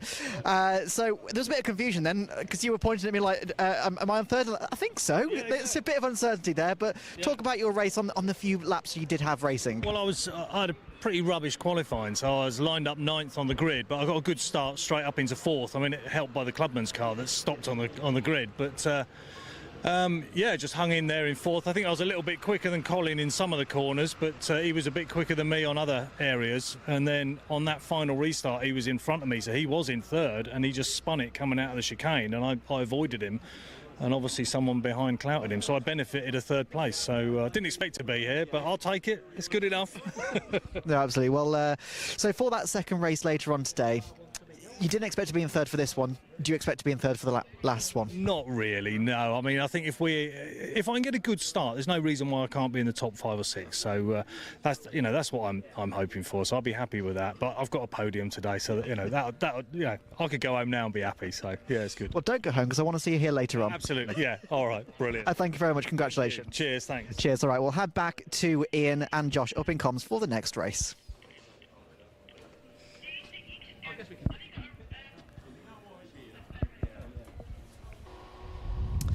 Yeah, as we look at the blue skies overhead here at Donington Park, we've just got the last bit of clearing up to be done from the previous race, the Race Part 750 Formula Championship race. Looks like there was a little bit of damage on 1 or 2 cars there. We saw Richard Jenkins' car come in behind Kieran there, and also the car that caused the issue in the first instance. See that TSL have now updated their screen again. The Marshall car was the other one that we saw with damage, but yeah, Cowley, Twine and Booth, Doherty, Pither, Goff is shown as the top 6 provisionally on the Race Part 750 Formula Championship time screen, subject to post-race discussions amongst the officials for any indiscretions that occurred during the course of that race. But yes, we're turning our attention now to tin tops, 2 back-to-back tin top races that we have for you. In a little while, we've got the Mr. Transit Swift Sport Challenge, but coming up next, we've got the Mighty Minis returning once again to the 750 Motor Club fold. Good to have them with us once again. We're hearing a little bit about them during the course of the lunch break. The Jenkins family that have taken over the management and ownership of the championship at the end of last year. It's their first full season in charge, and they've been working really, really hard over the winter to try and rebuild and build up more and more numbers for the Mighty Minis. There's lots of cars that have been built, I'm hearing. Not quite ready for this opening weekend of the season here at Donington Park, but hopefully they'll be out for the next event at Silverstone in May possibly. We'll keep an eye to that. But yeah, should be good racing as ever from the Mighty Minis with, as we've said, new ownership, new management, and but a familiar formula as well with the 1275 cc A-Series classic shaped minis, producing excellent racing on a very cost affordable package. Let's have a look at the grid for this race then. On pole position it is the number 7 car of Greg Jenkins. Beside him is number 32, that is James Jenkins. The second row of the grid is going to have number 10, Stuart Coombs, besides number 77, Paul Jenkins. The third row is number 13, Morgan Bartley, and 64, John Jenkins on the outside of row 3. On the fourth row, it's going to be number 44, Trevor Peters, and number 73, Dean Stockton, and Martin Farrer, number 51, is due to be on the fifth row of the grid, but we do have at least 1 or 2 gaps. I think Trevor Peters rolled his car in qualifying, so that one I don't expect to see, but it might not be the only one, might it? Yeah, the marshals are getting off the grid. I think they've seen all the cars that they're going to, unfortunately. So it looks like we're going to have 7 Mighty Minis to start the season. They have a pair of 20-minute races for us today.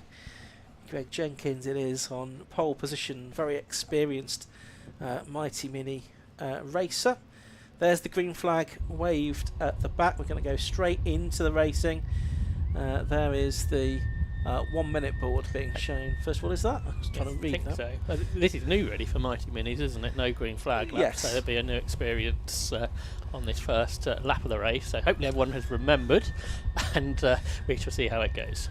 Absolutely. There's the 30-second board, then very quickly to be followed, I'm sure, by the 5-second board. Then the red lights will go out for this 20 minutes of racing. Be excited to see how this season pans out. Red lights go on, out they go, and the Mighty Mini 2026 season gets underway. It's Greg Jenkins that's made a good start from pole position. Paul Jenkins as well from the second row of the grid. He's made a solid start and he's through into second place. It looks like James Jenkins is third, Morgan Bartley fourth, as they make their way through Redgate Corner for the first time. John Jenkins a little bit sideways and he spins onto the infield there.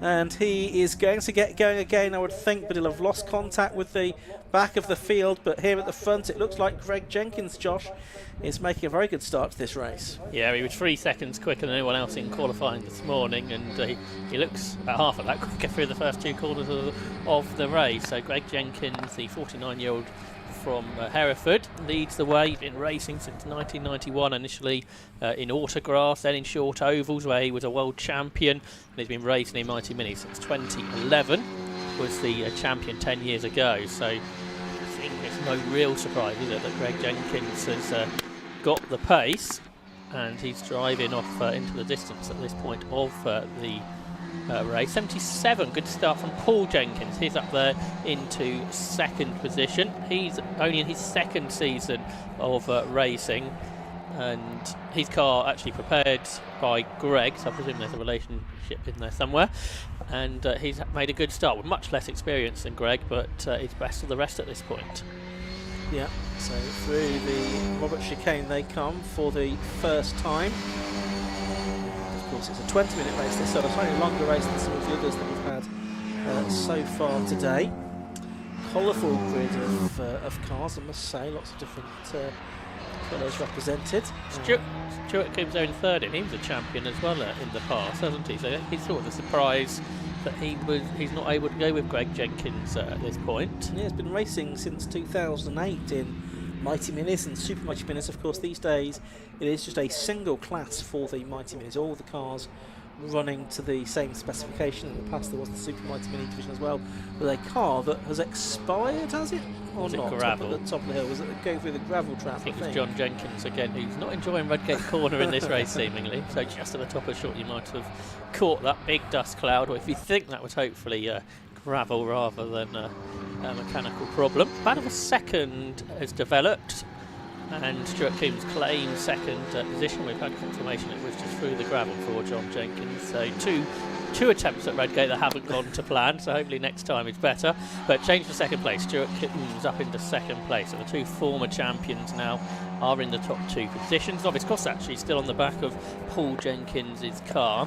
He has raced in autograss and on short ovals before, much like Greg, but now he's fighting back. He's looking to the outside of Stuart Coombs, down towards the Robert chicane. They fling it through one way, then the other, and for now, Stuart Coombs is ahead. He is. Stuart, 54 years of age, from Codford, a fabricator by occupation, but he's got Paul Jenkins pulling to his left-hand side now. I think it's going to be Paul that is going to be ahead by the time they get to Redgate Corner. Well, can Stuart be a bit better on the brakes? Yes, he is. He goes deeper into the corner, though.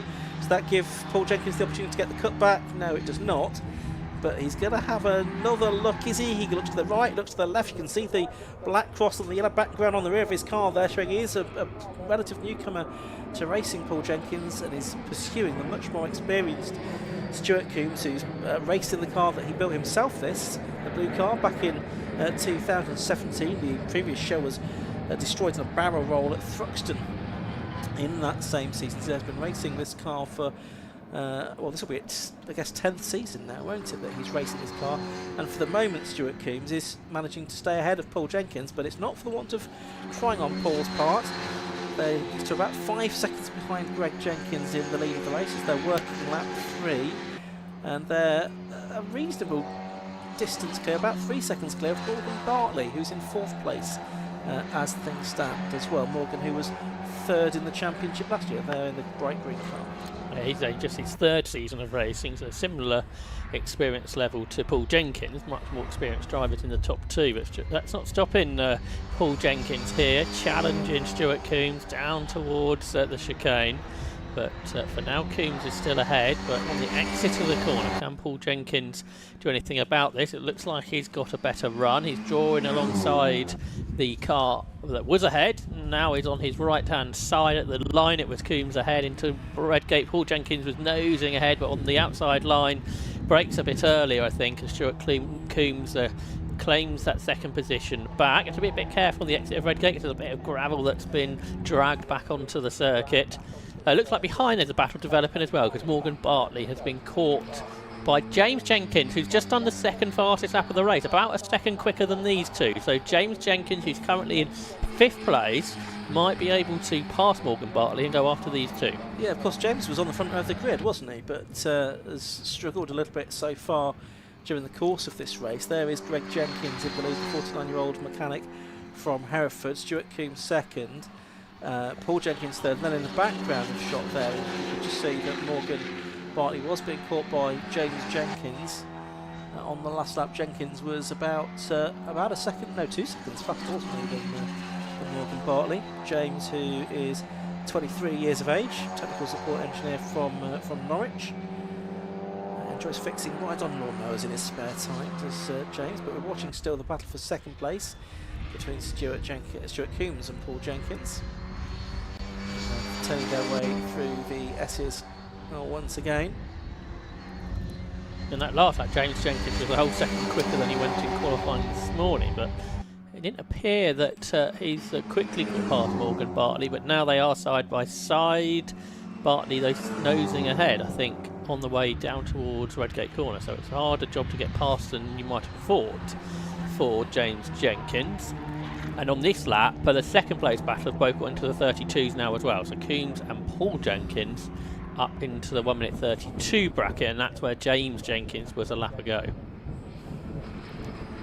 Eugene Crane has come to this battle for second position then, being pursued by Morgan Bartley and James Jenkins, lapping actually a little bit slower than the two cars ahead of them, but you do wonder if they could combine together to make a 4-car scrap before the end of the race. Completely rule that possibility out, especially as James Jenkins is getting better than he did in qualifying. The gap, though, is getting larger between him and Morgan Bartley, which is the opposite to what you'd expect. So is Morgan Bartley now increasing his pace in his 3rd season of racing. He's also in his 20s in the number 13 car. So he remains there in 4th place. Now, James Jenkins got a problem because that car is slowing. It is, isn't it? And this might explain the sort of lack of consistency in performance here. It's certainly dropping a long way back now from Morgan Bartley. So a fear that the mighty mini of James Jenkins is crying enough here. The 8 Series engine possibly might need a little bit of attention before the second race. He's being caught here by the number 73 car of Dean Stockton. Dean Stockton now going through and up into 5th position as James Jenkins is going to call into the pits, it seems. So Dean Stockton, the 52-year-old artist from London, he moves up into 5th position. There he is.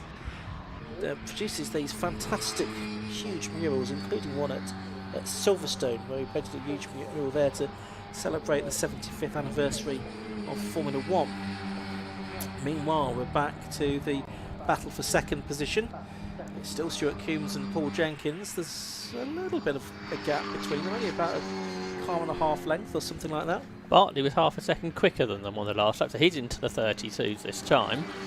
So you might see him catch. He's currently 3.5 seconds behind this battle, but was lapping quicker. And it's not really because these two have been going side by side and holding each other up. So Bartley just seems to have the pace at this point of the race in these two. You say that, it looks like there's more than 3.5 seconds between them now, and I agree there wasn't the start of the lap, because that's what the timing screen says, but it looks like it might be a bit more than that now, so possibly Morgan's made a bit of a mistake on this, the 6th lap of the race. Greg Jenkins just going through to complete lap number 6. And well clear of Coombs and Jenkins. Bartley's a long way back. I fear what if his race is going to last much longer if that wasn't a mistake. Now, who comes through next? Is that Bartley? It is Bartley, yeah. So it's just a slower lap perhaps. Yeah, it's 1:38, so perhaps it was a mistake. Hopefully it was that and not a car drama. 8 seconds behind the leader now are these two, Stuart Coombs and Paul Jenkins, half distance. Now with 10 minutes on the clock, so it'll be a 13 lap race, I'd imagine. Yeah, it looks that way, doesn't it? Stuart Coombs here, still in 2nd position. Enjoys fishing, amongst other things, in his spare time. And this is his favourite circuit, Donington Park. He loves the layout, he normally does well here, he says. And it's going pretty well here today in second position. Sponsored by Maniflow Exhausts, which is his employer. And he says he's going to see out his career in 90 minis. It doesn't necessarily say how many years that will be. 54 years of age at the moment. Well, we've got plenty of races in the 750 Motor Cup that will do at least 2 more decades after their 55th birthday. So at least, yeah. Could have many years of Mighty Mini racing in him yet, Stuart Coombs. The much less experienced Paul Jenkins has just dropped away on this lap, hasn't he? He's been part on the bumper of the car ahead for the last several tours of the Donington Park National Circuit, but the gap's just gone out a little bit. See if Paul Jenkins can close back in. He raced Rebels on the short ovals, so probably pretty confident running close to another car coming from oval racing. And he is now closing back in, it seems, on the car ahead. So there's Paul Jenkins, still with that novice cross on the back of the Exian Slark car. But there is our race leader. We haven't seen very much of him, that's because he's 9 seconds ahead. It's a 14-round season this year for the Mighty Minis. They've got 6 meetings. This is the opening double header at Donington Park. They go to Silverstone on the National Circuit on the 9th and 10th of May. Then a triple header at Snetterton and another one at Cadwell Park in June and July. Double header at Brands Hatch, and then rounding out the season at Mallory Park on the 11th of October with a final double header meeting. And in 90 minutes it's 35 points for a win, 33 for second, 30 for third place. Drivers can nominate 1 round to earn a joker as well, which will give them a bonus score of 3, 2 or 1 point, so might decide the championship at the end of the season.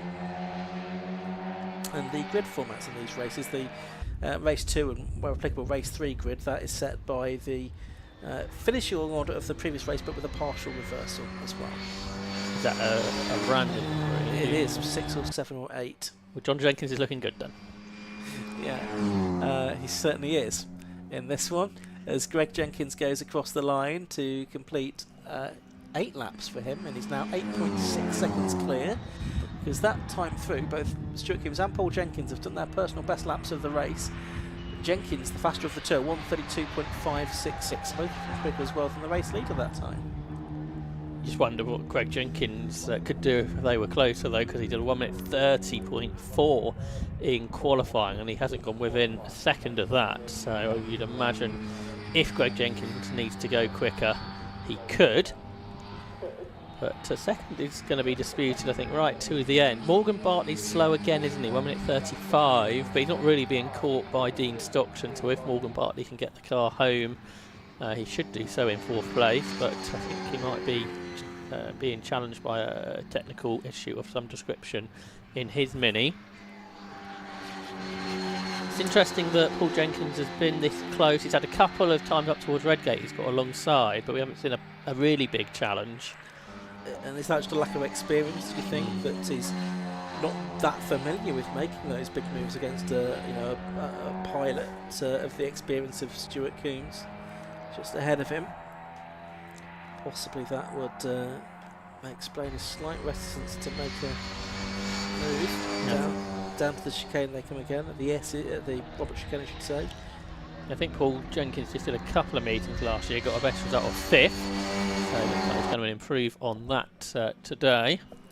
And as you say, he's getting closer again as they head down towards Redgate. Can he use the slipstream here perhaps?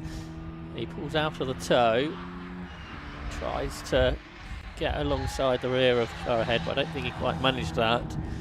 But still, and he's got a much better run through Redgate here, hasn't he? So can he get alongside through Hollywood? Because this momentum, especially in a Mini, will last all the way down the hill through the Craner curves and to the old hairpin. But Stuart Coombs again has been able to hold him back, and he turns through the old hairpin still ahead.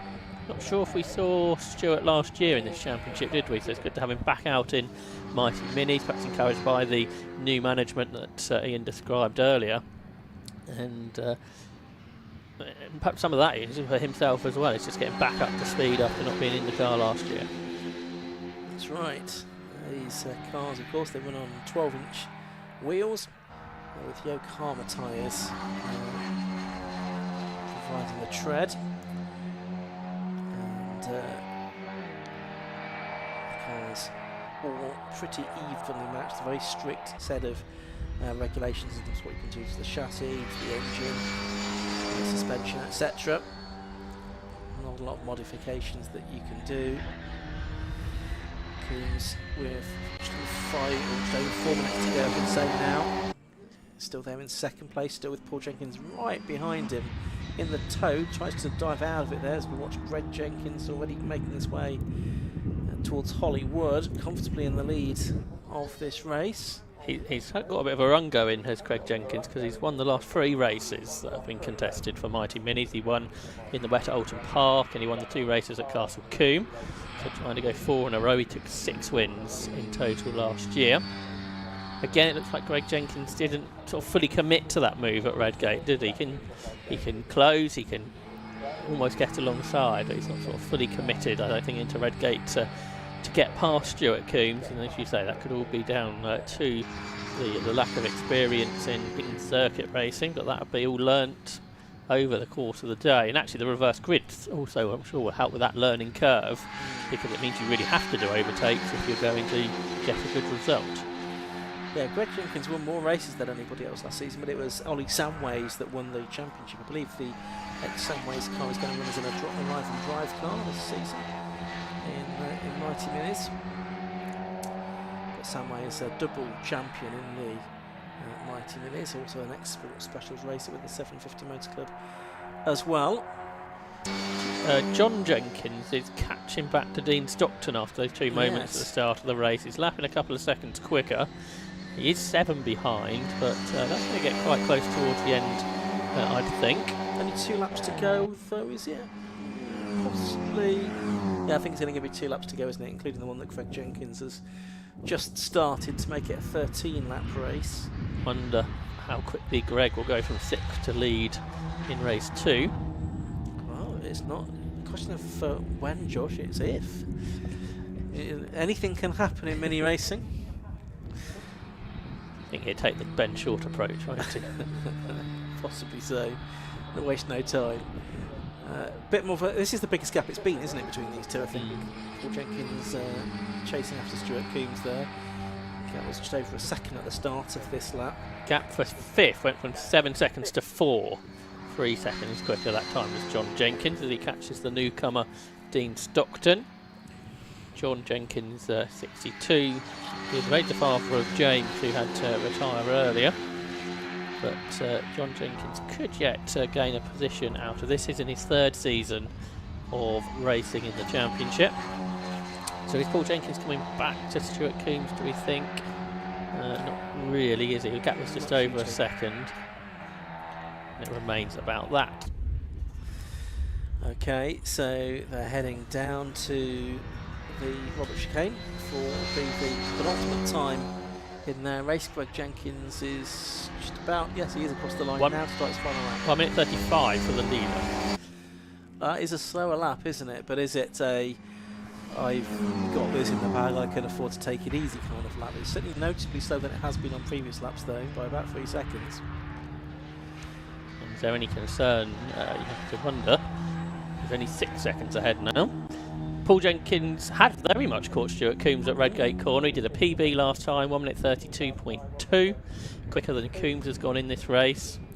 And he is right with him down the Craner Coves. Has he just been fooling us all into a false sense of security, and is he going to challenge at the last corner?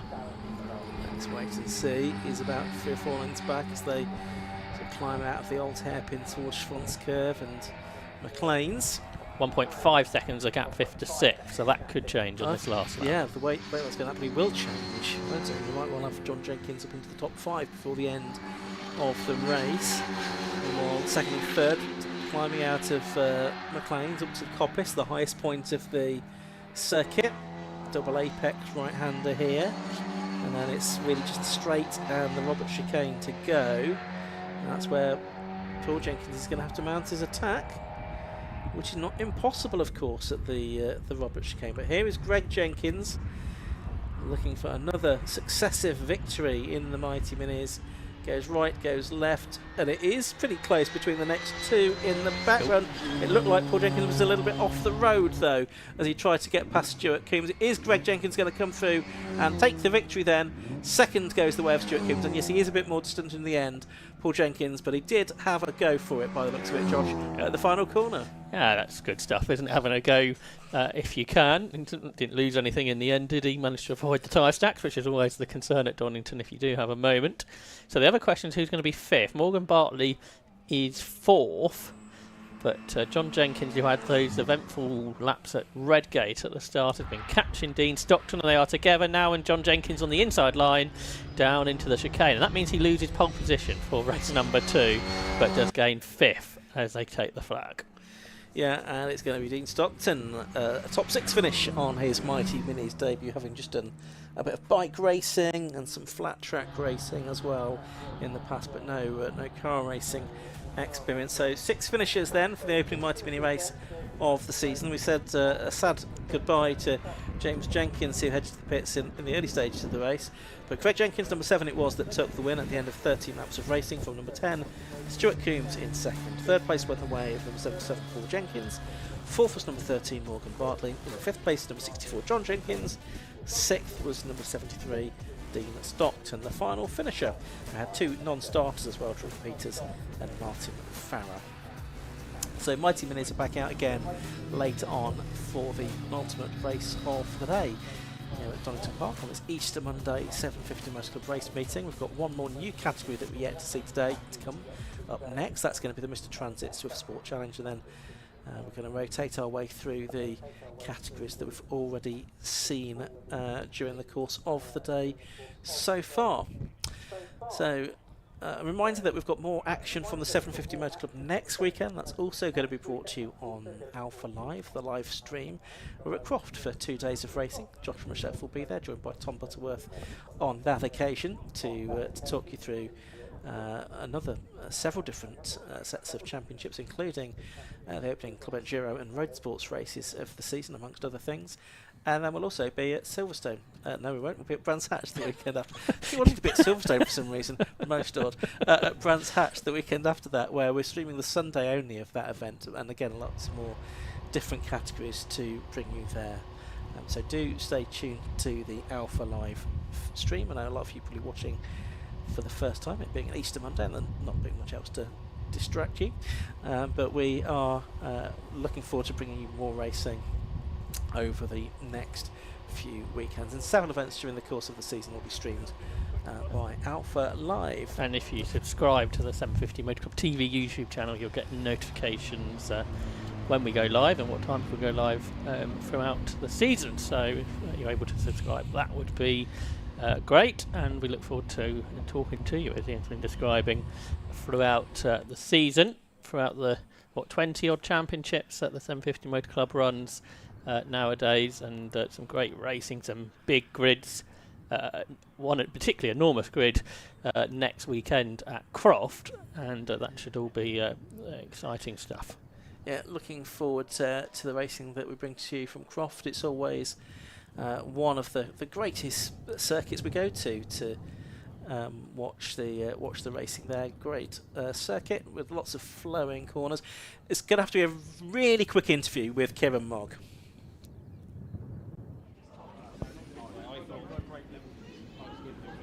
Thank you very much. Yes, no, we're down here, obviously, with the top 3 of the Mighty Minis. And Greg, if I could just... where's Greg gone? Greg is having a quick chat. Greg, very, very quick chat. Bit of a domination for you then. Seemed you like the car on the track together? Good combo? Yeah, until about 4 minutes from the end, and there's a horrible vibration, or unless I was just thinking it. I think you overthink things, and I just backed off thinking it, just in case there's anything wrong. I just bring it home and just keep these guys behind me. Yeah, no, fair enough. Well, congratulations on the win. Hopefully we'll see you again in the next race. Yeah, hopefully. Thank you. Cheers, thank you. Very, very quick, because the cars are on the grid, but you two had a fantastic battle, didn't you? As obviously very, very quick, but how was it out there? Oh, it was great. Yeah, it's the first time being myself at the front, so following Stuart. He's been doing it for years, so I wasn't going to have a stupid lunge on the last bend, so yeah, I really enjoyed that race, yeah. Yeah, no, it was brilliant. The bloke drove really well. It was good, clean racing. I enjoyed every minute of it. Love it. Fantastic. Well, hopefully we'll see you again up here for the next race. Thank you very much. But you can see the cars are on the grid, so we'll head back to Ian and Josh for the Suzuki Swifts.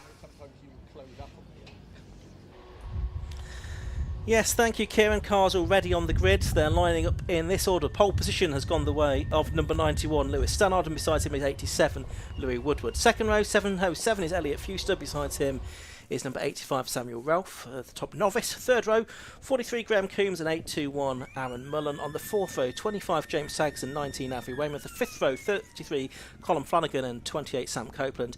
The sixth row, 93, Guy Povey, and 18, Thomas Littlechild. On row 7, it's 69, Jake Spencer, and 9, Gary Stanford. The eighth row, 88, Jake Boydell, and 70, Darren Lucas. The ninth row, 99, Lewis Noon, and 191, Nick Peters. On row 10 of the grid, it's 89, Archie Carter, and 16, Joshua Copeland. As the race gets underway then for 15 minutes in the Mr. Transit Swift Sport Challenge, but one of them not too well away Weymouth, in the midfield. It's the Weymouth car, but everyone looks to have managed to get around him okay, and they're off up towards Redgate Corner for the first time. This big grid, more than 30 cars taking the start of this race.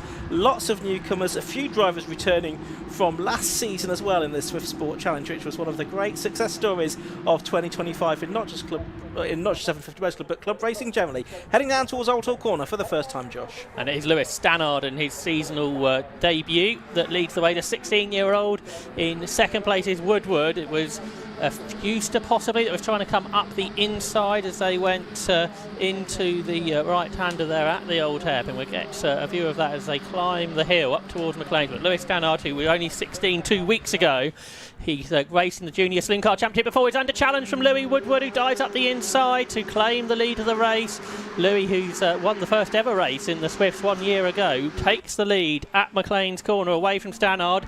It is Graham Coombs, in fact, who come from fifth on the grid. He's up into third and challenging for second with James Saggers, the ex-British GT racer, who's up next. He started seventh. He's already into fourth position. So the positions have changed quite dramatically, really, on this opening lap, but it's Woodward that leads. Second is Stannard, and then it's side by side for third position as James Saggers dives up the inside to grab that position away from Graham Coombs. So Elliot Fewster, who's in his first circuit race today, he's dropped several positions. He was the junior Swift champion in Rallycross last year, so he kind of could have been in the novice class, I think, but he's going for the overall, where he didn't make such a good start, but we know he can drive these Suzuki Swifts very quickly on the dirt.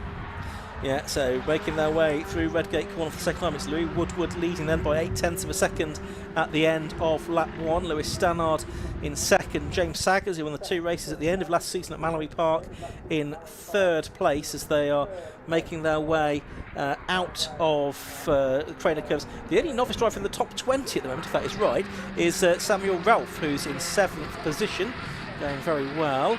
It looks like he possibly is right, looking at our timing screen as well there.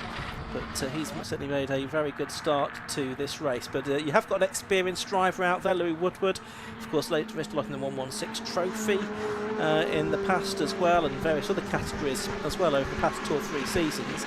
And he is leading the way here. There's a mixture of youth and experience in this championship, Josh. Yeah, absolutely. Louis Woodward, the race leader in his late 30s, and Stannard still in year 11 at school, so he'll be doing his GCSEs in a couple of months' time.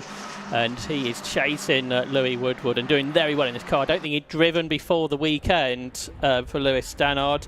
Mark Freeman, who runs the car, I think offered him a drive only a week or so ago, and he took up the opportunity. Don't think he had any racing programmes this year after being a race winner in the Junior Saloon Car Championship. He was quickest in qualifying this morning, and he's absolutely going with Louis Woodward here in the slipstream. Not showing on the graphics. I think he's got a transponder issue, but he's absolutely there in second place with Saggers in third. He was second in the championship last year, and they have gapped the rest, and it's the extremely experienced Graham Coombs who's leading the pack in fourth position. Yeah, so making their way down the corner curves. Top 3 have made a break here.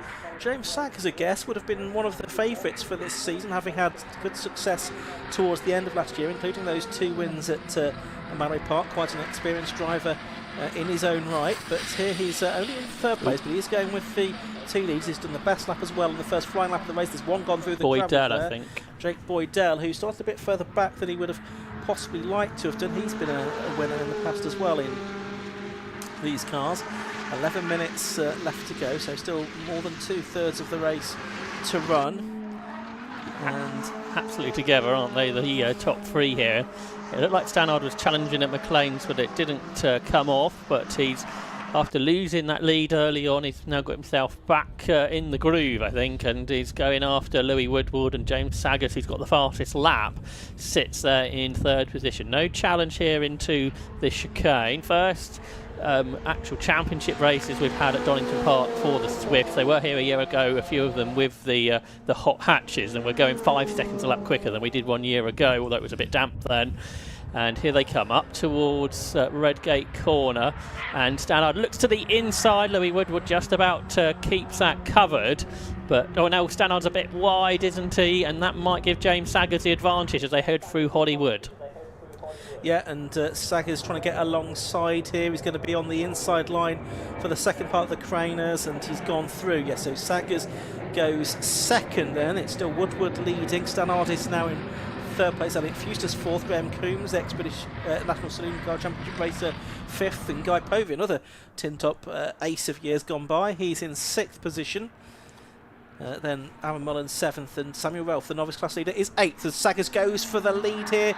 Tries to go around the outside of Louis Woodward, but has he compromised his own pace here as he climbs out of McLean's and up towards Coppice corner, because they're almost going to go 3 wide into Coppice, I think. Or now out of shape goes Stannard. He's going to try and slot his car back up the inside for the second apex of Coppice corner. The two of them right together now as they come off the corner onto the back straight. It's Louis Woodward still leading, but it's level pegging for second. Yeah, absolutely. So Saggers got through earlier in the lap, and he's just about held off that challenge from Lewis Stannard. I wonder if they start battling if Elliot Fuster can catch, because he passed Graham Coombs a lap ago. He pulled away from him, and the junior rallycross champion is chasing after the top 3. He's just 17.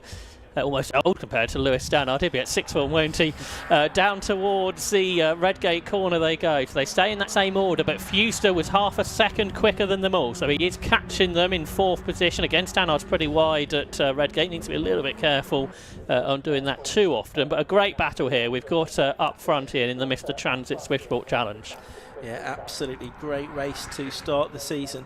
Looks like Fuster in 4th position is making a bit of a break as well from the cars behind him, so he'll be trying to get his head down and catch the cars in front. And he was over a second faster on the previous lap than Stannard in front of him, because of course the top 3 were falling over one another at various points around the lap, and they're doing so again because James Saggers has gone through on the inside to take the lead away as they headed through Schwanskirch, but through McLean's now it's Louis Woodward that's got it back, and Stannard is now alongside both of them. He's going to be on the inside line for Coppice corner. Can Stannard, the junior saloon car racer, go through to take the lead? Yes, he can on his debut in the Swift Sport Challenge. It's Lewis Stannard that takes the lead. Saggers is second, and Louis Woodward down to third. But it's not over yet, is it? We've only had half of the race, and Saggers is going for the lead, and Fuster's almost there now already. So you've got the ex-junior saloon car man leading the way. Lewis Stannard, he flicks the car into the chicane. He's fully sideways. I think if anything, that gave him better momentum, at least through the first part of the corner. But Fuster's caught those 2.5 seconds immediately, so it's 4 for the lead as they go on to lap number 6 of this race, with Stannard ahead of Saggers, Woodward and Fuster. And down towards Redgate corner they go. Interestingly, Woodward seems slow out of the old hairpin, doesn't he? And then he's under pressure at McLean's corner, and that's what sort of brought all that on. But now with the new car in front, it'll be interesting to see how that goes. Lewis Stannard, who was quickest in qualifying this morning, then leads the way as the quartet plunge their way down the Craner curves and into the old hairpin. 16 years and a couple of weeks of age, a race leader Lewis Stannard, looking to become the youngest winner of a 750 Motor Club racing, senior racing possibly ever. Yeah. Well, and good to have a couple of teenagers in this leading quartet as well, isn't it? Against some more experienced drivers. Saggers having a look to the outside of Stannard as they went through McLean's that time, but Fuster, the 17-year-old from Beeford in East Yorkshire, is with them as well now, and it's still Stannard just about holding on from Saggers. They were overlapping on the way into Coppice corner. But Fuse there in the the Matt Highcock built car in 4th place. I think is that the X-Ray Collier car that he's in, possibly? Is that Fuster? Yeah. He said he's built it himself, so similar liveried car. But change for the lead, and that is Saggers that goes to the front. So James Saggers, the new leader. We've had 3 leaders in a lap basically now, but it's not over, I don't think, at all, because Lewis Stannard in the tow is going after him, and the other 2 are right there as well. They're putting clear of the rest, so it looks like it's going to be a 4-car scrap, and it is Saggers that lead. Big dive up the inside from Louis Woodward of Stannard, but anyway, he pushes him out wide. Not sure Lewis will be too impressed with all of that, and he will drop to the back of the group. He will indeed. That is a great shoot. It gives James Saggers now a bit more of a gap, doesn't it, over the rest of them. So it's Saggers now in the lead, Louis Woodward second, Elite Fuse to third, and a gap back to the recovering Lewis Stannard in 4th position. 5th, Graham Coombs. 6th, Guy Povey.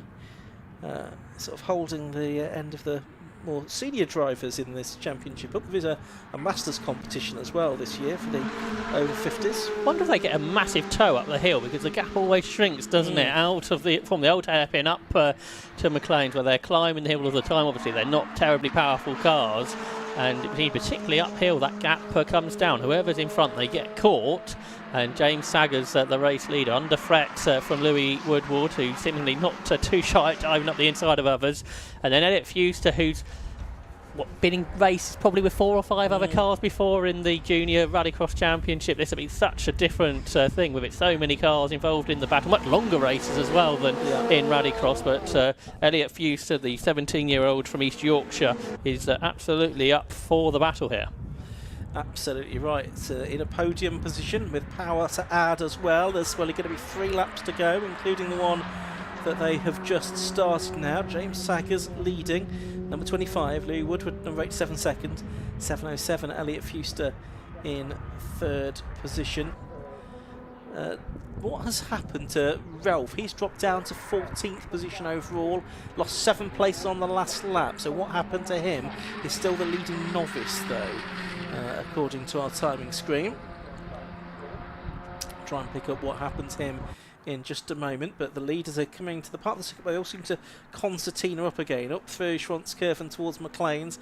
Saggers with a decent sized gap though, well, 2 lengths maybe, over Louis Woodward this time, and then Fuster there in 3rd position. Fuster climbing now up towards Coppice. Can he mount an attack on Louis Woodward in the remaining lap or 2 of this race? These Swifts look really good around Donington Park, don't they? They're able to fling the cars around the corners, they slide around a decent amount. It kind of feels like Stock Catch is back, really, doesn't it? With a big grid of cars, very competitive racing at the front, multiple lead changes as well, lots of young drivers on the grid too, so absolutely fantastic this addition to the 750 Motor Club package last season, and it's just grown. It's the biggest grid we've ever had, 35 cars, and across the line they go. Stannard has caught them all. He's done the fastest lap. He's into the 27s, the first time we've ever seen that from a Swift. That's quicker than qualifying, as Louis Woodward dives up the inside of the sideways James Saggers. So the 2 drivers who were battling for second in the championship last year were wheel to wheel going into Hollywood, but James Saggers, the former Radical champion, leads the way. He had best part of 2 decades away from racing before rejoining last year in this championship. He's just kept Louis Woodward at bay. Then you've got Elliot Fuster and Lewis Stannard challenging. Looks like Mr. Transit himself is off the road. Holder, isn't it? One of the Transit cars, wasn't it? So the other one, one of the newcomers, I think, as you say, Ian. So this could cause problems, couldn't it, yes, for the rest of the race? Well, only 1 lap to go at the end of this one, but now the question is, will there be 1 more lap to go? Because that car is in a rather prone position there. Which could be a shame from the point of view of Lewis Stannard, because he's done well to get back on terms. He's done the fast lap of the race, 1:27.8, to get on terms. The marshals are with that car now, and I'm not sure that there's much that they can do about it in 2 minutes. So they've got double wave yellows on the approach to the chicane. There they are. And now the drivers, they are respecting that. They seem to be staying down quite well for that. They can see, I think, the reason for it. And James Saggers, experienced driver, leading them through with the hope that they are going to get one more lap to go. On the gas gets Lewis Stannard there, tries to pick away through between Fuster and Woodward. We've got 1 lap to go, and it's James Saggers just about clinging on. I think that bit of video could be showed in briefings of what to do under yellow flags, couldn't it? Just to have one stationary yellow at the corner, then you can race around the rest of the lap, and that's what we're going to absolutely see on the final lap of this Mr. Transit Swiftsport Challenge race. James Saggers holds on up front. Looks like someone's been off at Redgate. There's plenty of gravel on the track, but it is Stannard who gained a place as well as Fuster, really, isn't it? Woodward has dropped back, actually, and Stannard hasn't quite got past Woodward, but it was Fuster then up into second in his first race on full circuits, if you like. He's raced on tracks but in rallycross form last year. But has James Saggers just extended his lead perhaps over the last corner or so? And big dive up the inside from Woodward.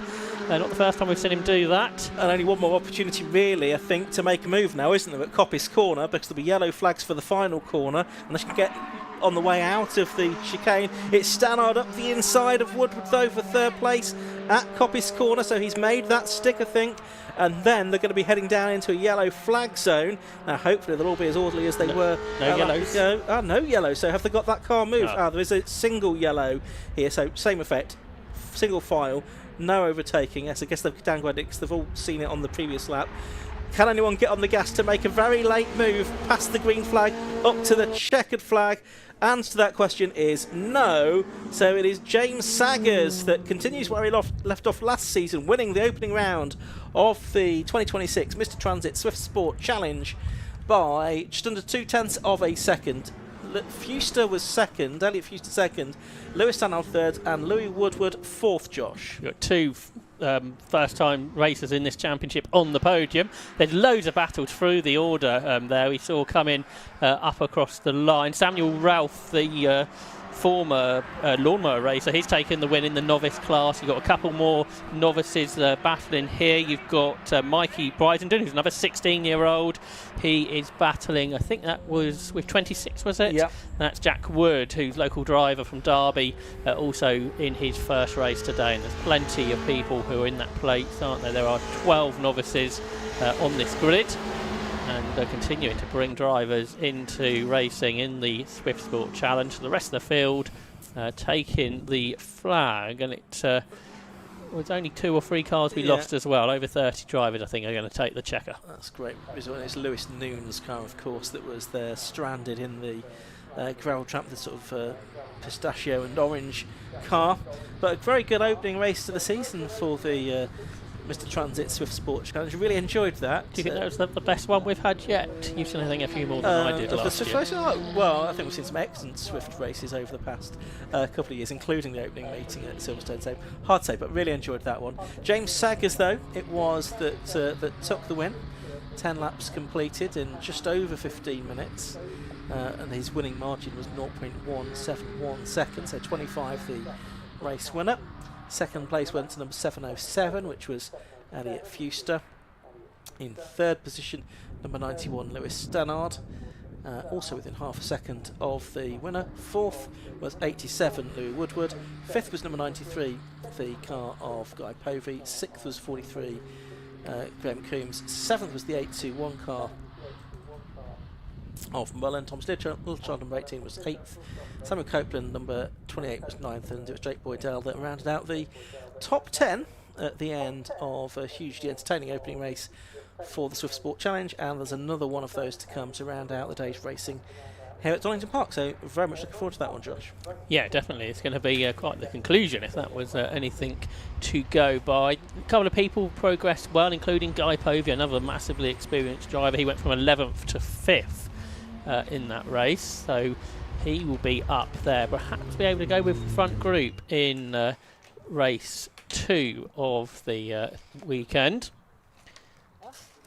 Behind Ralph in the novices, by the way, Darren Lucas was second, and in third position was Dale Bamford. So they both had good first races ever for those drivers. But Sam Ralph came out on top, the former lawnmower racer. in the ex-Connor Craven to Gilwa built Swift. He's 40 from West Sussex, and a novice victory for him. So we'll be heading down to the pit lane shortly to hear from Kieran Mogg with with a top 3. James Haggers, who won at the end of last season, continuing where we left off, and a couple of newcomers as well. Good to see that all of these cars coming down the pit lane, most of them looking in pretty good order, as clear as they were and clean as they were when they set out for that 50-minute race as well. So that's good to go. So we're very shortly going to head down to Kieran. We're going to do that right now. So top 3 in the Mr. Transit Swift Sport Challenge with Kieran Mogg. Thank you very much. Now, I'm going to have to be a bit swift about this here. Now I'm going to try and quickly grab James Haggers a second. James is going to jump in. That was an extraordinary battle between the 4 of you there. Yeah, it was good fun. Yeah, it was good. Yeah, good to be back up front again.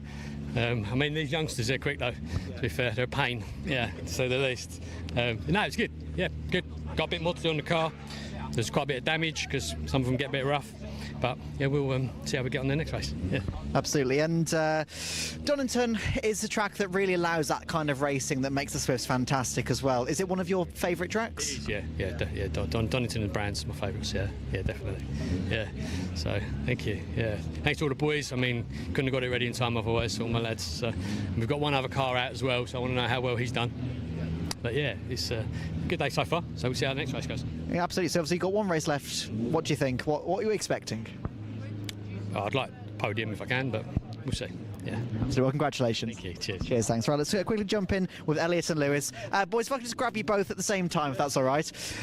Between the two, well, between all 4 of you, to be honest, was absolutely astonishing. But talk to us through your races individually. Oh yeah, I thought it was a green flag lap. My start was terrible, so I had to gain it back up, which I somehow got back to P2. But a couple of door banging, this, that, and the other. But it's racing, so yeah. Overall, it's a really, really good race. Really happy. Yeah, no, it's definitely a good race, definitely a lot learned as well, especially first time driving the car this morning, so got to be happy with it. Yeah, racing was unreal. A few things I probably don't agree with, but at the same time, you got to give it back, so yeah, definitely have to be on the podium. It's definitely a positive race. And obviously you had a bit of an incident down at the top of the Cranus as well. Managed to claw it back and set the fastest lap at the same time as well. So kind of gives you the confidence, I'm guessing, now that you know that you can set those fastest laps. You can catch back up to them when there's been a bit of a gap that's built. Going to the second race, giving you that confidence to maybe fight for maybe 2 or 1? Yeah, definitely. I mean, the setback wasn't ideal, but I think especially when those 3 were fighting really hard as well, that definitely helps to catch back up. But yeah, we know that we've got the pace, it's just the actual fighting bit, trying to build a gap, which seems impossible with the toe. But yeah, definitely looking forward to the next one. Absolutely. And you said you had a bad start. You managed to catch up to because these 3 were fighting tooth and nail anyway before you even arrived on the scene. So how was it once you got up to there, and do you think you can possibly take it one step further later on? Yeah, hopefully, as long as I don't have a really bad start again. But I was hanging back of the race. I thought I'm going to wait for these guys to battle out and get into the last part of it. But I reckon I might be able to get P1 today. Just remember there's no green flag lap. Yes, yeah, I will remember that. All right, congratulations, boys, and hopefully I'll see you later as well. Yes. Cheers, thanks. Right, if you spin around as well, we've got all the novices as well, so we'll try and grab Sam. So, Sam, if I can just jump, yeah, hello. Yes, very, very big pack of cars, a lot of action going on at the back of the pack. Unfortunately, because the front boys were literally tooth and nail the entire way around, we didn't get to see a lot of what was happening. So talk us through your race. You didn't get to see me. I started 4th and lost a few places in the first corner, battling with someone, but too keen onto the chicane, lost it, and as you can see, I hit the tyres, managed to carry on, so yeah, which is good. Well happy with it. Are you going to sort of straighten it out for the race later on, do you reckon? Yeah, pull it out, cable tie up, go out for the second race, yeah. Cool. All right. Well, congratulations anyway on the novice win. Thanks. Cheers. Thank you very much. Now we can see the cars are heading out for the next race, so we'll head back up to Ian and Josh in comms.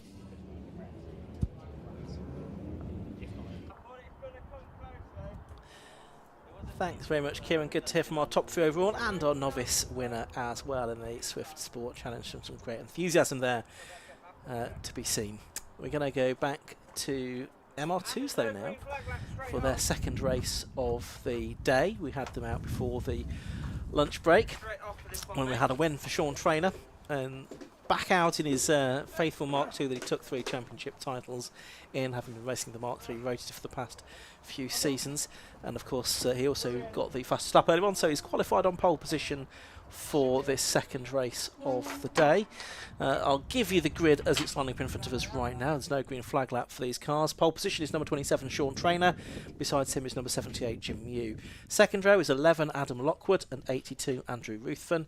On the third row, as we now do get the grid graphic, there we go, 53 is Scott Edbrook, besides 77 Crispin Williamson. On the fourth row, it's going to be number 10 Andrew Baranowski and 31 Matthew Welford. Row 5 is going to be 70 Gary Coburn, and number 9 Tim Heron. On row 11, sorry, row 6 I should say, 64 Benjamin Gallagher and 93 Marco Horsley. On the 7th row, 35 Owen Thornhill and 26 Aaron Pullen. The 8th row, 5 Ian Ledbetter and 7 Jeff Howarth. The 9th row is 81 Steve James and 15 Gavin Aldworth. Row 10, 12 Alan Laverty and 17 Maxine Nichols. On the 11th it's 76 Martin Orger and 8 Eddie O'Kane. The 12th row, 72 Tim O'Brien and 79 Jonathan Grimes. The 13th row, 30 Andy Williams and 55 Mikolai Trailer. On the 14th row, 47 and 85 Richard Dales and Steve Burnett. 3 Martin Collins and 84 Neil Stratton on the 15th row. And on the 16th row, 65 Viv Aldridge and 16 Daniel Farmer. And with that, the 5-second board is shown, I think. Revs are starting to rise. 15 minutes for the Rogue Motorsport Toyota MR2 Championship underway now. Lights have gone out and the race is underway. Cars streaming off up towards Redgate Corner. Good start by Jim Mew from the outside of the front row. He's got his bonnet in front of that of the Mark II car Traynor, but he's on the inside line. Of course, so it's going to be Traynor that's leading into the first corner. Looked like Adam Lockwood was going to take third place there in the silver and red Roadster. Get confirmation on that in a moment. And then I think it's Andrew Ruthven there in, well, level pegging for third position. That actually slots into fourth now as they come down through the old hairpin. Scott Edbrook is fifth, Tim Heron is sixth, and it looks like everyone's safely through the first few corners, Josh. Yeah, and in a sort of a similar order to what we saw in race 1, from those fastest laps setting the grid. The one driver sort of out of position for where they were in race 1 after an off was Gary Coburn, who might be in his first weekend in the championship. So he start from 9th, as you described, Ian, much further up the order. So it'll be interesting to see if he can stay there or even progress. But the field turned their way through Coppice Corner. Pretty clean and tidy start here from the Toyota MR2 Championship. And it's much like it was in race 1. Sean Traynor leading Jim Mew. And it's a fairly decent gap actually Traynor's got here as he takes such tighter line really than Mew does. Oh, there's a big moment behind. That's 26, which is the car of Aaron Pullen, who's had a big old spin there. And he started 14th. It felt like he was higher than 14th when he was spinning the car into the chicane. So a good start, but that's come to nothing now, I'm afraid, for Aaron Pullen, who it will rejoin. There is Gary Coburn in 70. He's from Derby. He started racing back in 1990 in the Formula Vauxhall Junior Championship, and he's got a wealth of experience in all kind of categories. Most recently, I think, in the City Car Cup. So this will be quite different going back to rear-wheel drive racing. Change for fourth there, wasn't there? Scott Edbrook down the inside of Andy Ruthven. So Edbrook gains a spot. He's 34 from Bristol in his second season of racing in the championship, but Ruthven is going to come back at him into McLean's, but he has to slot in behind again. So in fifth position now is Andy Ruthven. If they battle too hard, they're low in the top 3 just to get away a bit more again. Good battle of a second developing here in between Jim Mew and Adam Lockwood. Of course, evenly matched those two cars in the identical Mark III Roadsters, the cars from the early 2000s with the 1.8 litre engine. Slightly more powerful car for Sean Traynor in the lead, but they really are very evenly balanced through the regulations in the championship. Sean Traynor, who's raced a Mark III car for the past few seasons, back in the Mark II this weekend, hauled out of a barn, the mud's been cleaned out of it, and he's back into the lead in that car. The fastest lap of the race in the first flying lap, a 1:23.4, which is not quite as quick as he went in race 1 when he did a 1:23.3, but it could be that the lap record for the class and the overall MR2 Championship is under threat in this race. Now, Jim, you here, I think, has pulled away a bit from Lockwood. And got closer to trainer, so I think, if anything, that's Mew going quickly, isn't it, rather than Lockwood going slowly. The car's had a trip through the gravel, I can see at Redgate. Not the first today, probably won't be the last. But yeah, so Jim Mew getting back into his stride here. It looks like he is going after Sean Trainer, so through McLean's they go. Those three a long way ahead now of the Edbrook Ruthven battle that continues here on lap number 3 of the 15-minute race that we have. But then this part of the track, Mew loses a bit of time again and Lockwood closes back in, so it does feel like they have, not just the car, the drivers have different strengths on different parts of this Donington Park National Circuit. Down towards the chicane, over the whole lap, would you say that gap's slightly smaller than 0.8 of a second here? Yeah, I'd say so. We'll see what it is as they come to the timing line. That's when it matters. It was 8:35, and just over half a second now as Mew's in the best lap of the race. 1:23.105, which reduces the lap record in the Roadster class, and is the overall record as well now, isn't it? That's right, so Paul Cook's long-standing record here, because the championship hasn't raced on a national track lately, goes the way of Jim Mew. Battle for 6th. Tim Heron was trying to go around the outside of Crispin Williamson, but instead it's Matthew Welford that makes the move. Welford on his return to racing this weekend after several seasons away. Top 3 together though at the old hairpin. Trainer, Mew and Lockwood. And Trainer is good there out of the old hairpin and just puts a MR2 length between himself and Jim Mew once more. So Jim Mew's got to really think how he can challenge here. He had a full race of not really being able to put a big attempt on Sean Trainer. I've noticed Trainer is extremely close to the tyre stack on the first apex of the chicane. It's quite bold really to be going quite so close. It looks like he turns in earlier than the others behind him.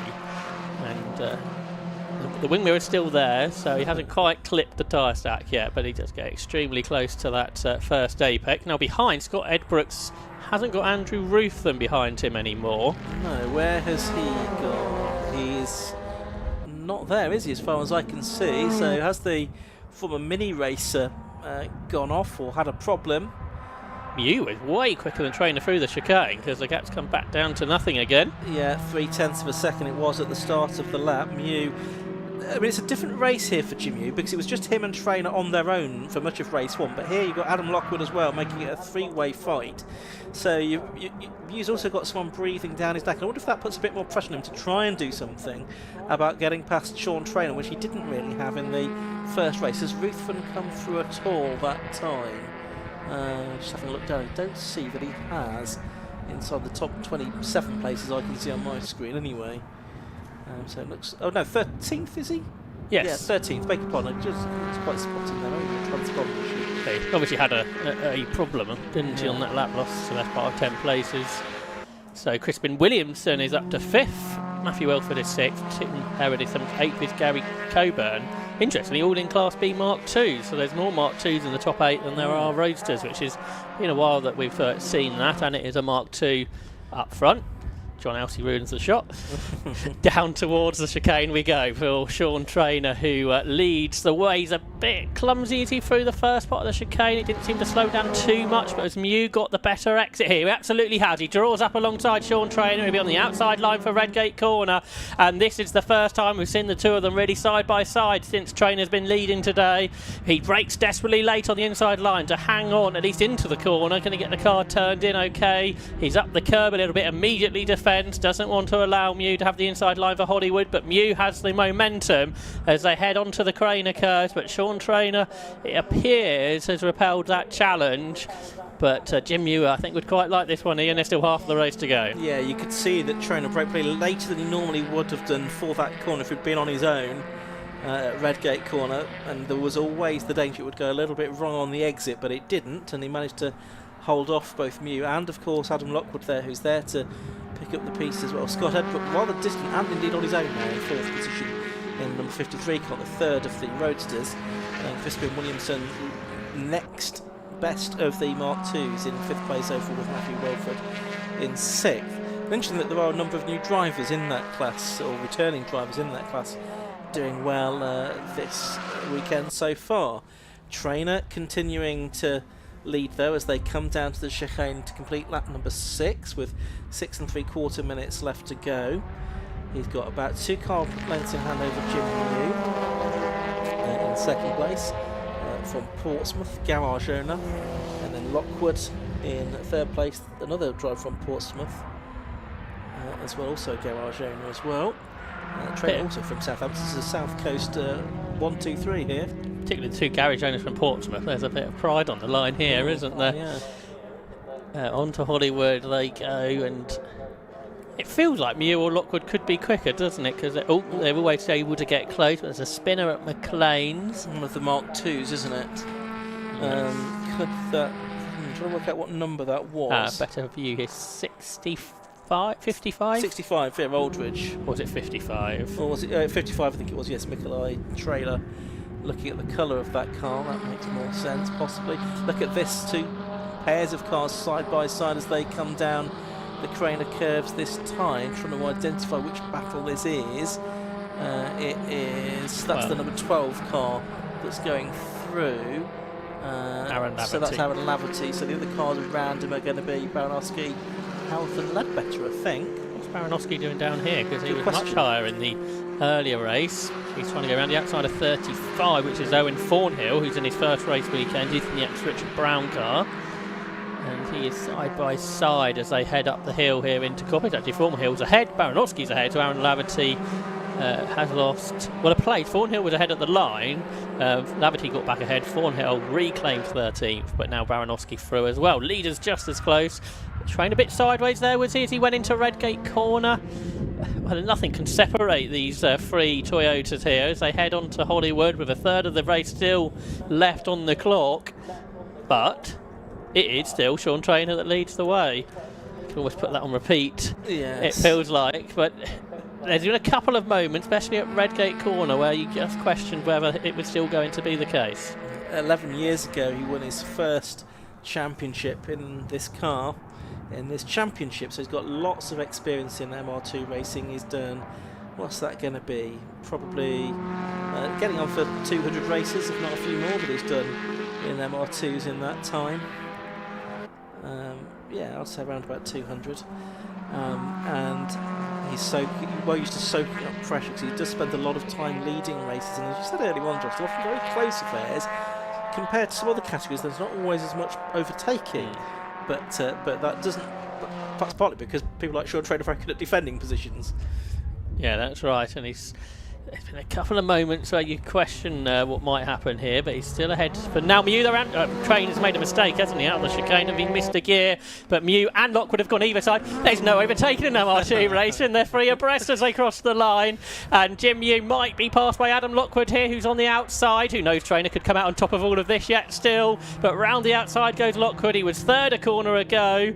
He might not be leading yet, though, as Jim Mew hangs on. Was there a brush perhaps between the two of them? Or there's chaos behind as well, because there's a car off, which was Marco Horsley, who was going well inside the top 10 earlier, I noticed. And Jim Mew has held on. Here comes Trainer down the inside into the old hairpin. Adam Lockwood just about, for now, repels that challenge. But that was good stuff from the Toyota MR2 Championship. Really, really good. 3 minutes of this race left to go. We've got that car off, though, at the Robert Chicane. But here are the top 3. It's Jim Mew, Adam Lockwood, 2023 champion, 5-time champion Sean Trainer in 3rd place. Jim Mew twice a winner last season. That's that 55 car that had spun earlier on. That's back into the race. And Andrew Ruthven, I could see, was going past it as well. He's back up inside the top 10 now, after dropping back a few laps ago. But here comes Adam Lockwood now. Is he going to have a look and try and challenge into the chicane? But there might well be yellow flags there, John. The car's got going. The car's crossed the line, so it should be all good to race here, Ian. Okay.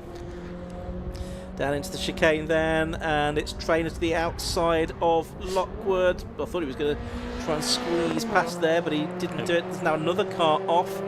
That is the 31 car of Matthew Welford. Again, another driver who's going well and dropping back down the order. And look at this, all of a sudden they seem to have spread out the top 3 as they go on to the final 2 laps of the race. Trainer sideways again. I wonder if the setup's perhaps not quite the trainer's liking at the moment. But yeah, when Lockwood and trainer went side by side through the chicane, that really held them back, didn't it? It's a bit awkward to go side by side through there. When it's the leading to it, bunches everyone up, but when it's the 2 behind, that so just spread them out a little bit. So can Jim Yu win a race again? He took a couple of wins last season rather, and Jim Yu, whose son Toby, 14 years of age, helps him prepare this MR2 Roadster. He had help last year from Graham Johnson, the former British GT4 champion, with his driving, and those 2 things put together have meant Jim Yu is absolutely a contender now in the championship, and he looks set to win round 2 of the championship. Second place, I think, might be contested at the Chicanian. Yeah, I think you could well be right. We've got one more lap to go at the end of this one. Here come the leaders down towards the chicane. You're right that it's Mew well clear of the next 2, Lockwood and Trainer. Trainer not close enough there to challenge Lockwood, but give it another lap, which will be the final lap in this Road Motorsport SOTA MR2 Championship race. And we'll see if there's anything to change there. We've got one of the Roadsters just about to be, not one of the Roadsters, but the Mark II, should say, just about one of each, I think. So there's a couple of cars to lap. Mew's gap's come down, so maybe not the win of round 2 yet. It still absolutely could change, because Adam Lockwood's getting closer, and there's still that second car to lap yet. And the old hairpin isn't where Jim Yu would like to catch. Is it Martin Collins? Yes, it is. And Adam Lockwood then has closed in on Jim Yu, who a lap ago really it looked like he'd got the control of this MR2 Championship race, backed by Rogue Motorsport, and they are almost overlapping now as they come through Schwant's curve. Jim Yu is still the driver ahead, but Adam Lockwood and Sean Trainer are in pursuit as they head up towards Coppice Corner. It's getting a little bit more tasty now than it looked like being a lap or so ago through Coppice Corner. I'm not sure if there's something coming out the back of Trainer's car, which might explain why the car's a bit sideways. Yeah, so looking a bit sort of smoky and hazy out of the back of that car. Yeah, there's something that's being spilled, but definitely coming down to the Robert chicane for the final time. Can Adam Lockwood try and get up on the inside of Jim Yu?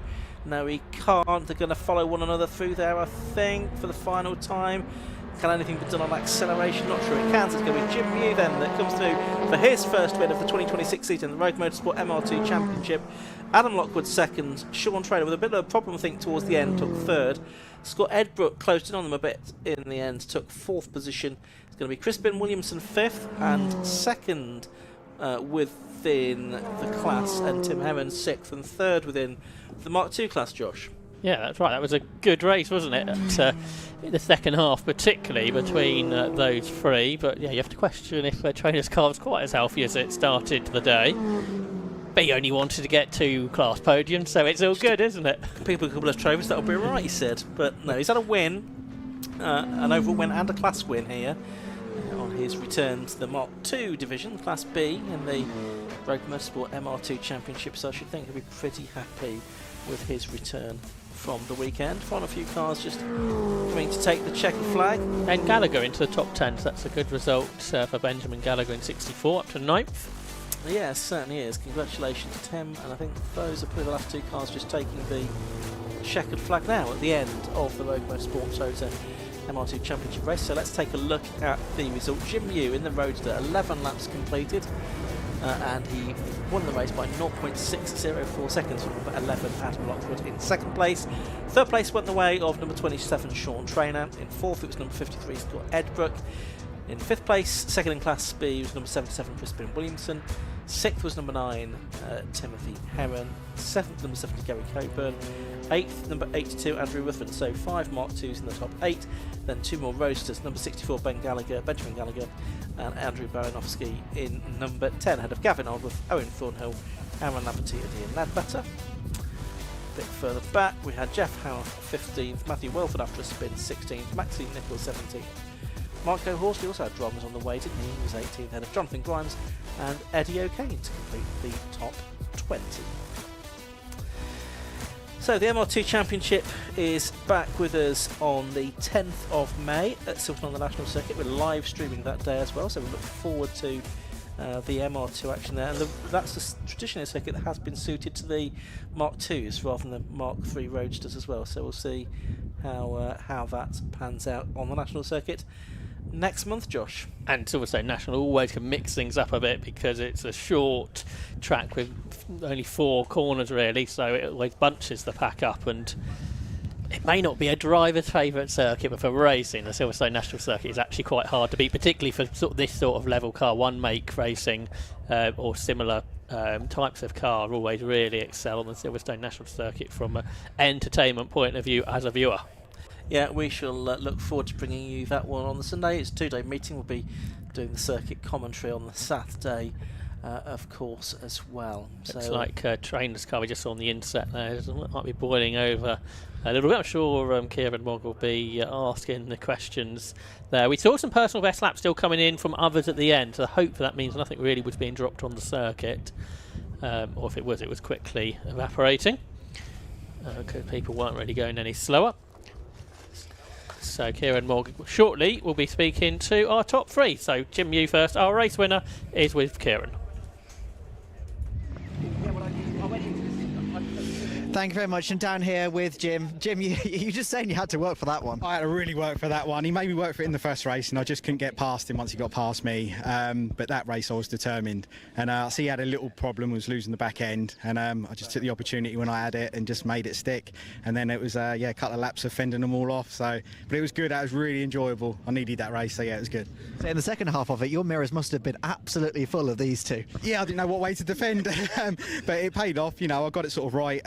Slow last couple of corners just to back them up a little bit, but I was going to say across the line first, so well happy, well pleased. Absolutely. Well, congratulations ending the weekend, the day with the win. Yeah, thank you very much. Yeah, cheers, thank you. Adam, very quickly, you managed obviously top 3 early. We didn't quite get a chance to have a chat, but good race. Yeah, really good race. Yeah, Sean had a missed gear, I think, and me and Jim sort of continued the pincer movement, and I was trying to get past Jim, but not quite. He's really doing well this year, and I think he's going to be a hard one to beat.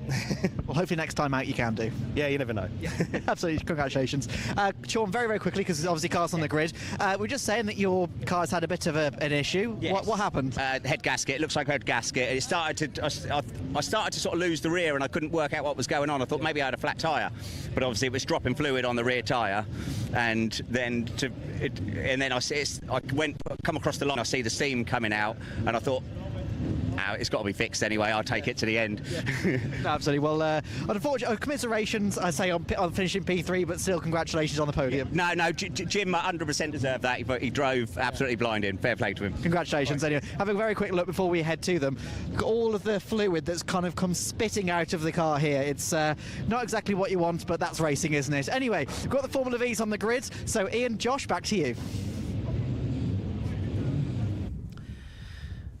Yes, thank you very much indeed, Kieran. Down there with our top 3 from the MR2 race. We're going back single-seater racing now because we've got cars on the grid, as Kieran was saying, for the Formula V's. That you do get a green flag lap, of course. There's one driver there on 4th on the grid. Rich Walsh, is that? It's Vaughan Jones. Oh, Vaughan Jones, yes, you're right. Beg your pardon. Who is now getting the assistance of the marshals. It looks like they're going to push that car off the grid. Vaughan Jones, who was due to line up 7th on the grid. Looks like he's not going to take the start of this race at all because his car is being pushed off to the side of the circuit there, Josh. Yeah, it's a shame, isn't it? Because we saw Vaughan come through early. We gained a dozen places, something like that, after the problematic qualifying session. But that's a shame for Vaughan Jones, who's finished 3rd, hasn't he, so many times in the championship. But he's going to be finishing there today. But an interesting racing prospect here, because a few who started further back earlier are now in sort of where they would like to be.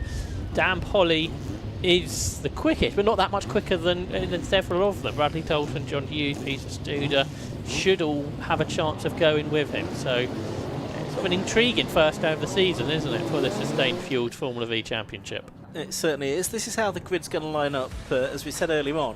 New for this season, the grid for the second race in Formula V is determined by the result of the race 1 rather than the second fastest qualifying time. So on pole position it's number 9, Dan Polly, the race 1 winner.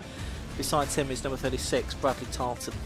Second row is going to be Peter Studer in 55 in the TCR Challenger, and 27, John Hughes a bit further up the grid for this one in the Scarab.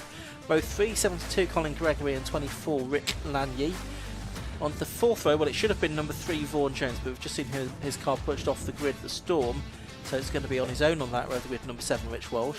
On the 5th row, Magic Camara, who we heard from during the lunch break, number 77 is alongside 47 Matt Topham.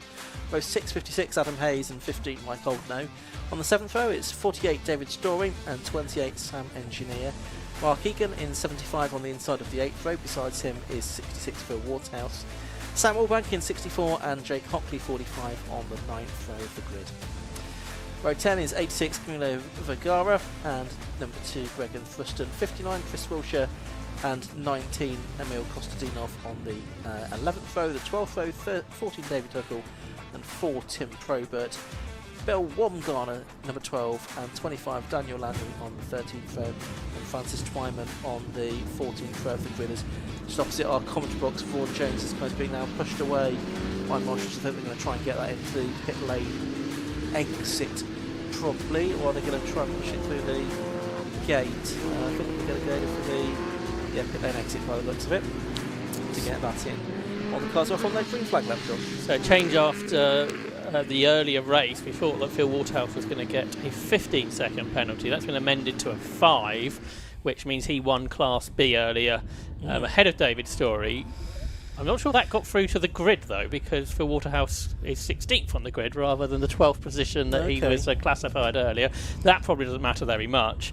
That Class B win for Phil Waterhouse is what was the key thing really, and he was declassified the Class B winner in the end. It was a very close race, wasn't it, in Class B for those slightly different specification of cars earlier on.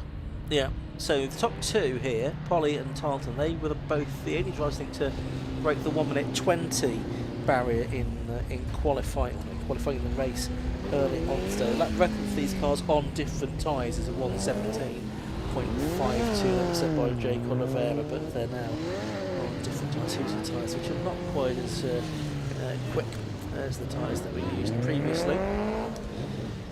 So I'm not sure that is that record that it's going to be going anytime soon, but it's a car on pole position, the WEV, that has won the championship twice in the hands of Graham Gant, its progenitor, and then Craig Pollard, who's also been an F1000 champion as well.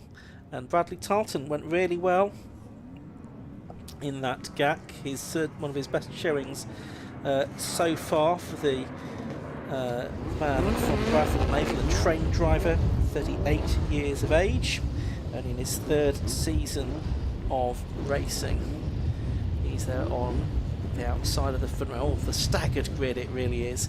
And Peter Studer on the inside of row 3 in the TCR, but one to watch I think is John Hughes on 4th on the grid in the red Scarab. 3rd in the championship last year, was vying for the championship but won it last season. Red lights go out and the race gets underway. 15 minutes of racing. There's one car, is that Hammerer, that's not got away from the line. It's the think it is, and it looks like fortunately they have all avoided him and he's got going now. Not such a magic start from him as they turn their way through the first corner then. Looks like Hughes has lost some places too, Ian. He's not 4th, so he's got work to do, it would appear. Phil Waterhouse might be a bit slow off the line too. He's dropped to the back, but it's Polly from Tolton, Studer, and then one of the AHS cars. I think that's Colin Gregory, isn't it? Ahead of the slightly later car of Lanier. And the rest of the field work their way through the old hairpin. So Polly and Tolton, light race 1, are trying to go away on lap 1. Yeah, and already Polly breaking the toe. That's someone locking there. That's Lanny, isn't it? Up the inside of Colin Gregory. Hughes is trying to recover some of that ground. He slipped from 4th to 6th here. He's going to try and get 5th place back on the inside of Colin Gregory up at Coppice Corner, and he's made that work. Has he? Just about, I think he has. And he goes to P5 as they make their way down the back straight. 15-minute race this for the Sustain Fuels Formula V Championship. It's Dan Polly that's leading, the Irish driver. Bradley Tarleton in 2nd place, then a gap back to 3rd. Peter Studer. Gregory has got his way back ahead of John Hughes. Down the back straight, Hughes down to 6th. They're possibly not all well with the Scarab today. There's a bit of smoke emitting from the engine. which, to be fair, we don't see in Formula V much as we used to, but it's sort of coming up from the trumpets. I'm not quite sure if all is well with the engine on Hughes' car, which might explain some of his lack of pace from where we might have expected. But what about Bradley Tolton? He's able to go with Dan Polly here. He sounded a bit surprised, didn't he, earlier that he was up there on the podium, but he's been quick all day long and it's continuing. What about Rick Lanier? He's having a great day, and he got his 6th, which I think was his best result in Formula V. Well, now he's 4th and going after Peter Studer for 3rd position. So going really well in the AHS Dominator for Rick Lanier then, the ex-Paul Smith Championship winning car he drives, and he has closed in on the Challenger there of Peter Studer, the car that he's worked on himself. So it's a TCR Challenger nowadays that started life as an AHS. But they are nose to tail as they turn their way out of Coppice Corner and head down towards the Robert Chicane for the 2nd time of asking. That's where the leaders are. Polly and Tolton, nose to tail up front. And for 3rd, down the inside, comes Rick Lanier, looking for his first podium in the championship, and he's up to 3rd now. Yeah, he has. He's got ahead of Peter Studer there. Looks like John Hughes is with them, though, now in 5th position. He's dropped Colin Gregory in 6th place in the number 72 car. And it's a bit of a gap back then to Rich Walsh in 7th, Matt Topham 8th, Adam Hayes 9th, and Sam Engineer completing the top 10. Side by side here as Hughes tries to go past Peter Studer, and I think he's just about done it, has he? Yes, he has, through Hollywood, so he goes up to P4. Just Rick Lanier to get past now, but there's a big gap, nearly 5 seconds opened up to the top 2. Sam Engineer in the top 10 is a really good effort from him, isn't he? And he's right with Adam Hayes, who's also going well here. And they are chasing after Matt Topham. So we might have some drivers getting really good results out of this V race. But for 3rd position, it is Lanier, Hughes and Studer absolutely together as they turn their way out of the corner. Peter Studer started racing back in 1983. In the Zeus Formula Ford 1600, but ahead of him John Hughes has gone down the inside of Rick Lanier, but runs a little bit wide, and you certainly can see that from our cameras, can't you? There's a bit of smoke or steam emitting from the top of the engine on the car, but regardless of that, it looks like he's up to 3rd. The big challenge here from Peter Studer up the inside of Rick Lanier, and he grabs 4th position as they go through the corner. Certainly does, but Lanier's going to try and fight back on the exit and get his foot down along the Wheatcroft straight. Colin Gregory is with them as well. He's going to pick up a toe, but look at this for the lead of the race now, because Bradley Tolton did the best lap of the race last time through a 1:18.786. He's right with Dan Polly for the lead of the race. I don't think he was probably expecting this at the start of the day, to be challenging quite so closely for victory here. In his 3rd season of racing in the GAC, it's Bradley Tolton taking the fights, the WEV, multiple or double championship winning WEV in the hands of a driver that's raced internationally, Dan Polly, Irish V champion as well a decade ago, and he's going for the lead. Is he around the outside of McLean's? No, that's not going to work, but he's really showing his intentions here to Dan Polly. He's going to have a look up the inside. Polly moves across to the left-hand side of the circuit to defend that. Tolton switches to the outside line, but can't find a way through. But Polly's got his work cut out here, I think, hasn't he? A tighter line from Tolton, who we know is much less experienced, so can he take this to Dan Polly? He was quite aggressive on the defence earlier, and he's got the straight line speed as well in that WEV to hang on down towards the Robert Chicane. But Bradley Tolton's got plenty of time yet. There's 10 minutes on the clock, and Dan Polly has not able to get away. The car behind is the faster one at this point of the race, and Bradley Tolton, then the Wiltshire-based man, is challenging a car that's weaving across the circuit. Dan Polly there, so Bradley Tolton switches lines, tries to come around the outside. It's a very wide WEV that leads this race. He's having to work very hard to keep Bradley Tolton too hard, possibly even a bit too hard. Through Hollywood he goes, and down towards the Craner curves for the 5th time in this race. They're 7 seconds now ahead of John Hughes, who in turn is 2 seconds clear of the rest of them. But it's, for the moment, about these two. Dan Polly, number 9, and number 36, Bradley Tolton. Those are the two leaders. There's a yellow flag. That's Studer that's gone off in the colours and just made fairly light contact, fortunately, I think, with the parrot, so he may be able to get back into the race. Wonder if someone else is involved in it. You don't normally spin a V there. We heard a big squeal of tyres, and no surprise again. Tolton looks to the inside, getting in the mirrors of Dan Polly, the leading car through the right-hander there at Coppice Corner. They're 7 seconds ahead of Hughes, who was quicker than them last time. So if they scrap really hard, who knows? John Hughes could close in. Peter Studer's got back going, so that's good news. That would have been a scary moment at well over 100 miles per hour, I should think that car went spinning across the grass. But here's Polly then, still leading out of the chicane, up over the curbs. The leading car was there, and they complete another lap, much quicker than the previous lap, because they were using more of the traditional racing lines at more of the lap than 1 lap ago. So yeah, John Hughes is falling away again. He can go with them when they're battling, but he, on pure pace, hasn't got the speed of the other two. Lanyon and Gregory are both there, so the only car that did go off in that moment was Peter Studer, so here drop down the order. Yeah, so a bit of an odd one that he managed to do that seemingly on his own, unless there was just a bit of a touch or something like that, which didn't disrupt the other driver involved. So Polly, it is leading, both of them in the 119s on the last lap. Hughes did his best lap, but at 120, she's not quite got the pace of these two today at this particular circuit. Possibly we expected a bit more of John, maybe the car not quite running as he would like it, but we'll see how he fares for the rest of the season. Polly, number 9, it is. Where's Tolton? That is leading. Where is Tolton? That is a very good question. What has happened to Tolton? He was there not long ago, and there he is. He's just dropped back a few car lengths, hasn't he? Not quite sure why. And a spin for number 14. That's David Huckle, and he just makes a little bit of contact with the number 59 car of Chris Wilshire as well there. And then rolls into the gravel, so that's not ideal, to be honest. But we'll see what happens next. So Polly's got this big lead as they complete another lap. So Tolton perhaps made a mistake, but he is putting up a great effort here in the opening round of the championship.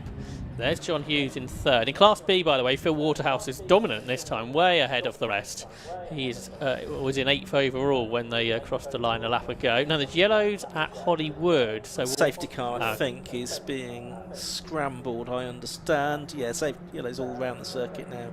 So it's not yet appearing on our screen, our official screen, but I've seen notification that we are getting a safety car, and the Polly has got his hand in the air, I think, to acknowledge that. The flag seems to be out at I've some got it on parts our of the screen. circuit quicker than others, but yeah, it's now officially on our timing screens as well. Good news for Bradley Tolton is that Polly didn't quite get past the back marker of Chris Wilshire, because that would have been very problematic on the restart. But it means he'll be right there, assuming we get a restart with 6 minutes to go. So that could be interesting. But yeah, there's a championship contender that I don't think was on our lips at the beginning of the day, Ian.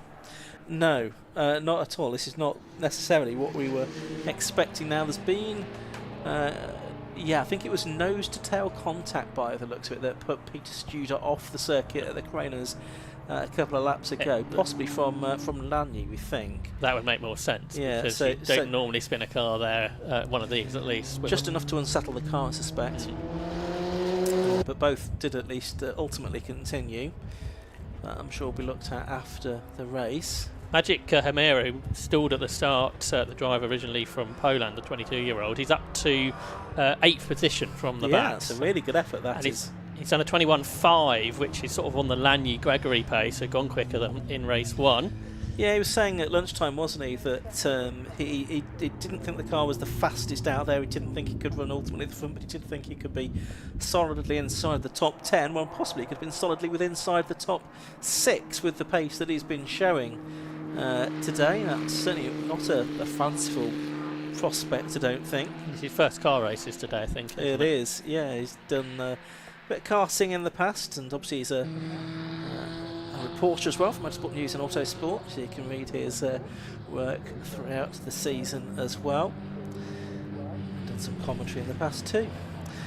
Interesting that Gregan Fruston's out in Formula V this weekend, isn't it? After so many years in historic 750 Formula, but I think he did do Formula 4 back in the days that 750 Motor Club won that championship, so he's used to single-seaters. He is, but yeah, it's interesting that he's out there in an AHS supplied by the Team AHS. Matt Topham has stopped as well, which I think he was running inside the top 10 at one point, so not sure what's happened to Matt. No, another regular front runner in the midfield, I should say. He was a Class B champion a few years ago, but then changed cars, I think after he won that title. That's right. Phil Waterhouse is leading quite comfortably in Class B, isn't he, here? He's 7th overall. His nearest rival is in 15th. That's Vergara. He's gone a bit quicker as well in this race, and race won by a few tenths as Waterhouse. And I've not seen any sort of track limits issues being flagged up for him in this race, which is good news. So the snatch vehicle's now on the scene. Well, it's on the other side of the track still, isn't it, I think? It's on the Yes. Grand Prix track, so kind of makes you wonder if we're going to get a restart out of this. Yes, because they need a gap in the traffic, because until the safety car on a full lap, there's not really probably a gap, because they're well spread out all around the circuit. As we can see. Yes. So, yes, they will only... Oh, there they are going it for is. It's on its way now. Yeah, there's the safety car, so it's able to do it just in front of the safety car. But it actually does work pretty quickly, this snatch vehicle, doesn't it? You know, to give the team credit. So if they can get rid of it and immediately, then we should be able to get one more lap before the end, hopefully. Yeah, I was surprised in 754 we were able to do that, and that's when we had 2 minutes on the clock. Okay, it didn't go very well after that, but there's no reason why that should happen again. So we should get that lap hopefully after this. Yeah, assuming the car can get moved, which is what they're trying to do now, but they've been pretty good at that through the day. So interesting case really on the restart, because Polly again, it's something else he's much more experienced with. But Bradley Tolton's been learning throughout the day, hasn't he? He's been seeing some robust defence, I think, ahead of him as well. But it's probably coming a bit different, isn't it, running sort of inside the top 10 as he has done previously compared to running against, as we mentioned earlier, Dan Polly won the Irish Championship. He raced in that championship for so many seasons, and also raced in the Chinese Radical Cup. He's raced in the Asian Le Mans Series and the European Le Mans Series and the Le Mans Cup as well. I think he raced in the support race, the Le Mans 24 Hours that season. So massively experienced driver is Dan Polly. And Bradley Tolton, I'm sure, is learning some lessons out of this. Absolutely. The car still hadn't been recovered. We just saw it briefly on the inset, so we've not moved it yet. So the safety car's sort of in slow mode at the moment. I wonder if John Hughes might be able to do something if we get this lap of restart, and if Polly defends again like he did earlier. Possible. John Hughes is pretty accomplished, isn't he, in this? When he was runner-up back in 2009, he was... so many quick drivers in the championship in that period, of course. It was the year after that Ash Sutton raced in the championship, won races, and obviously he's gone on to do great things. But yeah, in that period you'd always get big gaggles of cars at the front. Minute and change left in this race. Safety car is only just now heading up towards McLean's. I'm sure they're just getting radio contact with race control, who will let them know as soon as that car has been cleared and when they can get the foot down. It's still possible that we could get one more lap out of this. Of course, for Magic Hamera, he's got some sort of big shoes to fill of motorsport journalists that have raced in Formula V. Because in that period, Ben Anderson was winning races, wasn't he, when he was in those days at Autosport? That's right. Yeah, he was quite successful. 30 seconds to go. This isn't looking as good as we were hoping, is it now? In terms of getting one more lap. I can only assume, and we can't see it on our camera at the moment, whether that car has been recovered or not. Well, they're not going to get home in 15 seconds No, now. Whether they give them the bonus lap here, we will wait and see. We've seen that before. We're not doing too badly for time in the timetable, so that's probably in their favour. But it's just a question of discretion of the climate, because we have counted down to 0. And the lights are on the safety car still. They are, which doesn't bode well. In which case it'd be a rather anticlimactic way to finish the race. Yeah, the car's still only just being pushed away. They weren't able to sort of hook it up and take it away very quickly like they have done in other situations before. So safety car's going to come through. It's still got the lights on. Presumably we're going to get the checkered flag this time as well. Let's have a look. So if we do safety car board is still out, and we've not got the checkered flag now does appear on our timing screen. So checkered flag is out. It is a win then for number 9 Dan Polly, from number 36 Bradley Tarleton in second place. Third place goes the way of number 27 John Hughes. In fourth place number 24 Rick Lanier, get the right one. Fifth number 72 Colin Gregory. Sixth number 7 Richard Walsh. Seventh and winning Class B number 66 for Waterhouse. Eighth number 77 Magic Camara. Ninth number 56 that is the car of Hayes, and rounding out the top 10 was 75.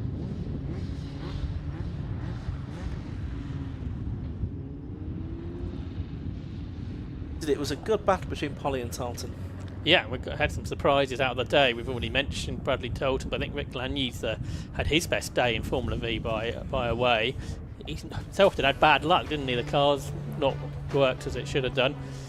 Results are on your screen now. Ian spoke through the top 10, so you can see that on your screen now with Francis Twyman, Sam Engineer. Peter Studer recovered to 13th after that spin, and Sam Wallbank completing the first lap on your screen. Yeah, so he was in 14th position. Let's have a look, he finished a bit further back, 15th downwards.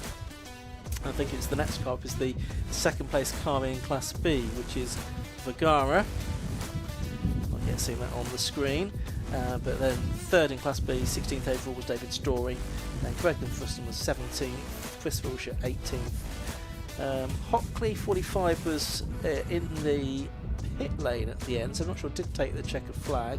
Topham was went missing, so I think Mike Oldknow is going to be the last classified finisher probably by the time all of that. Although he did 5 of the 9 laps, so maybe not classified. Yeah, he was running at the end though, which is something. But he'll be 19th. So, okay, that is the end of Formula V. Their season continues at Pembrey.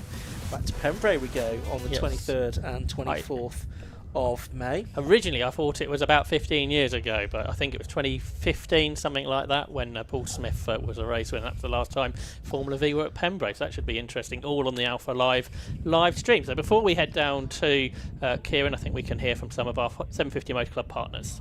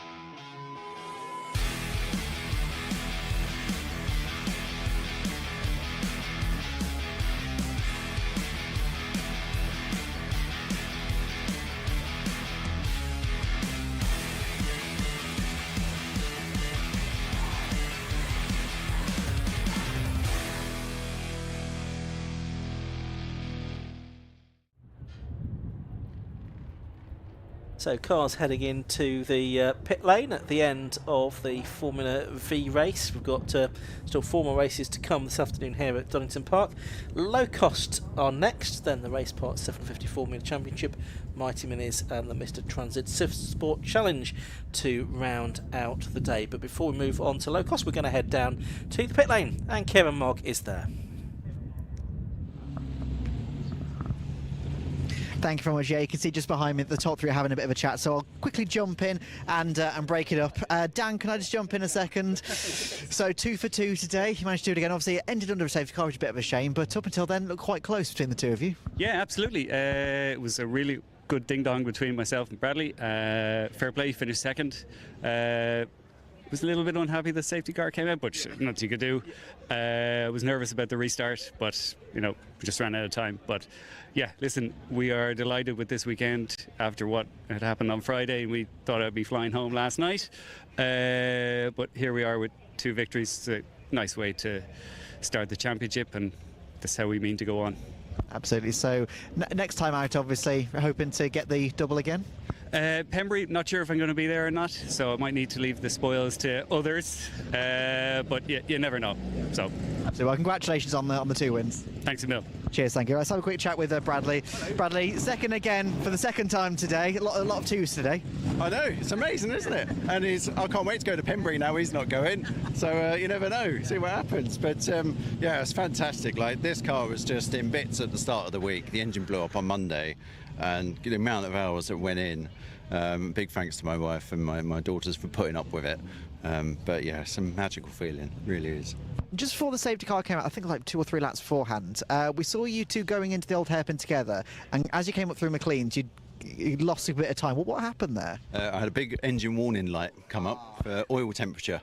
So as I was following so close to him, I wasn't getting the cool air in. And yeah, those temperatures were going up and up and up. And I thought, oh, I couldn't see anyone in the mirrors. So I thought I'll just bag it and then see what happens. Safety car come out and I got all excited. But yeah, so I'm really pleased with it, really pleased. Good, obviously. It's a shame that happened and it ended under a safety car. But next time out, if he's not there, then possibly number 1 for you.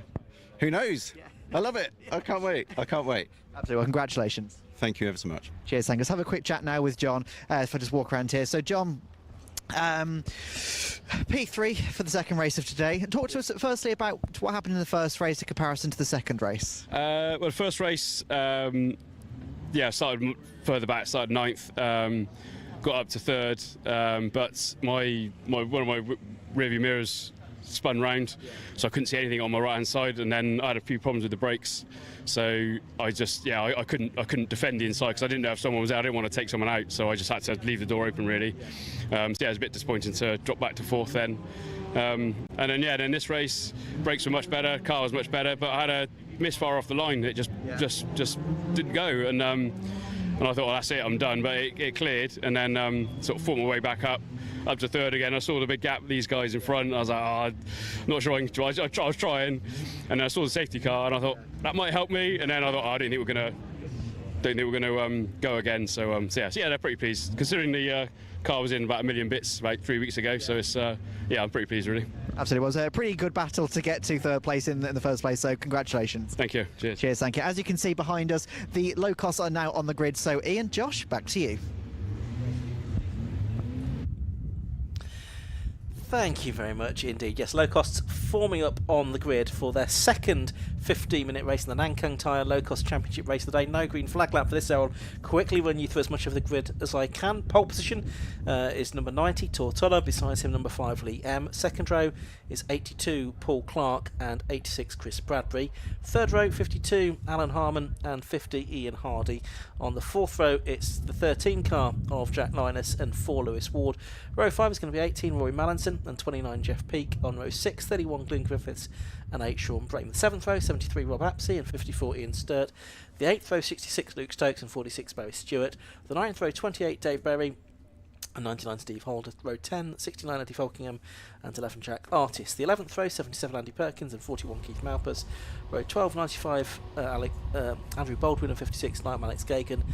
Bill Ward, number 20, and 84, Bill Jennings on the 13th row. The 14th row, 88, Christopher Summers, and 35, Jake Sturt, and 27, Mark Rowe at the back. The latter two both with a 10-second penalty for an infringement in qualifying this morning.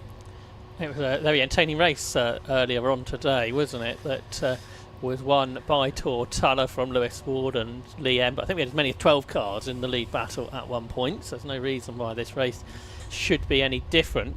Chris Bradbury did well in his first low-cost race. He finished 4th. He starts 4th this time, as it happens. So he will be pleased with that in the ex-Martin West car. A bit further back on the grid this time is Lewis Ward, the runner-up from last year. So he'll be looking to move forward, as will Jeff Peake, who came through well earlier too.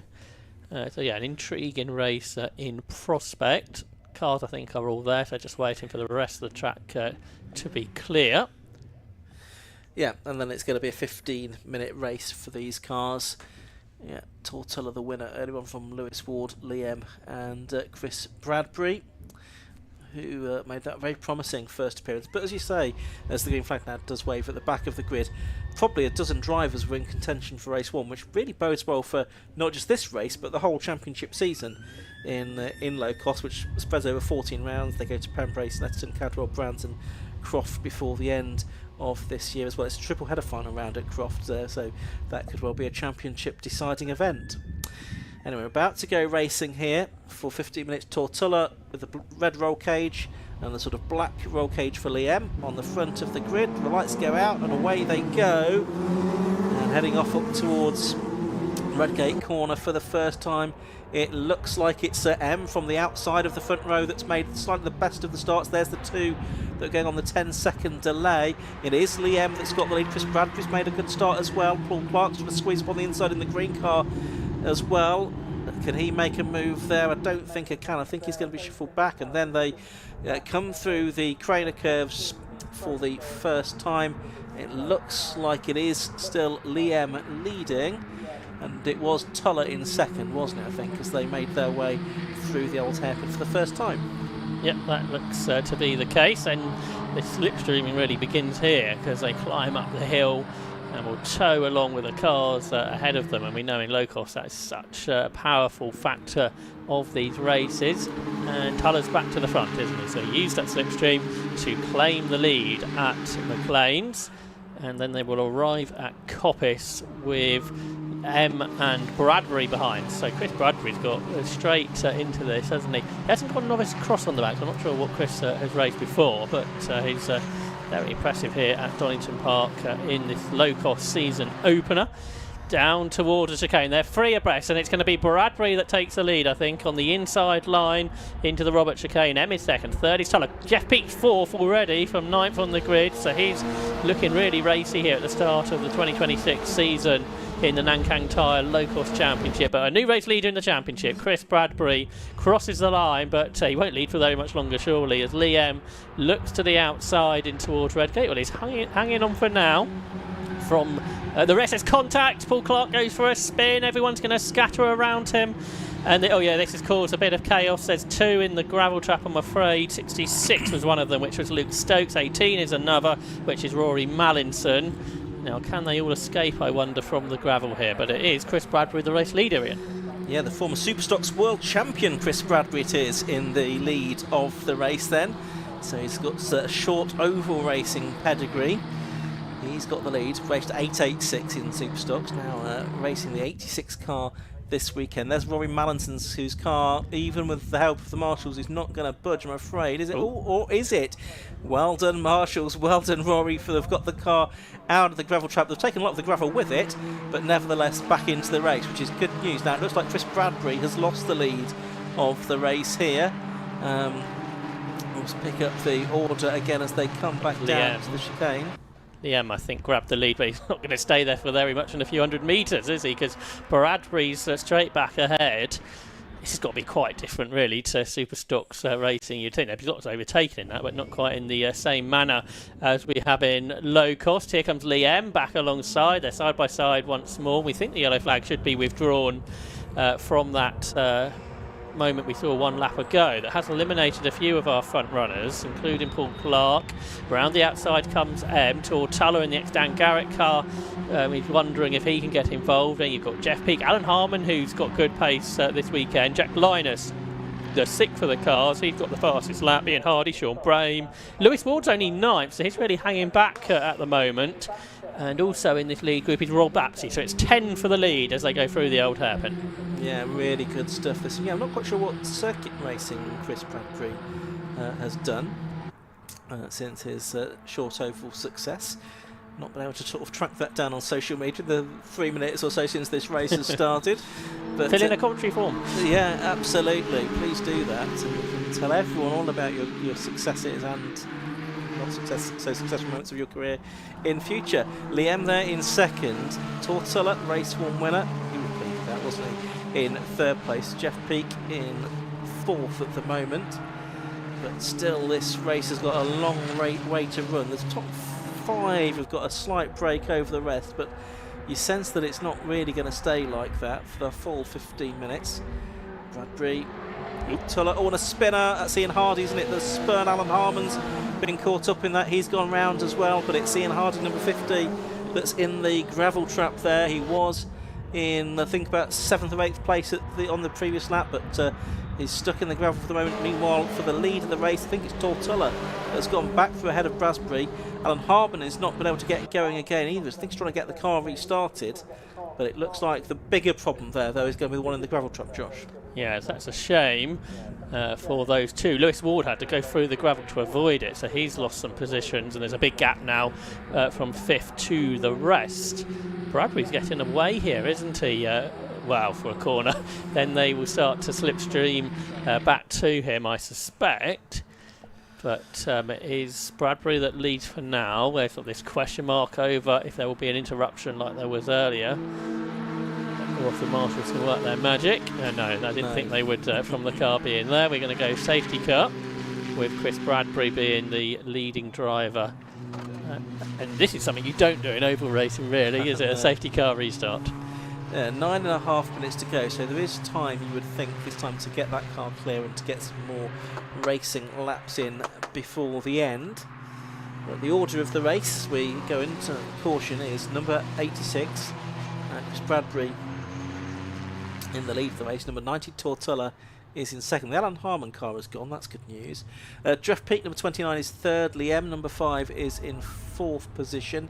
5th is number 13, Jack Linus. 6th is number 8, Sean Brame. 7th is number 73, Barapsi. 8th is number 4, Lewis Ward, despite that trip through the gravel. Jake Sturt, number 54, is up to 9th on the back of the grid with a 10-second penalty. And 10th is 31, which is Glyn Griffiths. So that is the order of things in this one. Fastest lap in the early race was a 125.412 to Bradbury. Best lap of this race so far is a 127.637 to Jack Linus, who's running in 5th position. And we did see in race 1 that quite often the fastest lap was actually set by someone further down the order, possibly with a clear lap or a good tow, rather than being in the lead pack where they're squabbling with one another. So under safety car conditions here at Donington Park in the Nankang Tyre Low-Cost Championship, the first weekend that these cars have been running on the Nankang tyres, the NS2R. They will run on 13-inch wheels. Apart from that, really it's much the same as it has been for more than 20 years in the Low-Cost Championship.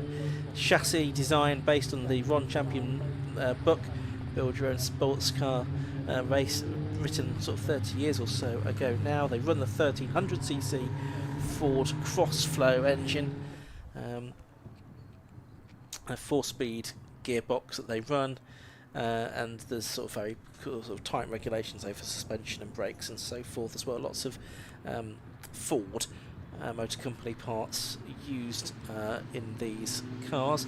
Of course, they have the sister championship, the Mazda 7s, running with the Mazda MX-5 1.8 litre engine. They're a few seconds a lap faster. We'll be seeing those underway next weekend at Croft Circuit. Chris Bradbury's not the only driver making his debut in Locost today from oval racing, because Ian Sturt, who's also in the top 10, father of Jake, who was out there last season. Ian, the double hot rod champion, so we've got some top drivers from oval racing moving into Locost nowadays, which is interesting. But Ian Sturt has done car racing, but some time ago, before returning to racing recently, he was the champion of road saloons back in 1998. I was going to say, I thought I recognised his name from those. Confusingly, he's using the number that Jake used last year, and they've both got identical cars, so that is easy to confuse me. But I think the lights are still on, aren't they? But at least Harmon's car is not where it was. Yeah. Hopefully not too much longer before we're able to get back underway. We've got 6 minutes of the race left to go. I'm hoping that it is a couple of laps to have before the end of this 50-minute race for the Nankang Tyres Low Cost Championship. Of course, the order unchanged behind the safety car. Someone else who's going well first weekend out is Steve Holder. He's in 11th. He's a former Welsh Rally champion, but he's in the car that Ryan Garrett raced last year. Still running the same livery there. So as always, really been the case in Locost. You get new people coming into the championship, and we've seen several of them this year who are on the pace from round 1, which looks pretty ominous really for them as the season goes on. Yes, it's good to see, and it's good to see that the numbers in Locost hold up as well. There's always the concern that after Mazda 7s were introduced that the Crossflow support would ebb away, but that's not been the case. The numbers have held up really well for the past few seasons. It's a great introduction. Some drivers do move on into the Mazda 7 class and elsewhere in the 750 Motor Club as well on occasion. But it's a great and relatively affordable introduction into motorsport. It's over 20 Mazda 7s that will be lining up at Croft in only 5 days' time now, as we're Monday today. Short week, isn't it? Not long to prepare for that. Luckily, I've done a lot of my paperwork already for the Croft weekend. A few miles to do between now and then to get home and then get back up to Croft. That's right. More for you than for me, unfortunately, Josh. Safety cars looks like it's got a bit of a wriggle on now, which means that I think we might get underway at the end of this lap. Just looking a little bit more speed than it was a lap ago, which probably means we're going to have time for what, 2 more laps, do you reckon? At least. Yeah, if it might even squeeze 3 out of it, which would be ideal if we could. It's interesting to see how Chris Bradbury attacks this restart.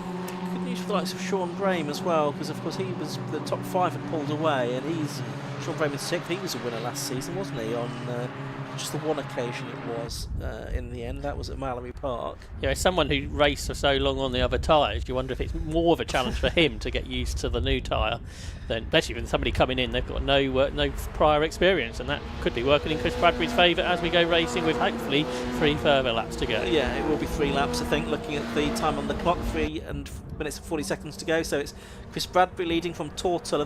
Both of them made a pretty good start because they've got a bit of a gap back to Jeff Peake in 3rd place. 4th and 5th are M and Linus, and Sean Brame not too far behind them either, so he's only closer than he was. But Lewis Ward went past him at Redgate up the inside. So Lewis Ward, who had to take avoiding action from that incident that caused the safety car, is on the move. Driver who was the runner-up in the championship last year. So the cars up front are Martin West versus Dan Garrett. We had that for so long in low-cost racing, but both with different drivers in. But they're still in 1st and 2nd positions. But everyone else is nipping at their heels as they head up the hill through Schwantz Curve towards McLean's Corner. But Chris Bradbury, before the restart, was sort of able to hang on, and for now he is leading the way still. Yeah, it certainly is. So turning their way through McLean's up towards Coppice Corner. And a bit of a swap going on a bit further back there. That involved the Rory Mallinson. Great team car. Rory Mallinson, he's recovering, isn't he? Because he was in the gravel at Redgate Corner. He's in 27th position at the moment, maybe now up to 26th or even 25th possibly. Yeah, safety car has suited him more than anybody else really, hasn't it? Because he was a long way back after the help he needed from the marshals. Here comes Tuller round the outside into the chicane. Bradbury kind of contests it in the middle of the corner. This is going to help everyone else behind. Surely he's going to get very busy up towards Redgate Corner here, I suspect. So Tuller leads at the line, but everyone is going to try and challenge, I think, at Redgate Corner. On the outside is Peake and Linus. Liam sort of got caught up in all that, and he's dropped back a little bit. Well, Chris Bradbury still leads and Tortola still 2nd. I wasn't quite expecting that. Meanwhile, Jake Sturt in 12th place has just set the fastest lap of the race. 1:26.215, still about 8/10 slower than the lap Chris Bradbury set in the first race. So we've now got 7 for the lead, I would say. And it might be more than that before the end of this race. There's a lap and 2/3 to go, really. And it's Bradbury leading, Tuller in 2nd as they turn their way through Schwantz Curve up towards McLean's for the 8th time in this race. They're at least 3 abreast there, aren't they, through Schwantz Curve? They all appeared as one. If you had a very large blanket, you could put it over them all, but it would be pretty big, wouldn't it?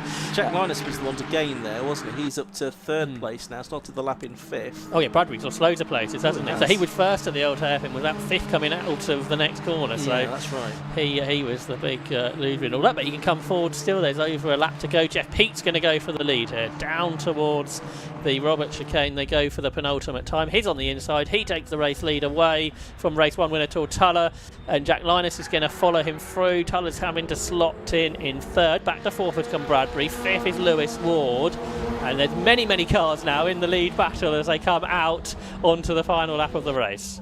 Yeah, so Peake actually has got a half decent lead here, but that probably won't translate into anything by the end of the race. It's Linus and Tuller that are side by side for 2nd and 3rd. Bradbury, is that Bradbury back to no, it can't be Bradbury back to 4th. He was, I think it must be a transponder issue. Yeah, he's not appearing on our timing screens, but yeah, I think he is back in 4th spot, but he's now really 11 or 12 cars in this leading group, isn't it? But Peak is just about 2 car lengths ahead of anybody else. You just sense that's not really where he wants to be, though, because they can still gang up on him down the back straight. Of course, it was here in the last race, on the last lap, he made a mistake and cost him a chance of a victory. That didn't happen this time. But that big lead, it's massive, the effect, isn't it, out of the old hairpin. Just like Bradbury a lap ago, he's lost 3 or 4 positions, despite being half a second or so ahead. So Jack Linus now, I think, who leads for the first time today. In second position is Tortalla. That's where he was at this point of the earlier race, and it all went well. But he's also got, is that Chris Bradbury fighting back behind? You'd think it might be out of these 3. Yeah, you'd think so. It's not necessarily the point you want to be leading for the first time, is it? In the case of Jack Linus, it looks like he's going to lose out here because Tortolla's alongside him. So too is Chris Bradbury, and it's Linus back to third. Now it's Bradbury that's gone around the outside. He's got the lead of the race as they come into the chicane for the final time. These two are going to be absolutely neck and neck. Is it going to be Bradbury? He's managed to hold on, I think, but it's going to be very tight and side by side up to the line they come. Who is going to get it over the checkered flag? And it is 0.20. Well, it's not, because Chris Bradbury's transponder's not working. So who is it that's got the win? We don't know. Tortolla's at least second. Jack Linus is at least third. What do you reckon, Josh? Well, from the angle we had, you can't tell, can you? So that's a cop-out. Jeff Peak at least. Oh, no. And who's that? Rory Madison again's off the road. No, he's got back to 22nd. Now what we need is our timekeepers to do something with Chris Bradbury. For some reason, Bradbury's previous lap hasn't registered at all. That lap did, but has 2 laps put together. Okay. So I don't know how quickly we might be able to sort this out. TSL, get your abacus out. Get Chris Bradbury's previous lap in there as well. What might have to happen here is Kieran will have to ask the drivers who they thought won. Who do you think won? Sort it out between you.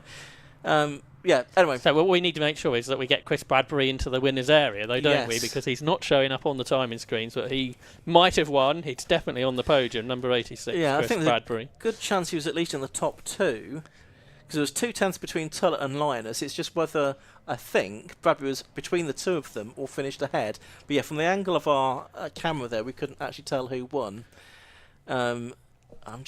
He's second. Bradbury is in there second. Tuller has done the double today. Tuller wins round 2 of the Nankang Tyre Low-Cost Championship.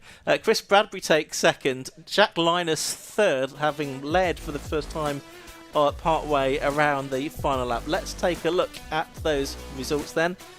At the end of the 9-lap race for the Nankang Tyre Low-Cost Championship. Tortilla it was that took the win. 9 laps completed, and it was about a tenth of a second. Quite a big gap in the end. Didn't look like over it, number 86, Chris Bradbury. No, it didn't. 13, Jack Linus was third. 29, Jeff Peak, fourth. He led for a bit. Number 4, Lewis Ward was fifth, and Glyn Griffiths sixth in number 31. 7th, number 8, Sean Brame. Liam, he led for quite a while, didn't he? Number 5 in 8th place. Jake Sturt from the back of the grid to 9th in number 35. Rob Apsley completing the top 10 in 73, then it was Ian Sturt, Jack Artist, Mark Rue also from the back of the grid, and Steve Holder. Those 2, of course, had that 10-second delay as well, so especially for those, that's a really good effort. Ned Volkingham, ex-Clear, an F1000 racer, was 15th, ahead of another ex-Clear racer, Paul Clark, in 16th race. Christopher Summers, 17th, Noam Alex Gagan, 18th, Barry Stewart, 19th, and Luke Stokes completing the top 20 at the end of a dramatic second round of the Nankang Tyre Low-Cost Championship, and they head also to Pembrey towards the end of May for their second event, where they have 3 races. Really looking forward to talking to you about those in about 7 weeks' time. Glyn Griffiths did well. They didn't need to get into the top 6. That's one of his best results in low cost. That puts pressure on his daughter Maddie in the Swifts to replicate that result. Well done to Glyn Griffiths, the driver from Shropshire. One of his best results in low cost in a highly competitive field that we've got for the 2026 season. So we should be having Tortalla, Chris Bradbury and Jack Linus speaking to Kieran Morgan in a few moments' time after round 2 of the Nankang Tyre Low Cost Championship. There are 3 races to go, but before we get to that, Kieran Morgan is with our top 3 from that highly entertaining race.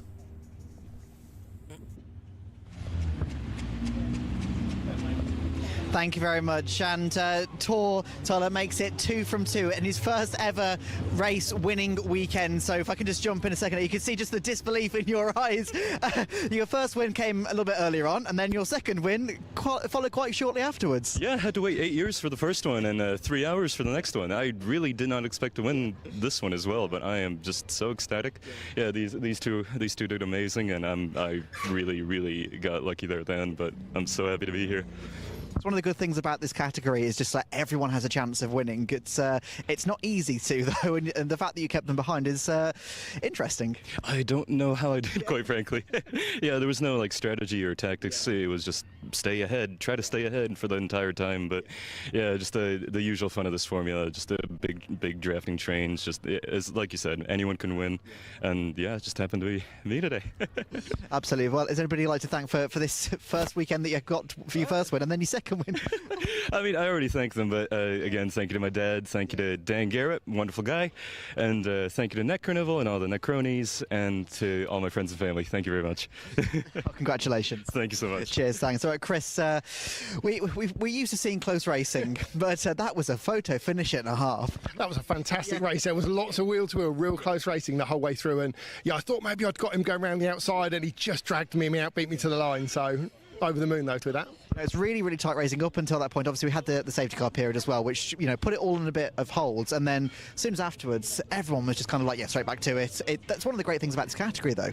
Yes, fantastic. Before the safety car I was kind of maintaining out in the lead kind of quite nicely, and after the safety car I don't know if everyone else sped up or I wasn't quite pushing as hard, but yeah, it was great. And yeah, there was one point I was back to 4th or 5th with a lap or so to run, and I thought, I've blown my chance for podium here, and ended up having a good last lap, so it worked really nicely.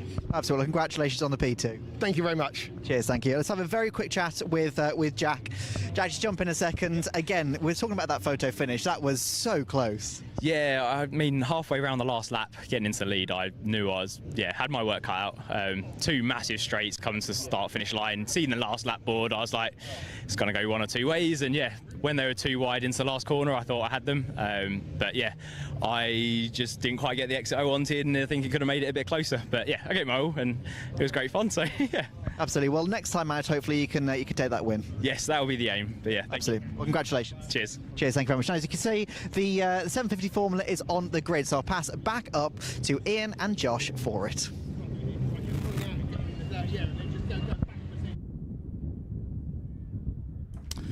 Thanks very much indeed, Kieran. And as you rightly say, you've got the cars onto the grid for the next race of the day, which is the Race Part 750 Formula Championship. Green flag waved at the back of the grid. Quite a lot of admin to go through here, because quite a large number of cars were excluded, or disqualified I should say, from the results of the previous race, and that was for issues with overtaking under the safety car. So the drivers that did still get classified were Bill Cowley to win it, Matt Twynham to second, Steve Boother to third, Jake Doherty was fourth, Matt Unwin was fifth, and Chris Goff was sixth. So green flag lap is getting underway, and we will give you the grid shortly for the second race of the day for these cars. I can tell you it is Bill Cowley that's going to be on pole position for it once again, and he's going to have Ed Pither alongside him, but there are only 10 cars in fact classified from the results of the earlier race in the end. So the grid is going to line up as follows. Bill Cowley, number 77, is going to be on pole position, and he's going to have number 17, Ed Pither, alongside him. Second row of the grid, that's going to be the 35 car of David Winter. Besides him is going to be 56, Matt Twynham. Third row of the grid, here we go, is going to be Jake Doherty, number 3, alongside 78, Robin Dorr. Fourth row is 44, Colin Marshall, and number 9, Richard Jenkins. Fifth row is 7, Steve Boother, besides 14, Mark Glover. On the sixth row of the grid is going to be 4, Matthew Udwin, and number 5, Peter Higton. On row 7 of the grid, it's 2 Chris Goff and 11 Hugh Davis. Row 8, 28 Alan Bunter and 6 Simon Bolter. Row 9, 58 Thomas Llewellyn and 99 Peter Hackett. Row 10, 42 Martin Kemp and 88 Dean Gorolini. And row 11, 12 Conway Dorr and 57 Mark Windley. Josh. I think we're missing 3, I reckon, from the sort of the mid-front of the grid. Dorr, Marshall and Jenkins. Certainly don't expect Colin Marshall and Richard Jenkins after the incident earlier. We saw Robin Dorr didn't get away in the Clubman's Mallock Invitational car earlier. I don't think I saw that car on the grid. We'll check as they come here up to the line. Yeah, there's a behind Doherty is Glover. Oh, so that means Steve Boover may not be there either, which is a surprise because he was on the podium earlier. He was surprised. Oh, there he is. For some reason, he's behind a couple of other cars. No, that's not Boover, is it? That's a different Derby. So it looks like we're missing Steve Boover for some reason. So Dorr, Marshall, and Boover means that, and Jenkins missing, means there's no one in 6th, 7th, 8th, or 9th on the grid, quite bizarrely. Yeah, it's a bit empty in the sort of middle part of the grid. Should still be a good race though. 15 minutes for the race part 750 Formula Championship. 6 shod cars, of course, these, so plenty of grip, but not huge amounts of power from the 1108cc Fiat engine. We didn't sort of get enough rating earlier to know the pace of anyone, really, did we? And we saw Piver and Winter both have problems in the earlier race, so it'll be interesting to see if they can live with Cowley and Twynham here. 2 safety cars and a red flag early on. Let's hope for better things this time. Red lights go out. The race gets underway. A slowish start, but not as bad as the first time round from Ed Pither. It's Cowley that's got the lead. Twynham again looks to have gone around the outside of him. Is level pegging with Cowley into Redgate corner. Almost a little brush between them, but it's Cowley that's got the lead from Twynham in 2nd place. And I think Pither in 3rd position as they head through Hollywood for the first time. Down Craner Curves they go for the first time. It's Pither that's got his way up into 2nd place, then Twynham, I think, and then in 4th place it's the 35 car of David Winter, the race kits. It kind of feels like it might be difficult for Bill Cowley to keep Ed Pither at bay, the lap record holder here at Donington Park in 750 Formula Racing. That car's very strong everywhere really, and the PRS is alongside Bill Cowley, but Bill Cowley is going to make this difficult, I'm sure, as difficult as he can for Ed Pither to take the win. Pither was one of the drivers that was excluded from the earlier race, which puts a dent in any championship hopes he may have had. But Cowley leads down towards the chicane. He's going to try to defend in that Mark IV Cowley, as he described earlier, designed originally back in the 1960s. And indeed, if Ed Pither is going to go past, he's going to have to do it the hard way in. Certainly is, and it's going to be a great battle between these two. Different sizes and shapes of car, but with similar underpinnings, and they're both running the same engine. This car has been running for more than 10 years now, the PRS, and Pither's gone through into the lead here now, and he's taken the lead away from Bill Cowley. He looked relatively easy that at Redgate Corner, but the car has been a championship winner in the hands of David Bartholomew in the past, in 2015 and 2024, but Pither hasn't always done the sort of full seasons necessary to claim the title in his own right. But he's got the lead now away from Bill Cowley. We'll see what Bill Cowley can do by way of a comeback here. Yeah, I don't think Cowley expected him to come down the inside there at Redgate, did he? Because he didn't defend, and that means he's lost the lead. And here the PRS just is the quicker car. The Pither Robbery Special then leads the way in the hands of Ed, and he is pulling clear of Bill Cowley. Matt Twynham going with them in the multiple championship winning Derby. David Winter just dropping away a little bit. He had those problems in the earliest race in the race kits Merlin, but Winter certainly made that car go better than we've ever seen before. We saw that podium from him at Croft at the end of last season, and he's got the pace to have more of those this year, it would seem. So Ed Pither up across the line to complete the second lap. There's a 1 minute 19.1 compared to Cowley's 1 minute 20.2, but Twynham's quicker than Cowley, so Bill Cowley might again be having the tensions from those behind, because Matt Twynham is with him. David Winter is dropping away in 4th. He is about 3 seconds or so behind the top 3, but has then got about 3 seconds back to Jake Doherty, who's in 5th position. Chris Goff is in 6th.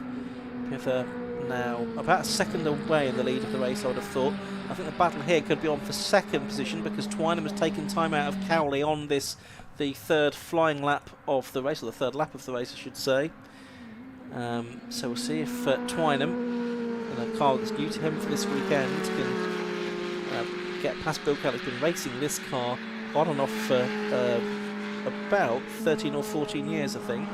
Took off a bit of a break to go bike racing a few years ago, but has returned successfully with second in 2024 and the win in 25. Now someone's got off Twynham, I gravel think. truck there. Yeah, Matt Twynham looked like he had a moment, and it must have been him because he's not behind Bill Cowley any longer.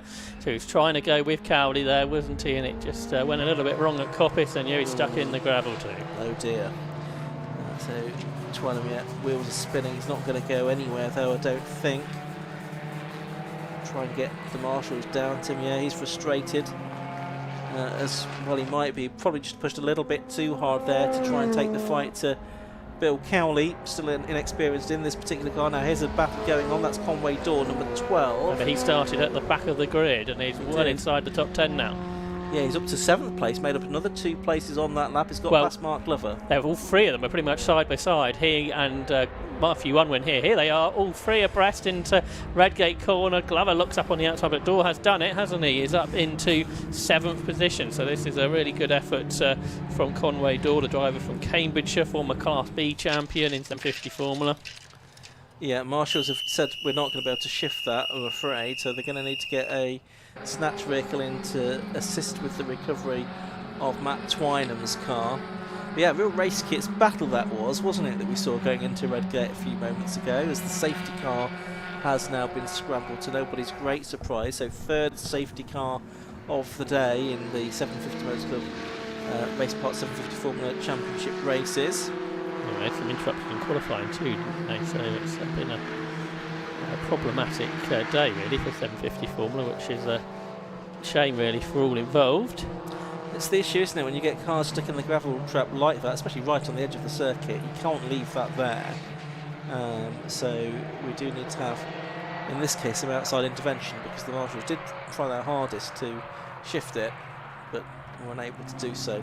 It's a great shame for Matt Twynham, of course. He was second in the earlier race, and you know, he'd have been thinking, oh, it could be a championship contender here, and still he might be, but this is an early setback that he didn't need.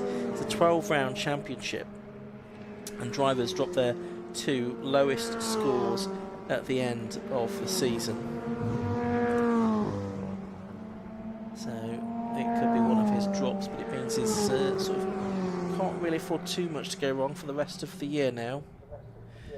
I think you can, I mean, I don't know if Ed Prither's going to do all of the rounds this year. He's going to be tough to beat. Bill Cowley, providing his car is reliable, he's going to be there or thereabouts, isn't he? He was very consistent last season. He was on the podium 9 times out of 12 races.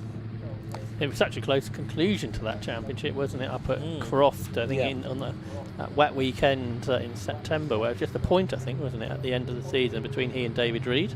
Yeah, not much at all between them, and David Reed, I think, probably lost out to Bill Cowley in the end because of Bill's greater experience in wet weather conditions there. Yeah, Reed was very close behind him.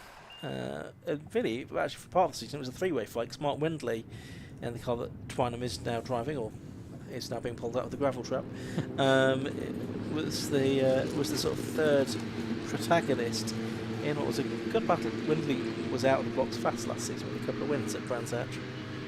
Yeah, David Reed is registered for the championship, so hopefully we'll see him later on this year. And we see Mick Harris out in that remodelled Derby that is here at Donington Park today, but hasn't been able to take the start of the races.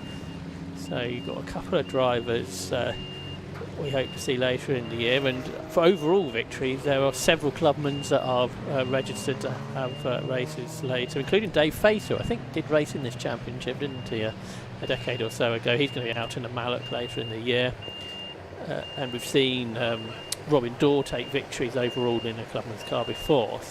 They're very evenly paced, aren't they, to these 750 Formula machines? Different speeds in different parts of the lap, perhaps. But yeah, it was at Silverstone last year, which is the next event of the season, where the clubman's car, Robin Dodd, did go well and take overall victories. And that probably is a circuit that's more well suited to the 1600 cross-flow engined cars. After Silverstone, they go to Anglesey at the end of June, Cadwell Park in July, Snetterton at the end of August, and Mallory Park to conclude their season. Safety car's going to do, I think, probably one more lap as it goes past our commentary position now. And how racy Cowley's going to be here on the restart.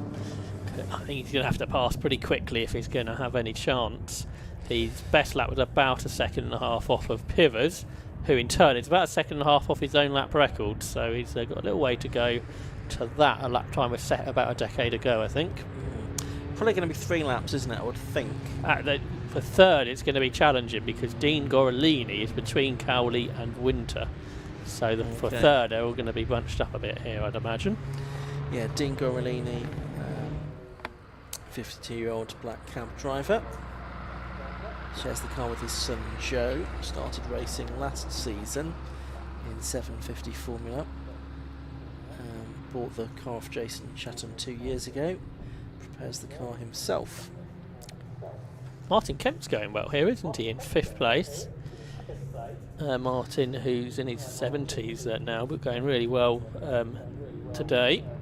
Started racing the championship back in 1986. Of course, it was him and his son Andrew that designed these race kits that we have several of on the grid, and they've been an important addition, I guess, really to the championship, haven't they? The Falcons and the Merlin, because that's a quarter of the grid, something like that, are made up by their cars.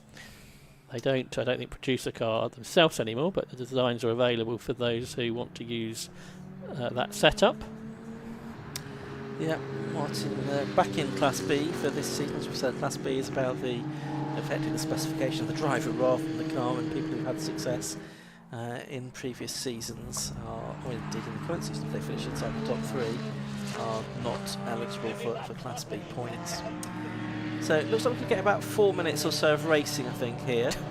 There may be a big gap between second and third. I think there may be, so we'll enjoy the battle for the win. And possibly the battle for 3rd place as well. No fault of Dean Gorolini at all, but it's just how it has panned out that he's in between 2nd and 3rd place cars. So safety cars pulling in, leaders coming up to the line with just over 4 minutes to go. Green flag is waved.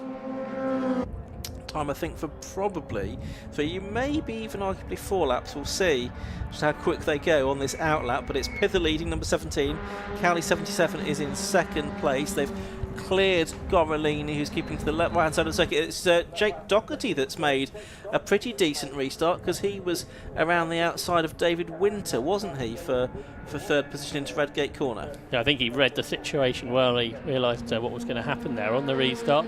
Neither of them could pass Gorolini till they went after the line, and Jake Doherty had the momentum. Not sure if he was able, though, to keep that pace around the outside to grab the place.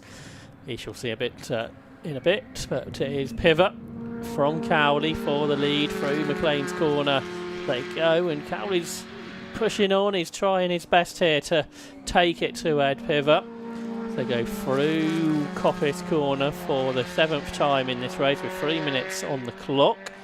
Yeah, Cowley's still there in the slipstream, and we heard from Matt Twynham earlier how strong Cowley is through the chicane. So what can Bill Cowley do here? It might be sort of last opportunity to have a go at Ed Pivot. He goes through the right and left of the Robert chicane. The car moving around under him, but I don't think he's going to be close enough, is he, to challenge Ed Pivot down at Redgate Corner. No, he's just pretty lacking the straight line speed there. Meanwhile, it's Winter that has come through ahead of Doherty for 3rd place, and they're about a second and a half clear of Kemp as well, who is 5th, and Chris Goff, who is 6th. But yeah, the lead 2 now spreading out. There was 6 tenths between them over the line. It's more like a second or so now between Pivot and Cowley. Alan Bunter in the Sharks got into 10th, and he's the 6th fastest person on the circuit. So that's the best we've seen Alan go in that car. He was a driver that won Class B last year, but I don't think we've seen that overall pace quite as strong as that before. So that's really good to see. See if he can make any more progress. He's just behind a double former champion in Mark Glover. Yeah, absolutely. Glover, the champion in 2018 and 2019 in the Race Kits Falcon. Did low-cost racing before that as well. Big gap, isn't it, from second to third? There is that fifth place car, Martin Kemp. He's going with a 2 ahead. He is. He's a second and a half behind at the beginning of this lap. That's coming down, I think. There's Jake Doherty, the 25-year-old senior greenkeeper from West Drayton. Started racing in 2022. 2023 Class B champion he was. He was right at the sharp end of that big battle at Thruxton last year. No, there was smoking Kemp car coming into the hairpin, and something failed on the car that's made him spin. That's a real shame for Martin Kemp, because he was going so well, but that continues to emit from the back of the car. And hopefully it's not dropping anything on the road, but it's not going to be a 5th place finish, I'm afraid, for Martin Kemp now. Doesn't look like it, does it? It's Chris Goff and Conway Dorr that have both gone through ahead of and others now as well, I think. So Alan Bunter, I think, is going to be 7th now in the Shark. We're not sure if it will be his best result overall, but certainly against the competition today, I think that's the best we've seen from that machine. So should we get another lap at the end of this? I was going to say, I think we could do, yes, because there was a minute 23 and a bit to go when Pither started this lap, and he's lapping in 118s, 119 kind of territory. So we could get one more lap at the end of this one. Kemp's car looks problematic still. Yeah, he won't want another lap, will he? I don't think.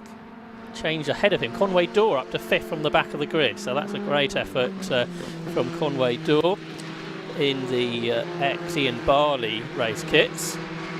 So he's up to 5th. That might be as far as he gets, though. Kemp's got his hand in the air now. I think he's realised he's going to have to pull in at the end of this lap. The clock has counted down to 0, but Pither did get through to start a final lap of the race. He is 2.7 seconds clear now, though, of Bill Cowley, and Dean Govellini has retired as well by the looks of it in the number 88 car. So 5th place, yeah, Dorr comes up across the line now ahead of Chris Goff, and then it should be Alan Bunter here up into 7th place, as we thought. As we're watching Ed Pither exit the old hairpin for the final time now in a pretty comfortable position. He was not included in the results of race 1, but he's looked like he's going to come back with a victory here in race 2, first of the season.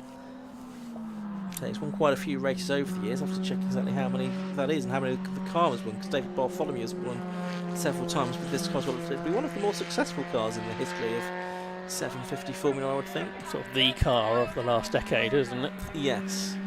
Has been, and if you get the right driver and car combination, then it's pretty well sorted. Oil flags are out, I could see, which might be something to do with Martin Kemp. But up to the line comes Ed Pither. He takes the checkered flag. Ed Pither wins round 2 of the 2026 Race Part 750 Formula Championship by 2.5 seconds from Bill Cowley in 2nd place.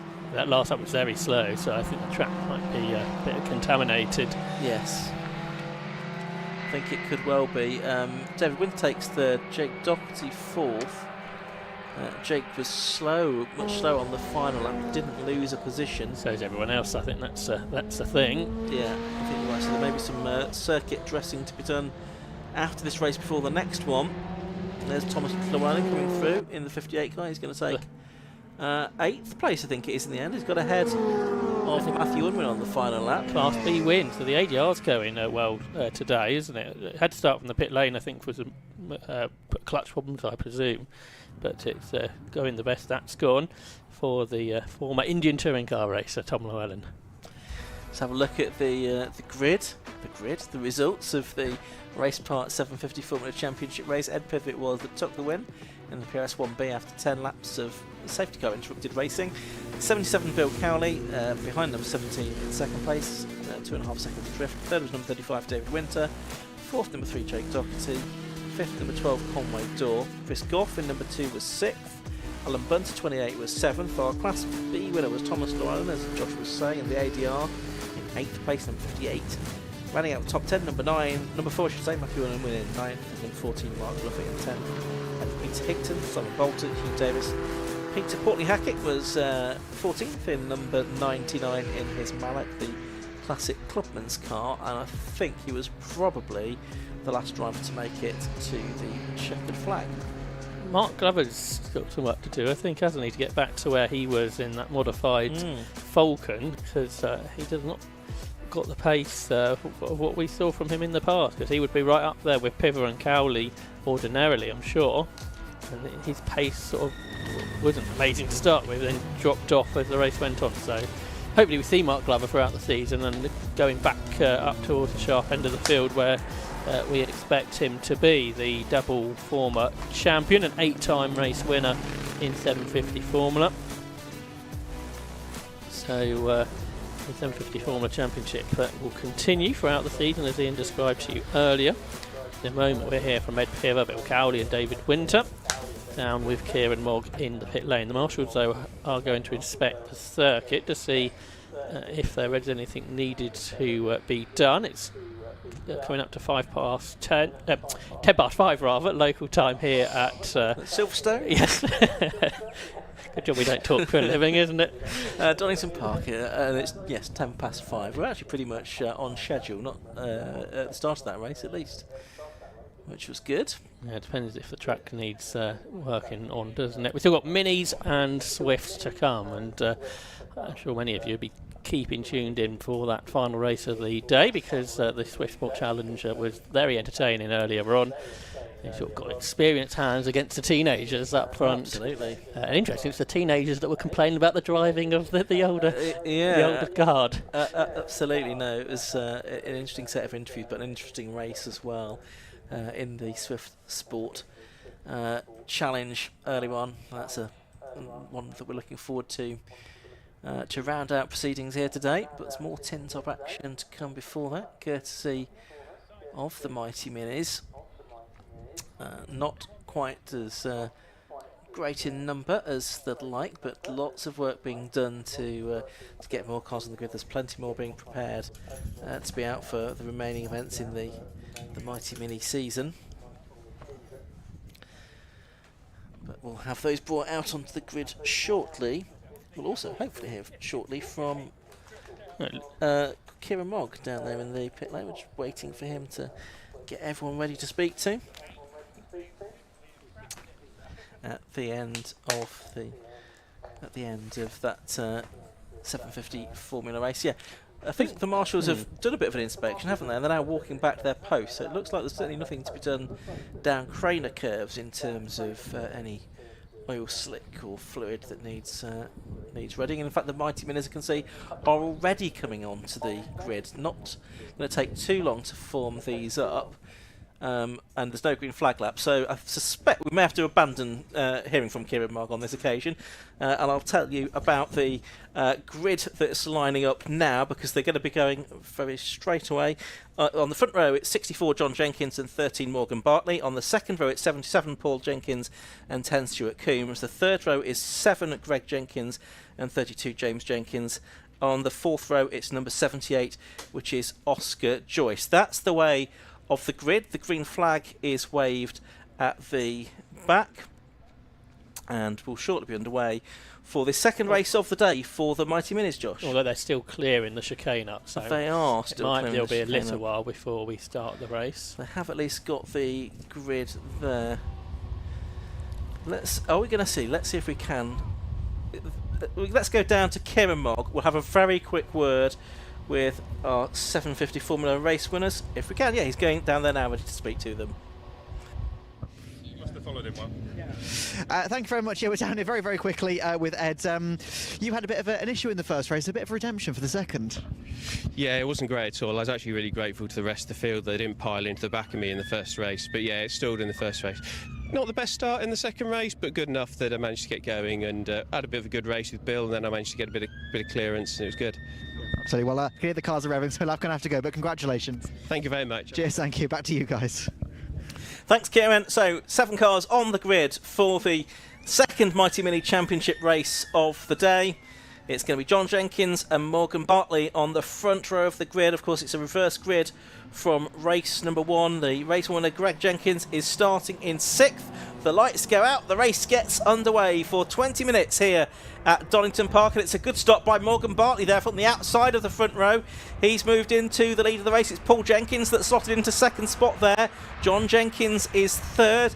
Fourth is Greg Jenkins. Fifth is the number 78 car as well, but we've had a moment as a collision, and it's John Jenkins around again. It's the Dean Stockton car, number 78, that's a little bit involved in that as well, but is back. It's Oscar Joyce, I should say, in this race, isn't it? Oscar Joyce, not Dean Stockton, racing the car this time out. But that means we've got 2 cars out in front, Josh, and then a big gap. Yeah, and the leader's a bit wide here, Morgan Bartley. So for Greg Jenkins, he's really going to have to push on this time, isn't he? Assuming the car is all well after that incident he had at Redgate Corner. He was pretty dominant in race 1. Is Oscar Joyce the guy that raced Radicals who's sharing that car, or is it a different driver? I don't know for certain. So we'll see if he comes through or not. That might just describe that one, because he's out in the Dean Stockton car from race number 1. But here are the top 2, they are together. That's Bartley and Jenkins P, isn't it? Paul Jenkins. Greg Jenkins is almost third already. He's alongside Stuart Coombs at Coppice Corner.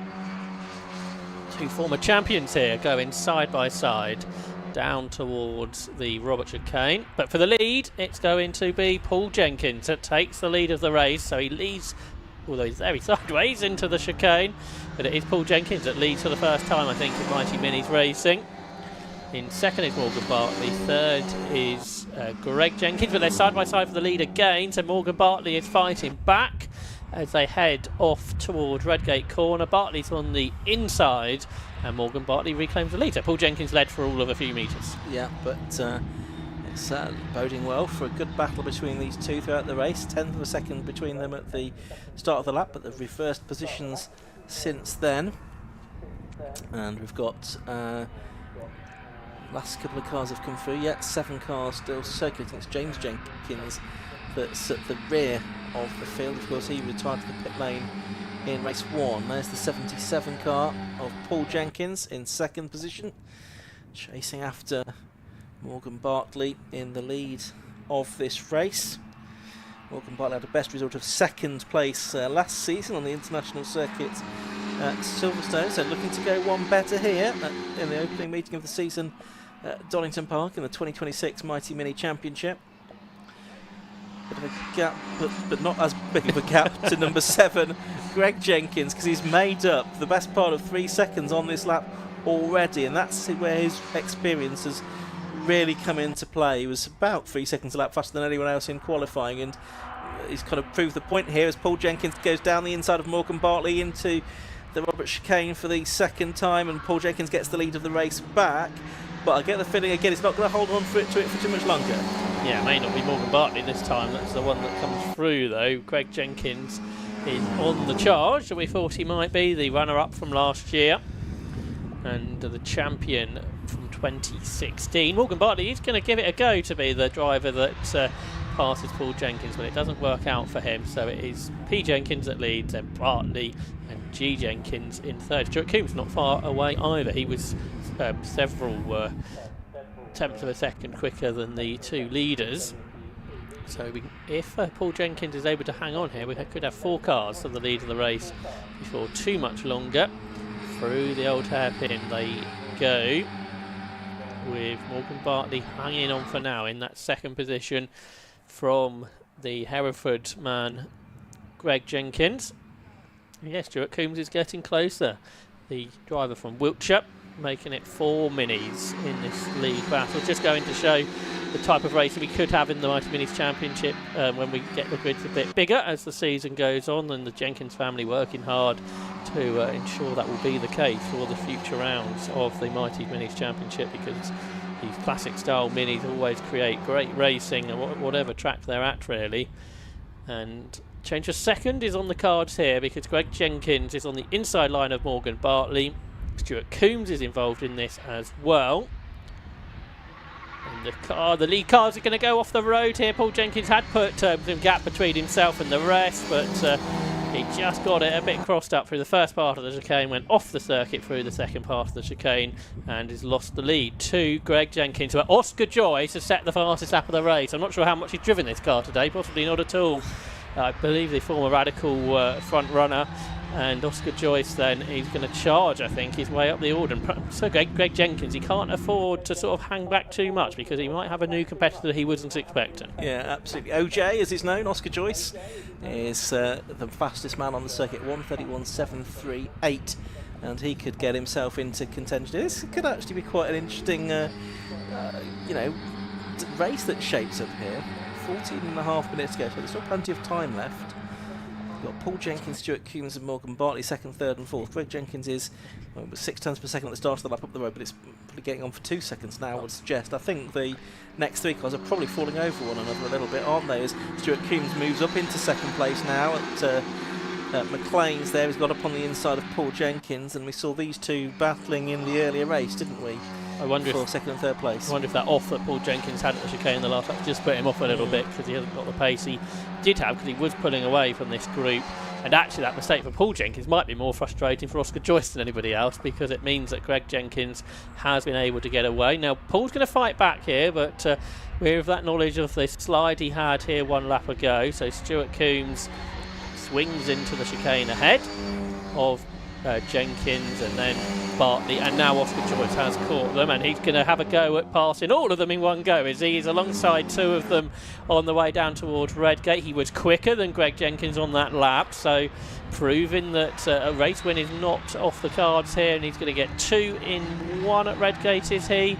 He's alongside Paul Jenkins and he is now ahead. So how different is this to racing Radicals though? So such different cars. Almost a different sport, isn't it? Yeah. But proving if you're quick in something, you can be quick in pretty much anything. Yeah, lots of transferable skills, that's for certain. So we are working lap 5 of the race.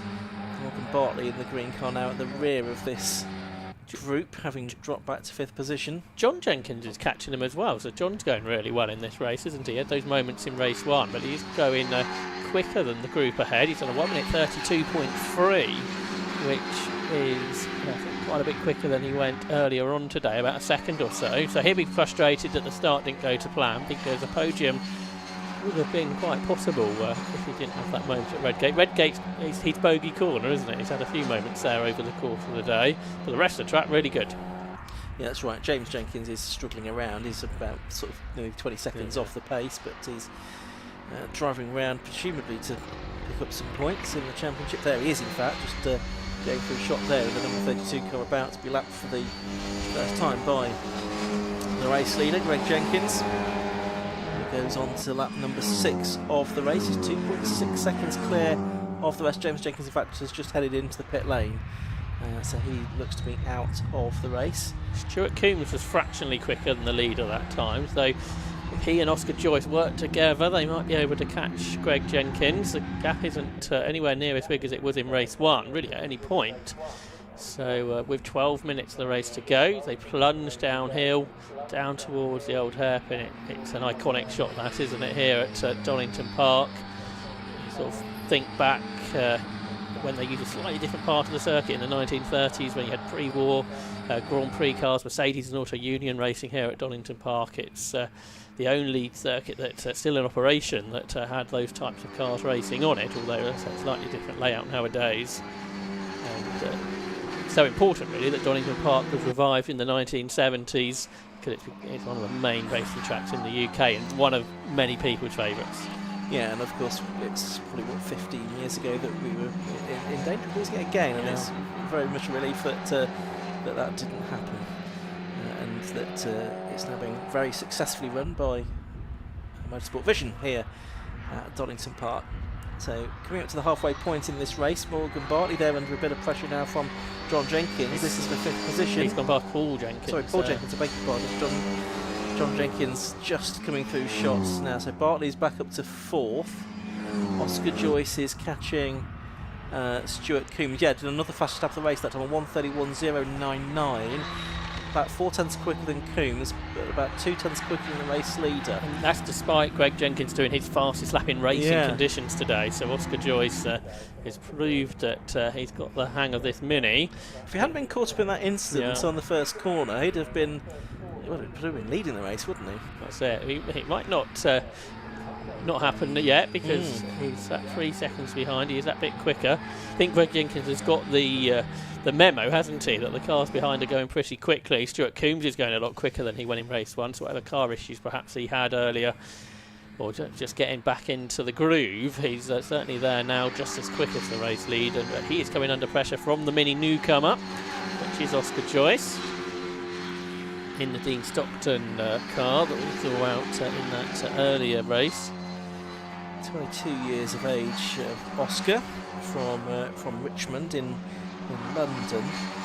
This driver DB race on the driver database. There was the 10th of November 24 at the Radical World Finals at Yas Marina. Oh right. Had a second place there. So did he do SR3s as well? Yes, he has done. Yeah, I remember in SR1s. UK Cup. Yeah, I think I remember in SR1s a few years ago. I covered. What's happened in front here? It's actually seemed to be a gap where we weren't expecting it. But that's Paul Jenkins, back ahead of Morgan Barley. They've been caught by John Jenkins. That's what's changed there. And I think John's having one of his strongest races, isn't he? He's only about half a second off the fastest lap of the race.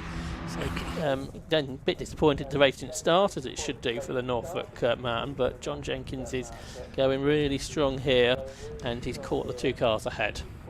Yeah, and it's not the disaster that the race 1 was for John Jenkins when he was off twice at Redgate in successive laps. A much stronger run he's had here, and really now taking the fight to his namesake Paul Jenkins and to Morgan Bartley as well. Greg Jenkins turning his way through McLean's, pursued by Stuart Coombs and Oscar Joyce, whose lap times fluctuate a little bit, not such a quick lap as the 2 ahead of him on the last time through. But this is the battle to watch, isn't it? It's the fight for 4th position between number 77 Paul Jenkins, number 13 Morgan Bartley, and John Jenkins in number 64. Really good battle this for 4th position, proper mini racing. There's a lot more going on this race than the earlier one, isn't there? Yeah. Which is good to see. And as I say, even more cars out there will produce even better racing in future rounds. So I think things look good as the season goes on for Mighty Minis. And the change happens again. Morgan Bartley back into 4th position, back ahead of Paul Jenkins. But John Jenkins has a thought about passing them both perhaps out of the chicane and up across the line. 3 abreast down towards Redgate Corner perhaps. Yeah, it looked like that might be the case as Oscar Joyce is now with Stuart Coombs for P2 as well. It was about 6 tenths of a second faster than Coombs on the previous lap, and is going to be challenging the blue car for 2nd position down through the Craner curves here. Coombs very experienced in racing minis, but Joyce is has been quick in sports cars, but having his first mini race this weekend. Didn't race the car in the early race because he's sharing it with Dean Stockton, both sort of artists in some way, shape or form. Professional doodler is how Oscar Joyce's website describes himself. Right. And he's still chasing after Stuart Coombs to try and get P2. With every lap that goes on, of course, the chance of the overall win is slipping away, isn't it? Because Greg Jenkins is just sort of consolidating that lead. He's 3.5 seconds clear of the 2nd and 3rd place cars. Yeah.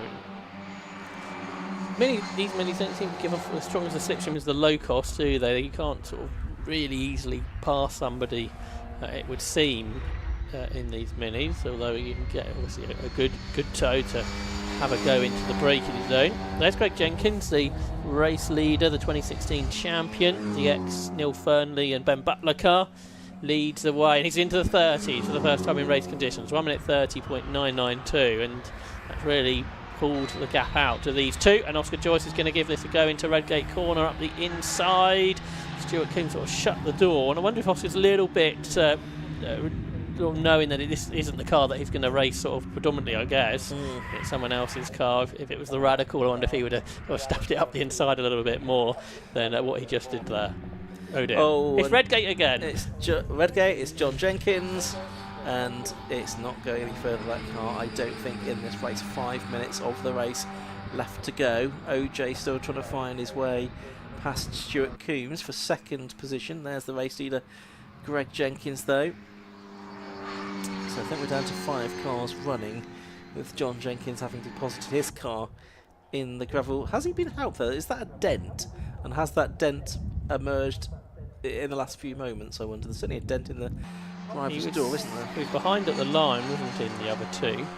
So not quite sure what happened there at Redgate. But it's certainly not his favourite corner on the Donington Park circuit, I wouldn't have thought. Not today. Ooh, that was tight as well between Morgan Bartley and Paul Jenkins. Bartley got through on the inside. There's Oscar Joyce still behind Stuart Coombs. Now John Jenkins is being pushed. Now we've seen other cars get out from this position. The Mini's not the heaviest car, but it's well stuck in the gravel. So I wonder if we might go one more lap here and then call it a race. There's not enough time for a safety car period. No, there's not. Greg Jenkins it is that's leading by 4.8 seconds now as they go on to lap 11 of this race. There's the stricken John Jenkins car. Well, the battle for the lead hasn't developed as we thought it might do. And nor was the battle for second, actually, looking at it. Because the gap between Coombs and Joyce is much larger than it was in the background there. Was that Oscar being much more respectful of the yellow flags, I wonder? Maybe he so. was right there behind, wasn't he? And at Redgate Corner, that gap has emerged larger. Yeah, much larger than it was. It looks like it is Stuart Coombs still there in second. They have got the JCB onto the scene now. There's a big gap in the traffic here, isn't there? Yes. So can they clear this car and allow the race to continue? We'll see. Well, we saw in the Swift circuit drivers be very respectful of yellow flags, and that allowed the race to continue. So if the Mini drivers are similar, and there was a lot more Swifts, to be fair, so there was less drivers to need to be that respectful, and that's what the clerks of course tend to say in drivers' briefings, don't they? If you behave yourself under yellow flags, we can do it under local yellows, you can race around the rest of the circuit. There's sort of 1 3/4 miles where there's no yellow flags. Yes, exactly. So this is sort of how we like to see it being done. And indeed, the lap times have gone up by a couple of seconds, so that's obviously all done in the yellow flags, isn't it? Where everyone's backing off as they should do. And in any case, we're into the last 2 laps of the race anyway now, because we've got less than 3 minutes of the race to go. And John Jenkins' car is gradually being towed away, taking a lot of gravel with it. It'll be leaving some lines in that gravel trap, I think. So Oscar Joyce is closed in again, hasn't he? So he's going to give it a second go to get that position away from Stuart Coombs. Through the old hairpin they go. And the John Jenkins car is nearly at the edge of the gravel trap now. There's Greg Jenkins in the lead of the race, number 7. 6 times a winner in the 2025 campaign, although he lost out on the overall championship to Ollie Samways by 12 points last year. Samways having more podium finishes overall.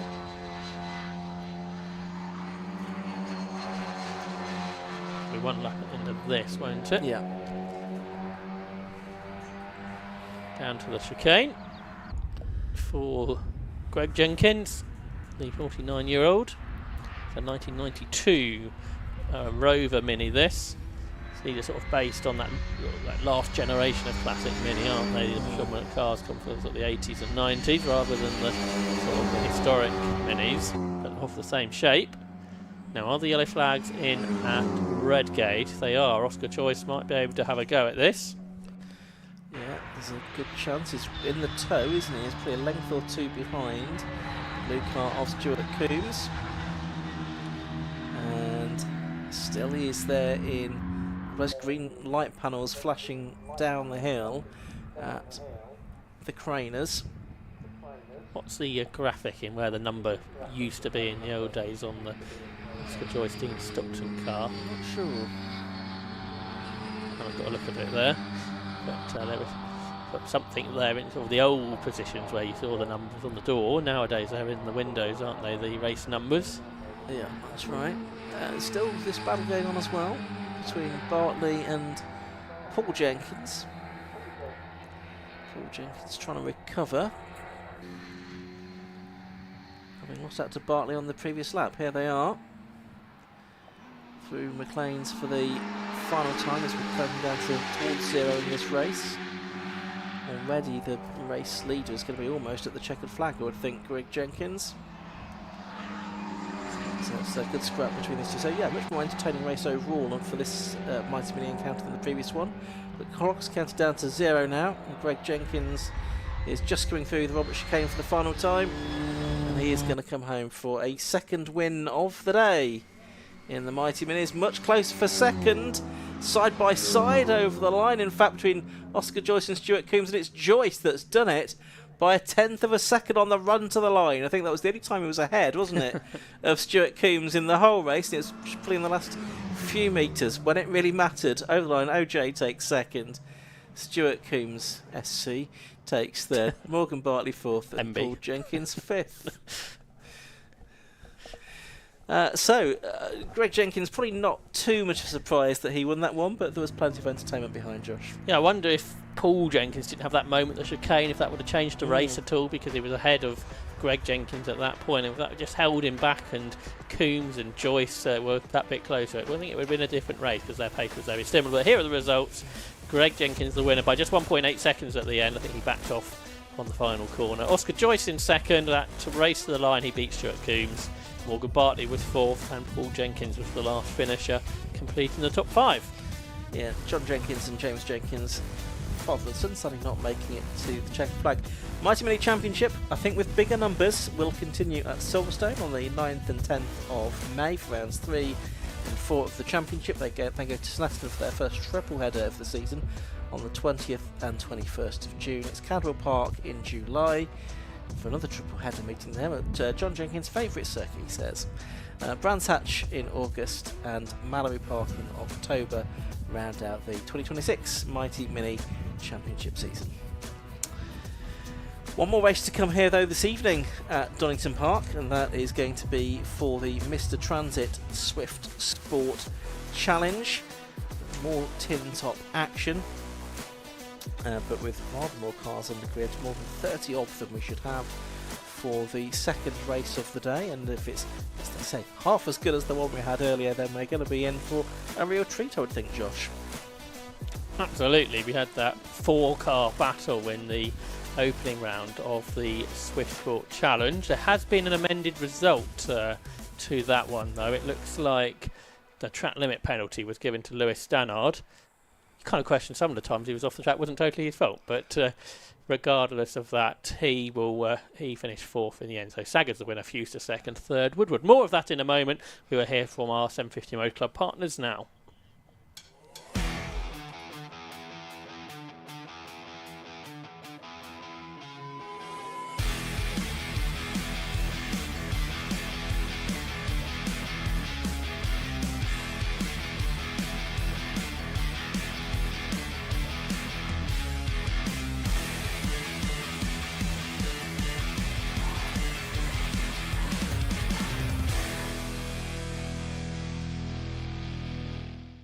The Driver Media Programme, powered by Blindscreen, with over 1.6 million followers, more than 1 billion views. Now, you get that same social media vehicle for motorsport. The Blindscreen backed Driver Media Programme turns your season into a sponsor-ready content engine for drivers. Plus, you get access to the hospitality trailer at 750 Motor Club events. Join the Blindscreen Driver Media Programme. So, in a moment, we'll have the final race of the day for the Mr. Transit Swift Sport Challenge. Earlier on today, it was a win for James Saggers from Elliot Fuster and Larry Woodward. But before that, let's hear from Kieran Mogg.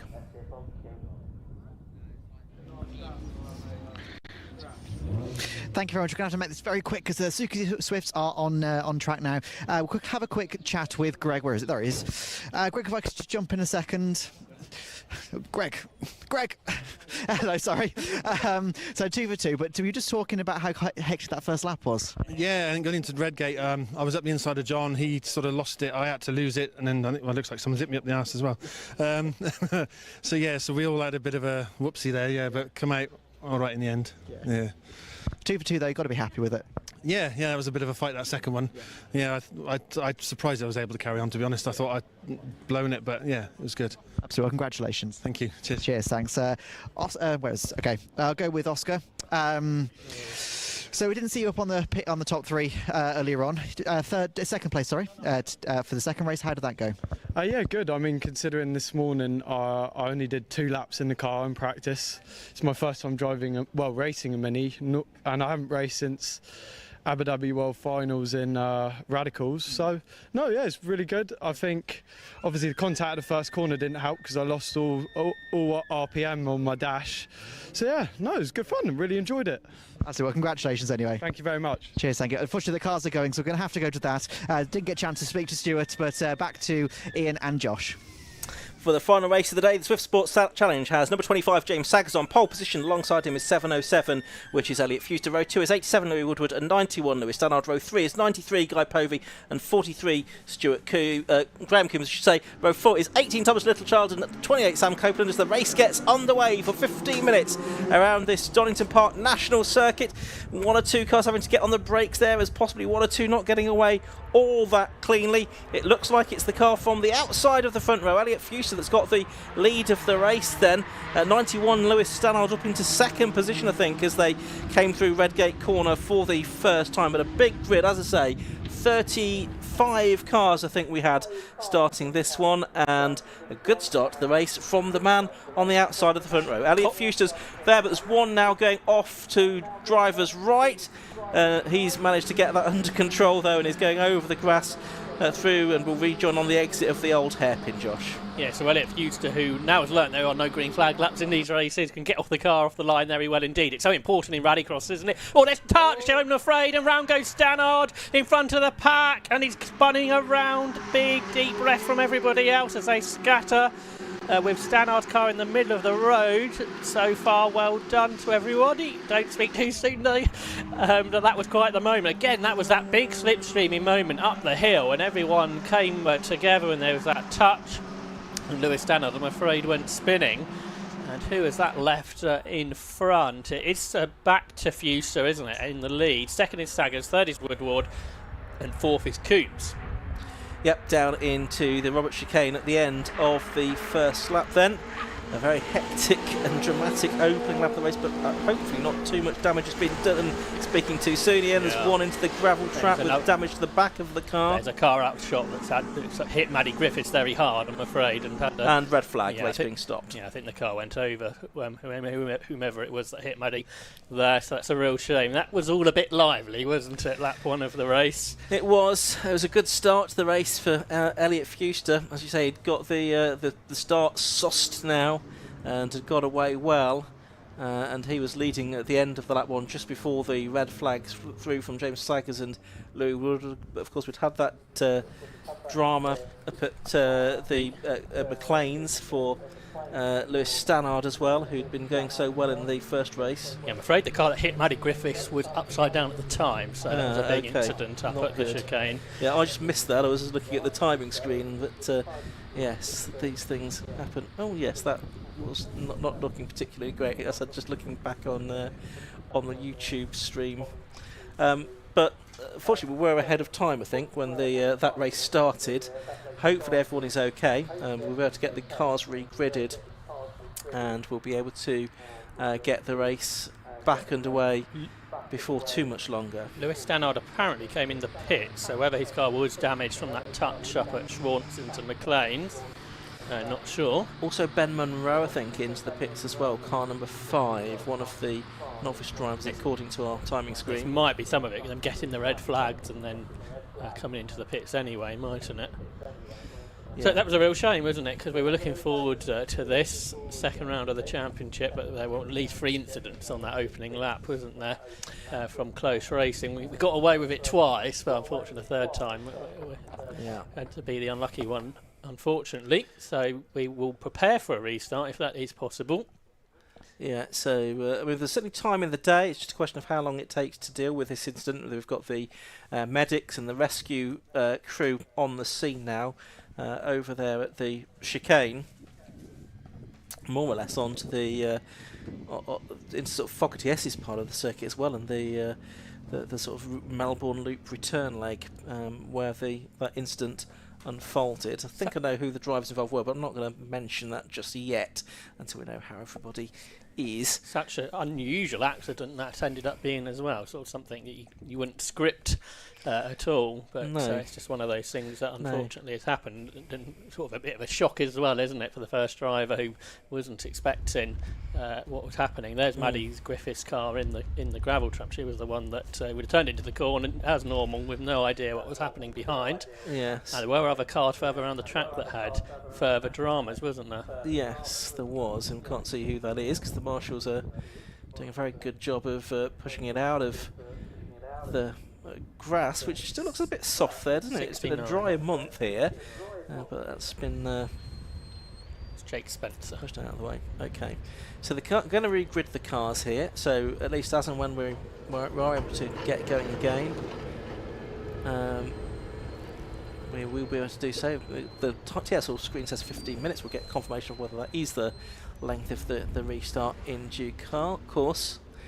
I can tell you that 2 of the drivers involved are out of the car, and the 3rd is with the rescue and the doctor at the moment. I'll give you a further update on that as we can. I think there's also going to be some complete investigation into the incident we saw at McLean's as well on the opening lap of the race that involved yes. 3 cars. Yeah, just had a look at that. It certainly wasn't Lewis Stannard's fault, that's for sure. I think there was a touch between 2 cars on the inside of him, and then he was the unlucky victim. But I was very concerned he was going to get hit very hard when his car was sitting in the middle of the track and everybody else was coming up the hill. Yes, not a nice situation for him to be in on his first race weekend in the Mr. Transit Swift Sport Challenge, having moved into the category from the junior saloon cars.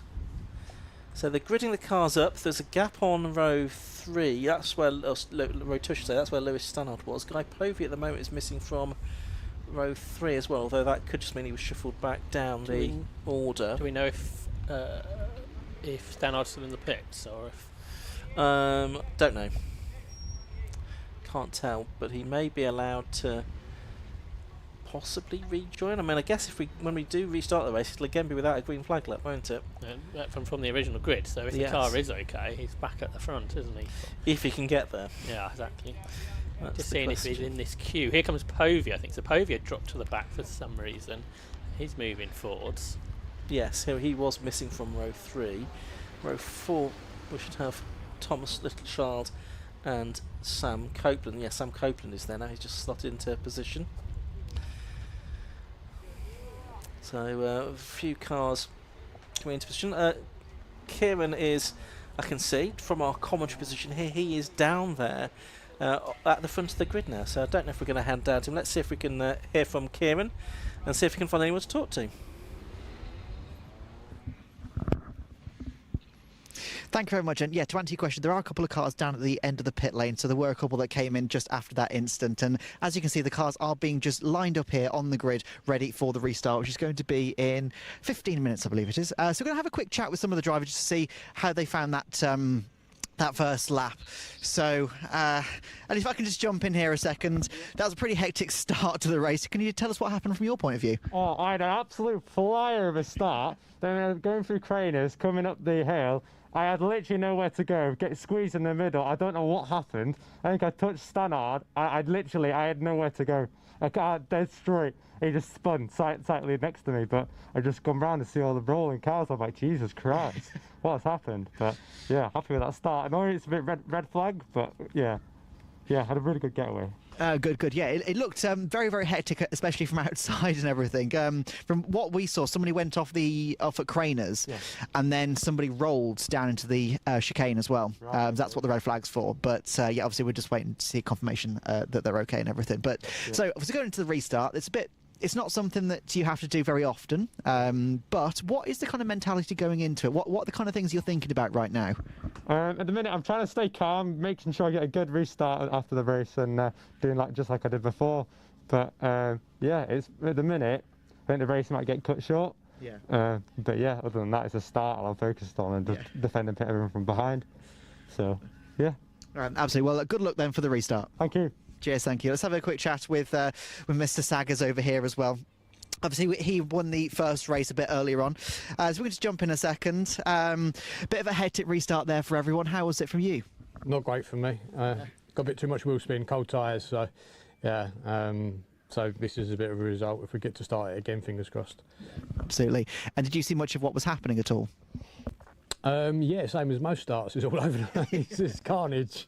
But no, I didn't see the crash. I don't know what happened there. Yeah, well, basically, someone rolled into the hairpin, into this chicane. Sorry, but obviously, yeah, we're just waiting to hear how he is and everything. But yeah, I think so. Yeah, we'll see. We'll see how it goes. But yeah, so for the restart, obviously, you won the first race a bit earlier on. How is your head going into this? Is it something that you've got? It's something at the back of your head that you're thinking about? Right, I'm going to do that. I'm just going to get a better start. Now the tyres are warm, I shouldn't wheel spin quite so much, and just just sit back a bit, and if they want to lead for a bit, I'll let them, and maybe we'll catch them up. So we'll see. We saw from the first race that it's always nip and tuck, and everyone's able to overtake. So even if you do lose the lead, it's not the end of the world. It's part of the fun of it. It's so close racing. Yeah. Absolutely. Well, good luck for the restart. Cheers, thank you. Let's have a quick further forward. Oh, we're going to clear now, unfortunately. So we'll pass back to Ian and Josh up in commentary. Thank you very much, Kieran. Just awaiting news of any restart. There's still option ongoing recovery and rescue to be done out there on the up at the chicane. After that incident, which involved, I think, 3 cars altogether. And I know that the rescue crew are working hard to make sure that everybody involved in that incident is okay, and we'll bring you news on the drivers involved and how they're going on as soon as we can. I think we're still going to be quite some time away, though, from getting any racing back underway. So a bit of a shame that we've had this hiatus, Josh. But I guess it's almost inevitable when you have such close racing that incidents like that can happen from time to time. Yeah, I sort of referred to it earlier, didn't I? Like the modern version of Stock Catch, and that had its incidents, didn't it, over the years? I think it's fair to say. But it's the first time we've really had a major incident I can remember in this championship, which is really.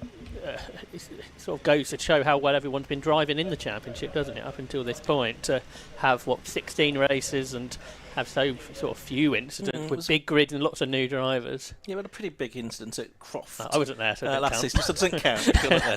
Right, okay. There's not been many though, has there? No. But yeah, and of course there's lots of newcomers to motorsport, and that's the great thing about the Swift Sport Challenge, is it has been sort of squarely pitched at newcomers to motorsport as well. Yeah, and it's worked in that way, hasn't it?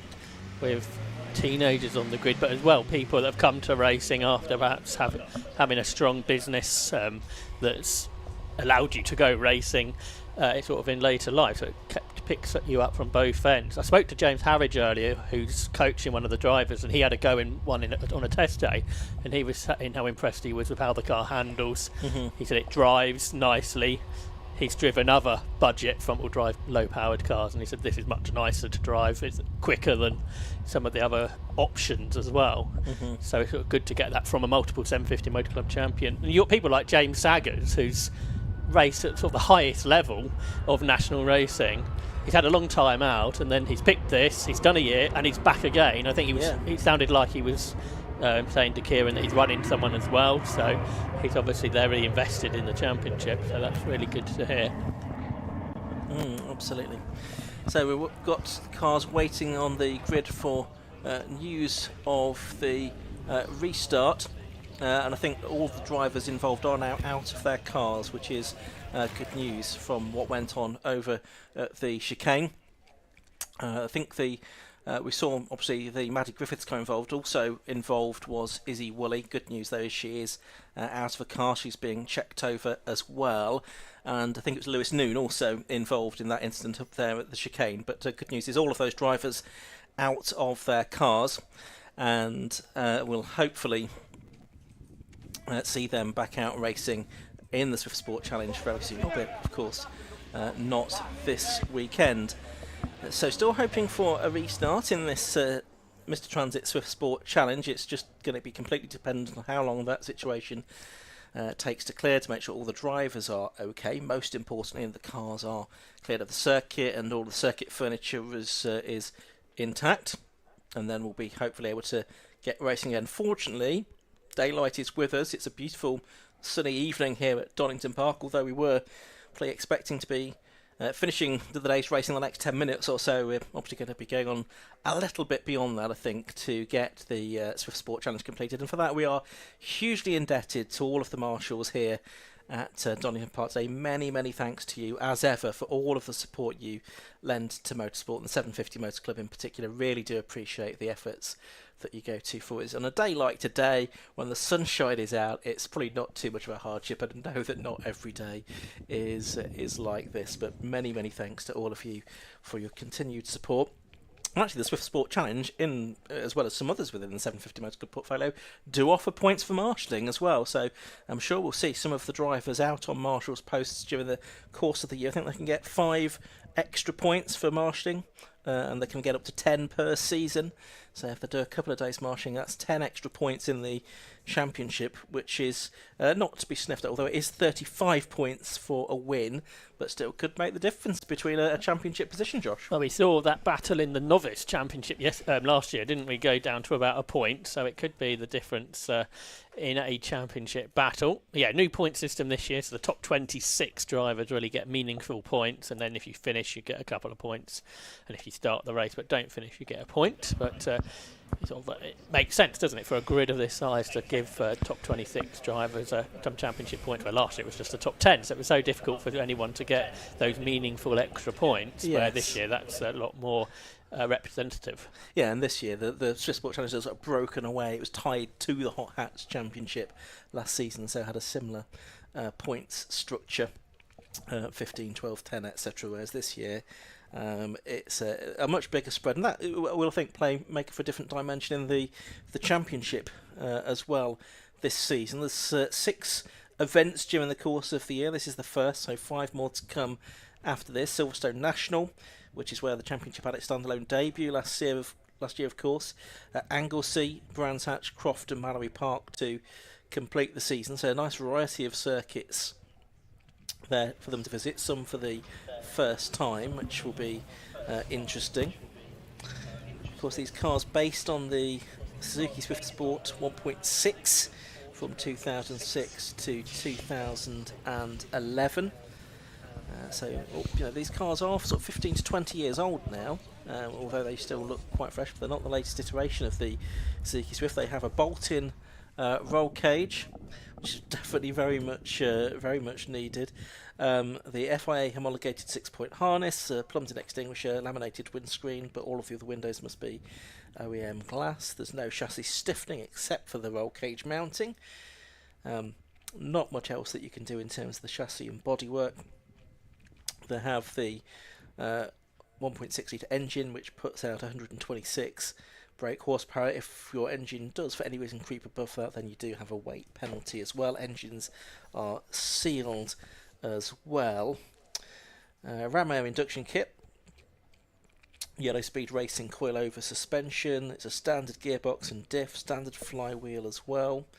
No traction control or anything like that. Standard calipers and plain brake discs, and they were on 15-inch Speedline wheels with the Davanti Pro Tourer tyre to complete the package, for which weighs in at 1,125 kilos, including the driver. And I think there are 6 cars this year that are racing within the team challenge, so the car will be shared over the course of the season. I think the best of those earlier was Guy Povey. It's this weekend, isn't it? And he will share with his father Alex, with his son rather, Alex, over the course of the year. But there are a couple of runners within the team challenges who are novices, so we'll see new novices later on in the season, including another young female driver, which will be Evelyn Wilson, who will take over her dad's car, Andy, who's been racing today. So it's good to have young male drivers. We've got 3 young female drivers on the grid this season as well. No, and that's great, and the fact that it makes for a great father and son, or father and daughter, or mother and son and daughter package, whichever way you want to work it.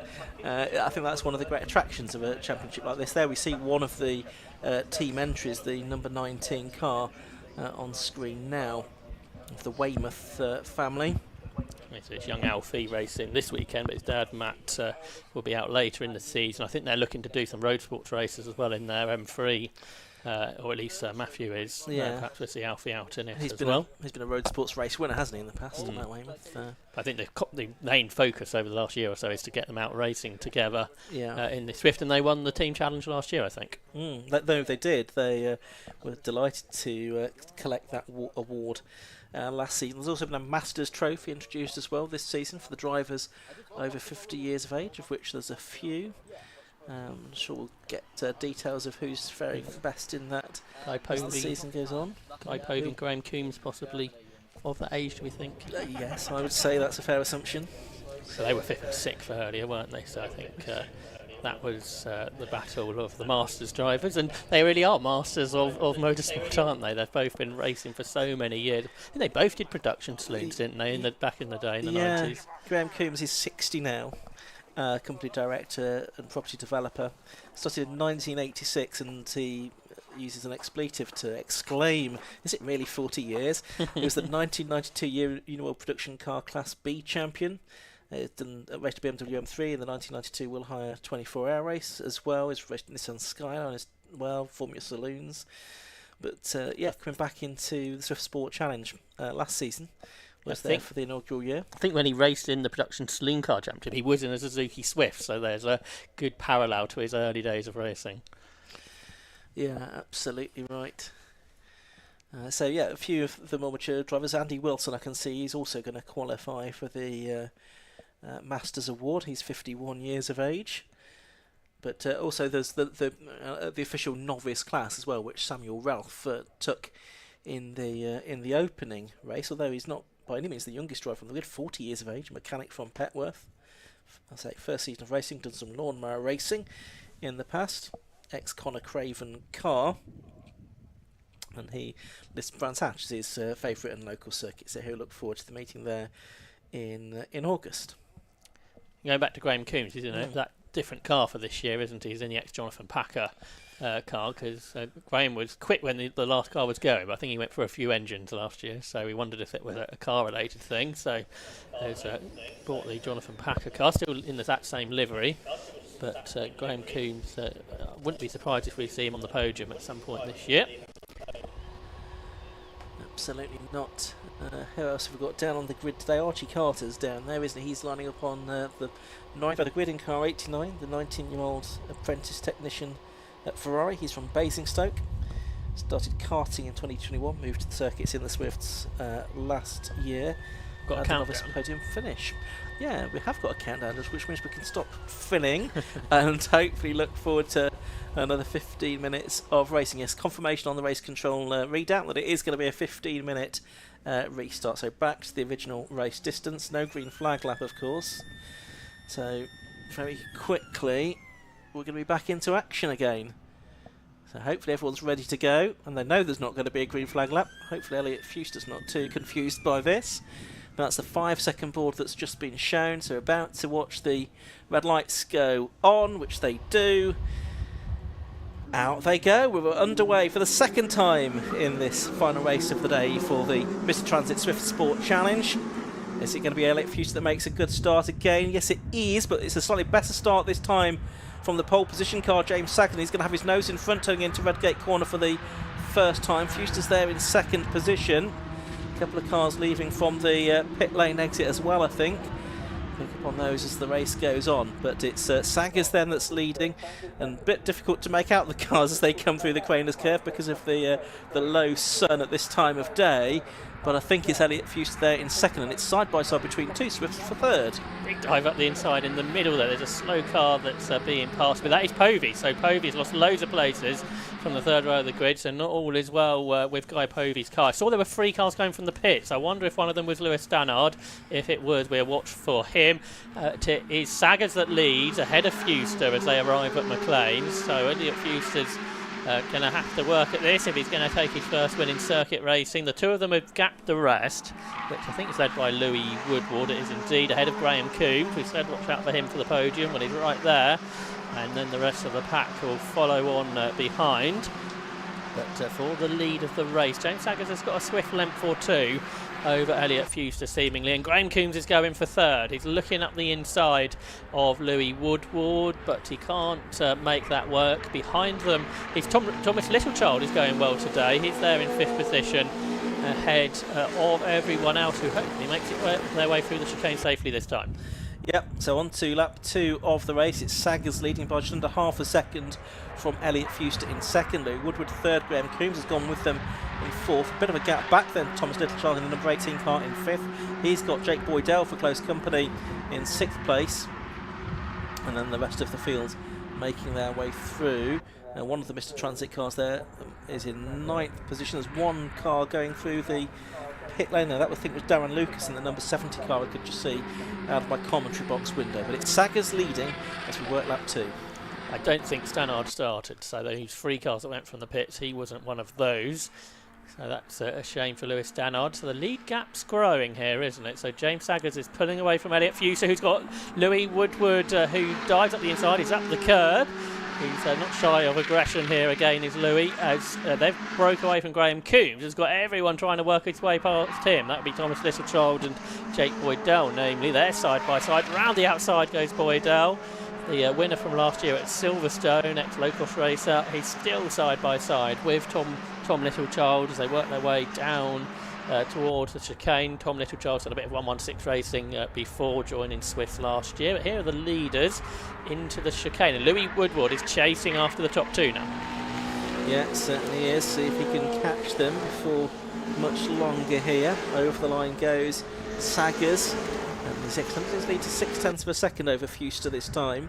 And Woodward there in third. Coombs just dropping away a little bit now as a second behind the 3 in front of him in fourth, and it's Thomas Littlechild that's going to lose a place here, I think, to Jake Boydell. He's going to go around the outside, is he, at Redgate Corner? No, he can't quite make that work. Unfortunately for him, Boydell, it was that won round 2 of the championship last year at Silverstone. Louis Woodward having won the inaugural race there at Silverstone. Ooh, Saggers has lost it, going into the old hairpin, fully sideways through the gravel he goes. He's one of the most experienced drivers on the grid, but it shows you anyone can make a mistake. He had a wheel on the grass, I think, as he turned into the old hairpin, and that snapped the car sideways. So that means Elliot Fuster leads, the junior rallycross champion from last year, leads the way from Louis Woodward as they head up towards McLean's Corner. Yeah, big moment that for James Saggers, and it's going to cost him quite a lot of ground. It's Coombs, therefore, that's up to third position. As a result of that, was that Saggers that got back on in fourth? Yes, it was, with the St George's Cross on his roof. Then it's Littlechild, then it's Boydell, 5th and 6th. And I think it's Aaron Mullen possibly that's now been to 7th place. We'll pick up on that as they come through this time. Down towards the chicane to complete lap number 3. It's Fuster leading and Woodward in 2nd place. Everyone making their way through the chicane. End of lap 3. Woodward's done the best lap of the race though. 128.795 is within 4/10 of Fuster. Aaron Mullen up into 7th, I notice. He's making good progress as those battles continue on up in front. And now Aaron Mullen has caught Boydell, I think, ahead of him. Gary Stanford's having his best run in Swifts. He's up there in 8th position. Then Mike Sanford and Alfie Weymouth complete the top 10 at this stage. Samuel Ralph still leads the the novice division, as he has done all day. And there's our race leader then, Elliot Fuster, the 17-year-old student from East Yorkshire. And he started racing originally, I think, catching Junior Sloan, so that's why he's not a novice driver. So he did circuit racing first, then he went and did rallycross, and now he's back on the circuits again. And like he did last year in Suzuki Swift, but in rallycross, leads the way. Good scrap going on here. That's a change with Saggers getting back ahead of Coombs. He lost that place just over a lap ago at the old hairpin, of course. Now back up to P3 he goes. Round Coppice for the 4th time in this race. Go the leaders, Fuster and Woodward. Saggers 3rd, Coombs 4th, Littlechild 5th and Boydell in 6th place. It's not got quite the intensity as the race early on today at the moment, but it could yet bubble up. Still 9 minutes to go. Out of the chicane to complete the lap they come. There's Littlechild, and he's got pressure on him still from Jake Boydell and Aaron Mullen as well. behind was pretty eventful at the chicane by the looks of it. I think Alfie Weymouth was looking to gain positions in all of that. I think, yeah, he's come out on top of the battle for 9th position, so that was all pretty busy behind this squabble for 5th, which continues to be headed by Tom Littlechild. That's right. He is about 3 seconds behind Graham Coombs in front of him, so it's his own battle. Meanwhile, as we watch them come down through the Craner curves and the old hairpin, it's Fuster that's actually getting away a little bit from Louis Woodward and James Saggers. It was just under 8/10 at the start of the lap. It looks like a bit more than that now. Of course, Woodward now will be being urged on here by Saggers as well, keen to atone for his error at the old hairpin 2 laps ago. Out of the plains up towards Coppice they go. Fuster, who was 2nd in race 1, looking to go one better here in the 2nd race. A name that perhaps we weren't expecting to be right at the front of the field today. Didn't perhaps know as much about him, but he's certainly proved his mettle on his Swift Sport Challenge debut, whatever the result here. Yeah, he races with dyspepsia as well, which he was diagnosed with as a very young boy. I think was told he'd never be able to drive a car, and now he's racing at the front of one of the most competitive championships in the UK. Obviously proved that last year as well on the rallycross scene, and he's getting away, isn't he, from Louis Woodward. So Elliot Fuster is the star of the day, really, in the Swift Sport Challenge, and quite like those 2 drivers behind just to have a little bit more of a battle so he can keep them at arm's length, because there is still half of the race to go, plenty of time. Looks like Guy Povey's recovering, isn't he, after whatever happened to him at the start of this race. So he's moved into the top 10 now, ahead of this group of cars, which includes Sam Copeland, Mike Sanford, Archie Carter, and our novice race leader as well. Samuel Ralph was in that battle.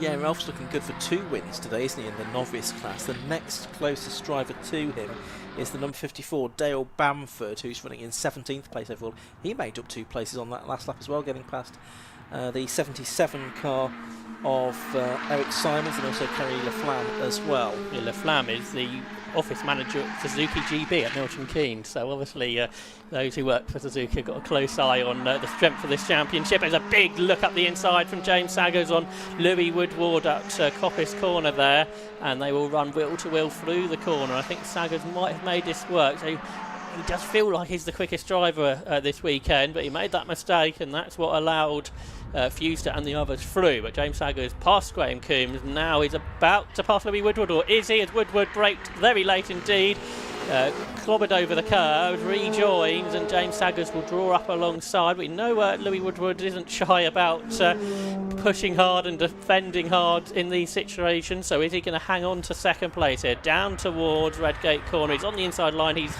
again last of the late breakers, I think, is Louis Woodward. Someone's had a moment at the old hairpins. There's a corner marker in the road, but who's in 2nd position? Has Louis Woodward held on there? I think he might have done. Yeah, we'll pick up on that again in a moment as we're watching cars a bit further back down the order coming through here, including Eric Simons there in the number 77 car. And that is the battle for... I'll work out what battle that position is. Say, Boydell's lost some time on that last lap, so he's yeah. dropped to 9th. He might be in this battle here. Yeah, I was trying to work out what was going on, but had a bit of a shuffle towards the back end of the top 10. Big slide there from Archie Carter, who feels like he's a little bit further down than he might have liked to have done. He was progressing last season up into the top 10, the 19-year-old from Hampshire. Oh, that was a big clobber of the curves from Woodward, who's lost out, hasn't he? I think Saggers is through into 2nd position. There's Andy Wilson, the car that his daughter will race later on in the season. He is battling away with car 5, which was Ben Munro. But what's happened up front? Well, Fuster's leading as he has done for a while, but James Saggers is up to 2nd. He's got away from Louis Woodward, and he's going after the race leader. So up across the line comes Fuster, who probably wasn't born when James Saggers was having his sort of proper racing career, when he did Radicals and British GT, where he raced a Dodge Viper, the big V10 engine car. How different to a Suzuki Swift, but it shows you again, if you can drive one car quickly, you tend to drive anything quickly, and he was 8 tenths quicker than Fuster on the last lap, so I don't think the win is quite in the bag yet for Elliot Fuster. It's certainly not, but it's going to bubble up into a thrilling climax. We've probably got 3 or maybe 3 laps to go, including this one. We'll see. very tight between these two now. It was 9/10 or just under 9/10 at the start of the lap. It's, well, less than half a second now, that's for certain, as they make their way through Schwantz Curve up towards McLean's. Is Sager's going to have a look around the outside here? No, he's not, but he's going to position his car, I think, for an attack into Coppice. Is alongside on the exit of McLean's and is already through before they get halfway up the hill there. So James Saggers retakes the lead of the race after the off at the old hairpin a few laps ago. He's got back ahead of Elliot Fuster, who's down to P2. Fuster's got a better run through Coppice corner, I think, so he's now in the slipstream. We know how strong that is around parts of this Donington Park National Circuit. So James Saggers leads, brakes later it feels than Elliot Fuster, but Fuster will be learning all the time. He's a bit wide here though, isn't he? He's on the grass, keeps his foot in. He's used to that, isn't he? There's no problem being off-road for Elliot Fuster, having raced on multi-surface discipline, but he has lost that momentum, of course, to James Saggers. I wonder if he just defended a bit too much into McLean's. Very different discipline, really, this, isn't it, to racing the Swifts in their rallycross form. And again, their grid's a little bit less cars on the grid than you get in a circuit race situation. There is going to be a bit of lap traffic, isn't there? So again, that'd be something a little bit different for Elliot to get used to, and he's going to be able to use that to try and challenge James Saggers. Just in the 2.5 minutes for him to try and find a way back ahead of James Saggers. They're fairly comfortably clear now of Louis Woodward, though, in third position. He's 3 seconds behind the race leader Graham Coombs. Number 43 is still in fourth. Thomas Littlechild, number 18, is fifth, and 821 Aaron Mullen is in sixth place. But the battle for the victory is not over yet, because good speed carried through McLean's that time by Elliot Fuster, and is right up behind James Saggers as they get to Coppice Corner. Couldn't quite manage to slot his car up the inside to attack at the first apex, nor indeed at the second, but if he can get the toe down the back straight, we'll see if he can make it through. Now it's going to be touch and go whether we're going to get one more lap here or two. We've got 1 minute 42 seconds to go. We might just about get 2 more out of this, Josh. Saggers looks a lot more lively through the corners, doesn't he? Sliding the car around a lot more. That might just be the experience of racing in the championship last year. It might squeeze 2 in, mightn't they? We'll see what happens at the end of the lap anyway. But yeah, Saggers carried the speed through the chicane. More happy perhaps to let the car slide around than Elliot Fuster is at this stage of his racing career. And well, it'll be a good day for Fuster regardless here, won't it? 2 second places is a really good start in the championship in his first senior race, of course. He raced the Saxos on the circuits in junior racing before racing in the British Rallycross Junior Championship last season, which he won.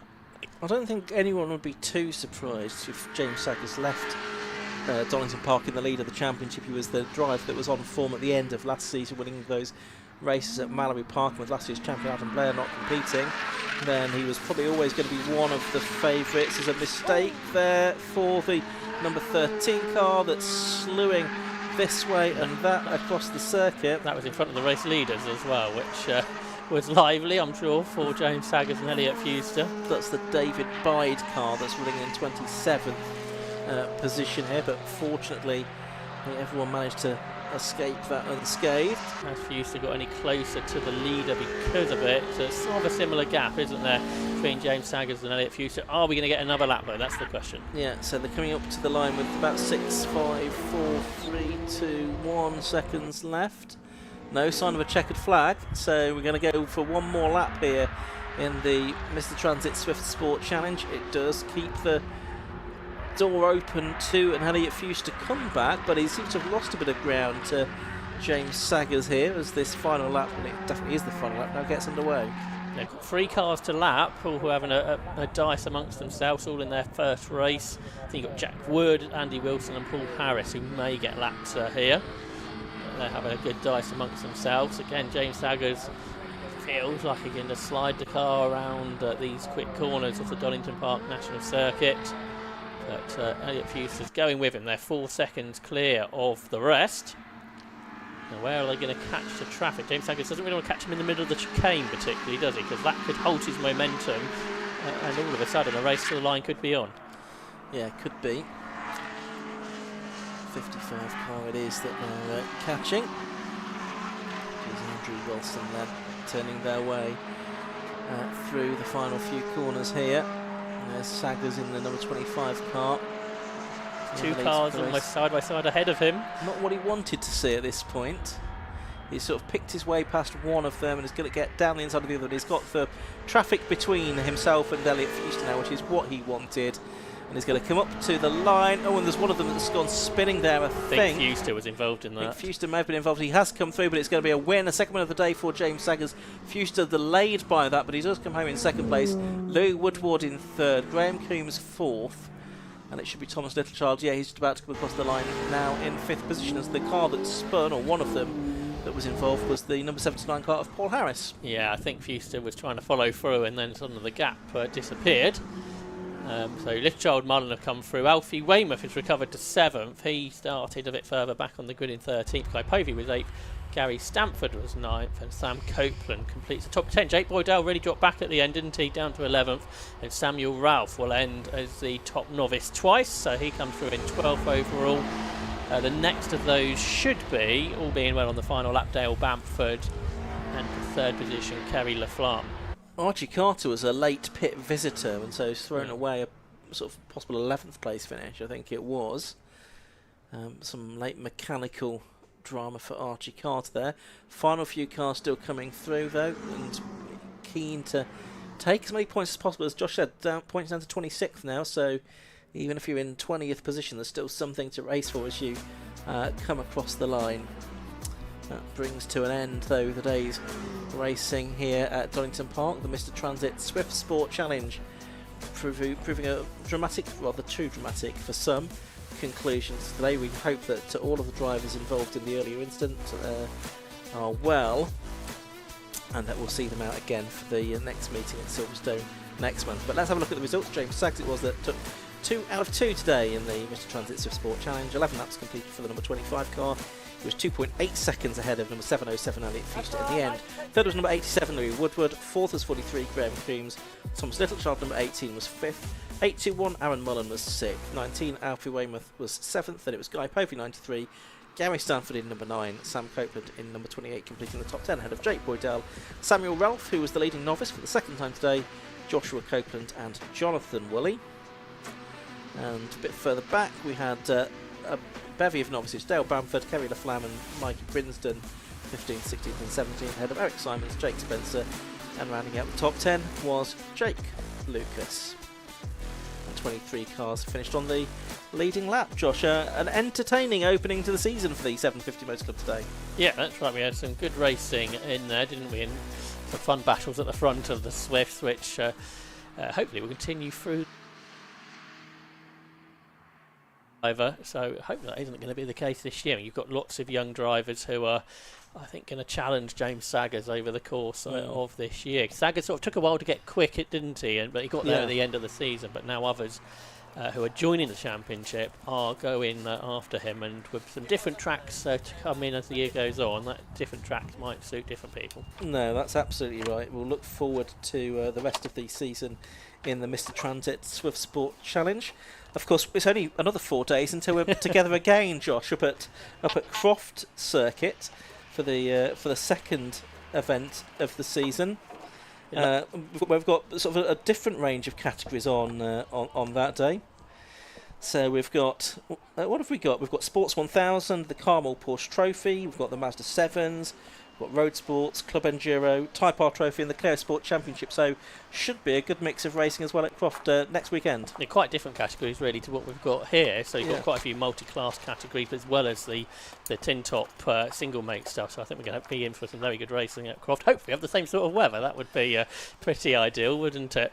And some really very large grids amongst some of those entries at Croft. I think last year we had to wait about 6 months after we saw each other from today. So it'll be very different in just a few days' time before we're all the way up north at Croft. Yeah, look forward to that. So from Josh and myself, it's goodbye. We'll see you at Croft in a few days' time. We'll leave you in the capable hands of Kieran Mogg. Good night from us.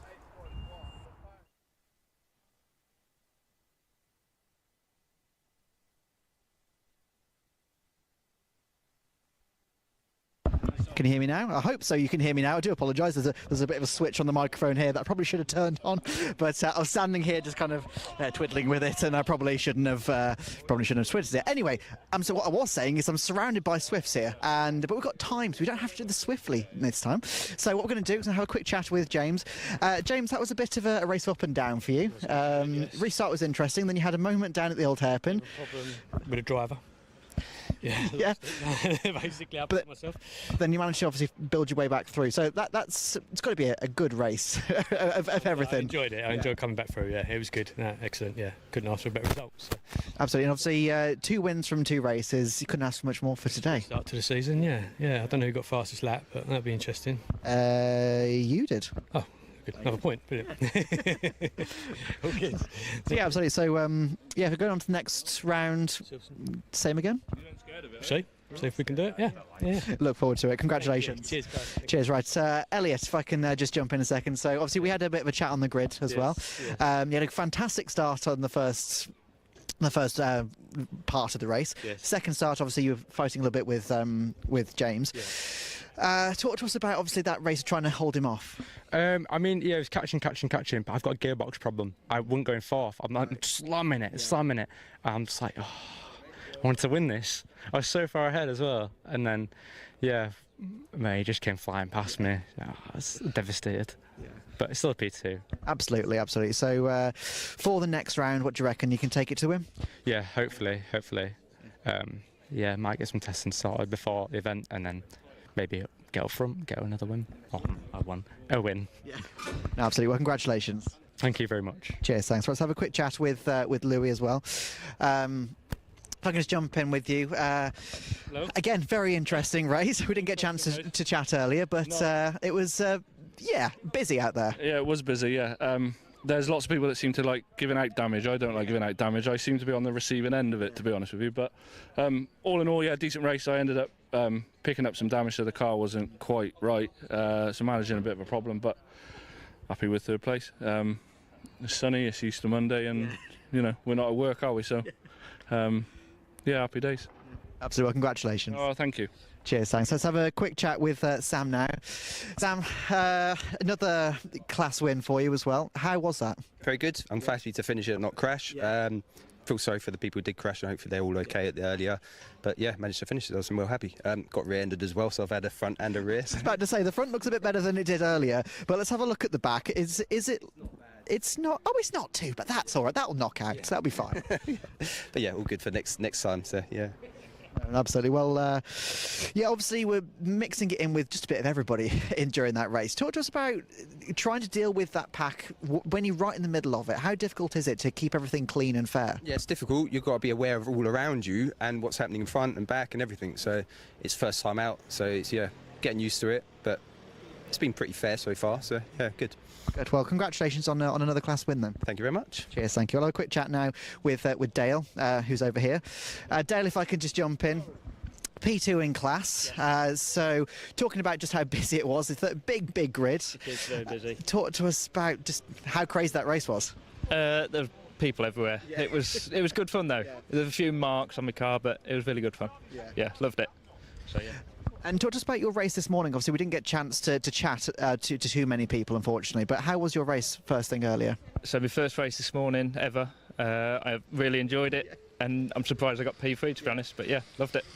Well, congratulations anyway. Thank you. Cheers. Thank you. And now on to Kerry. Now, I'm very upset we didn't have a camera on you as you came into the pits here. Sorry. Because you were so excited and all of it's in disbelief. It is. I can't believe here. It was. Yeah. Literally, just for context, he drove in and all I could hear was coming from your car. Earlier on I had quite a good qualifying, and I was fourth for the novices, and I was really chuffed with that. The first race, again my first race ever, scared the bejeebers out of me going out and seeing what was happening. So all I wanted to do tonight was get the car back on the trailer in 4 wheels and take it from there. So to come in and get a hat, I'm just so made up. It's just And obviously I can see there's a couple of GoPros in your car, so I'm guessing you're going to be watching those videos on repeat for the next, well, however long it is until Not the just next me, round. Everybody is. I'm going to be sending them to everyone at work, everyone on Facebook. It's going to be job done. Yeah. Absolutely. Well, congratulations on P3 in your first weekend then. Wonderful. Thank you very much indeed. Cheers, thank you. And unfortunately, that does wrap it up for this, I was going to say the weekend, today, here at Donington on Easter Monday.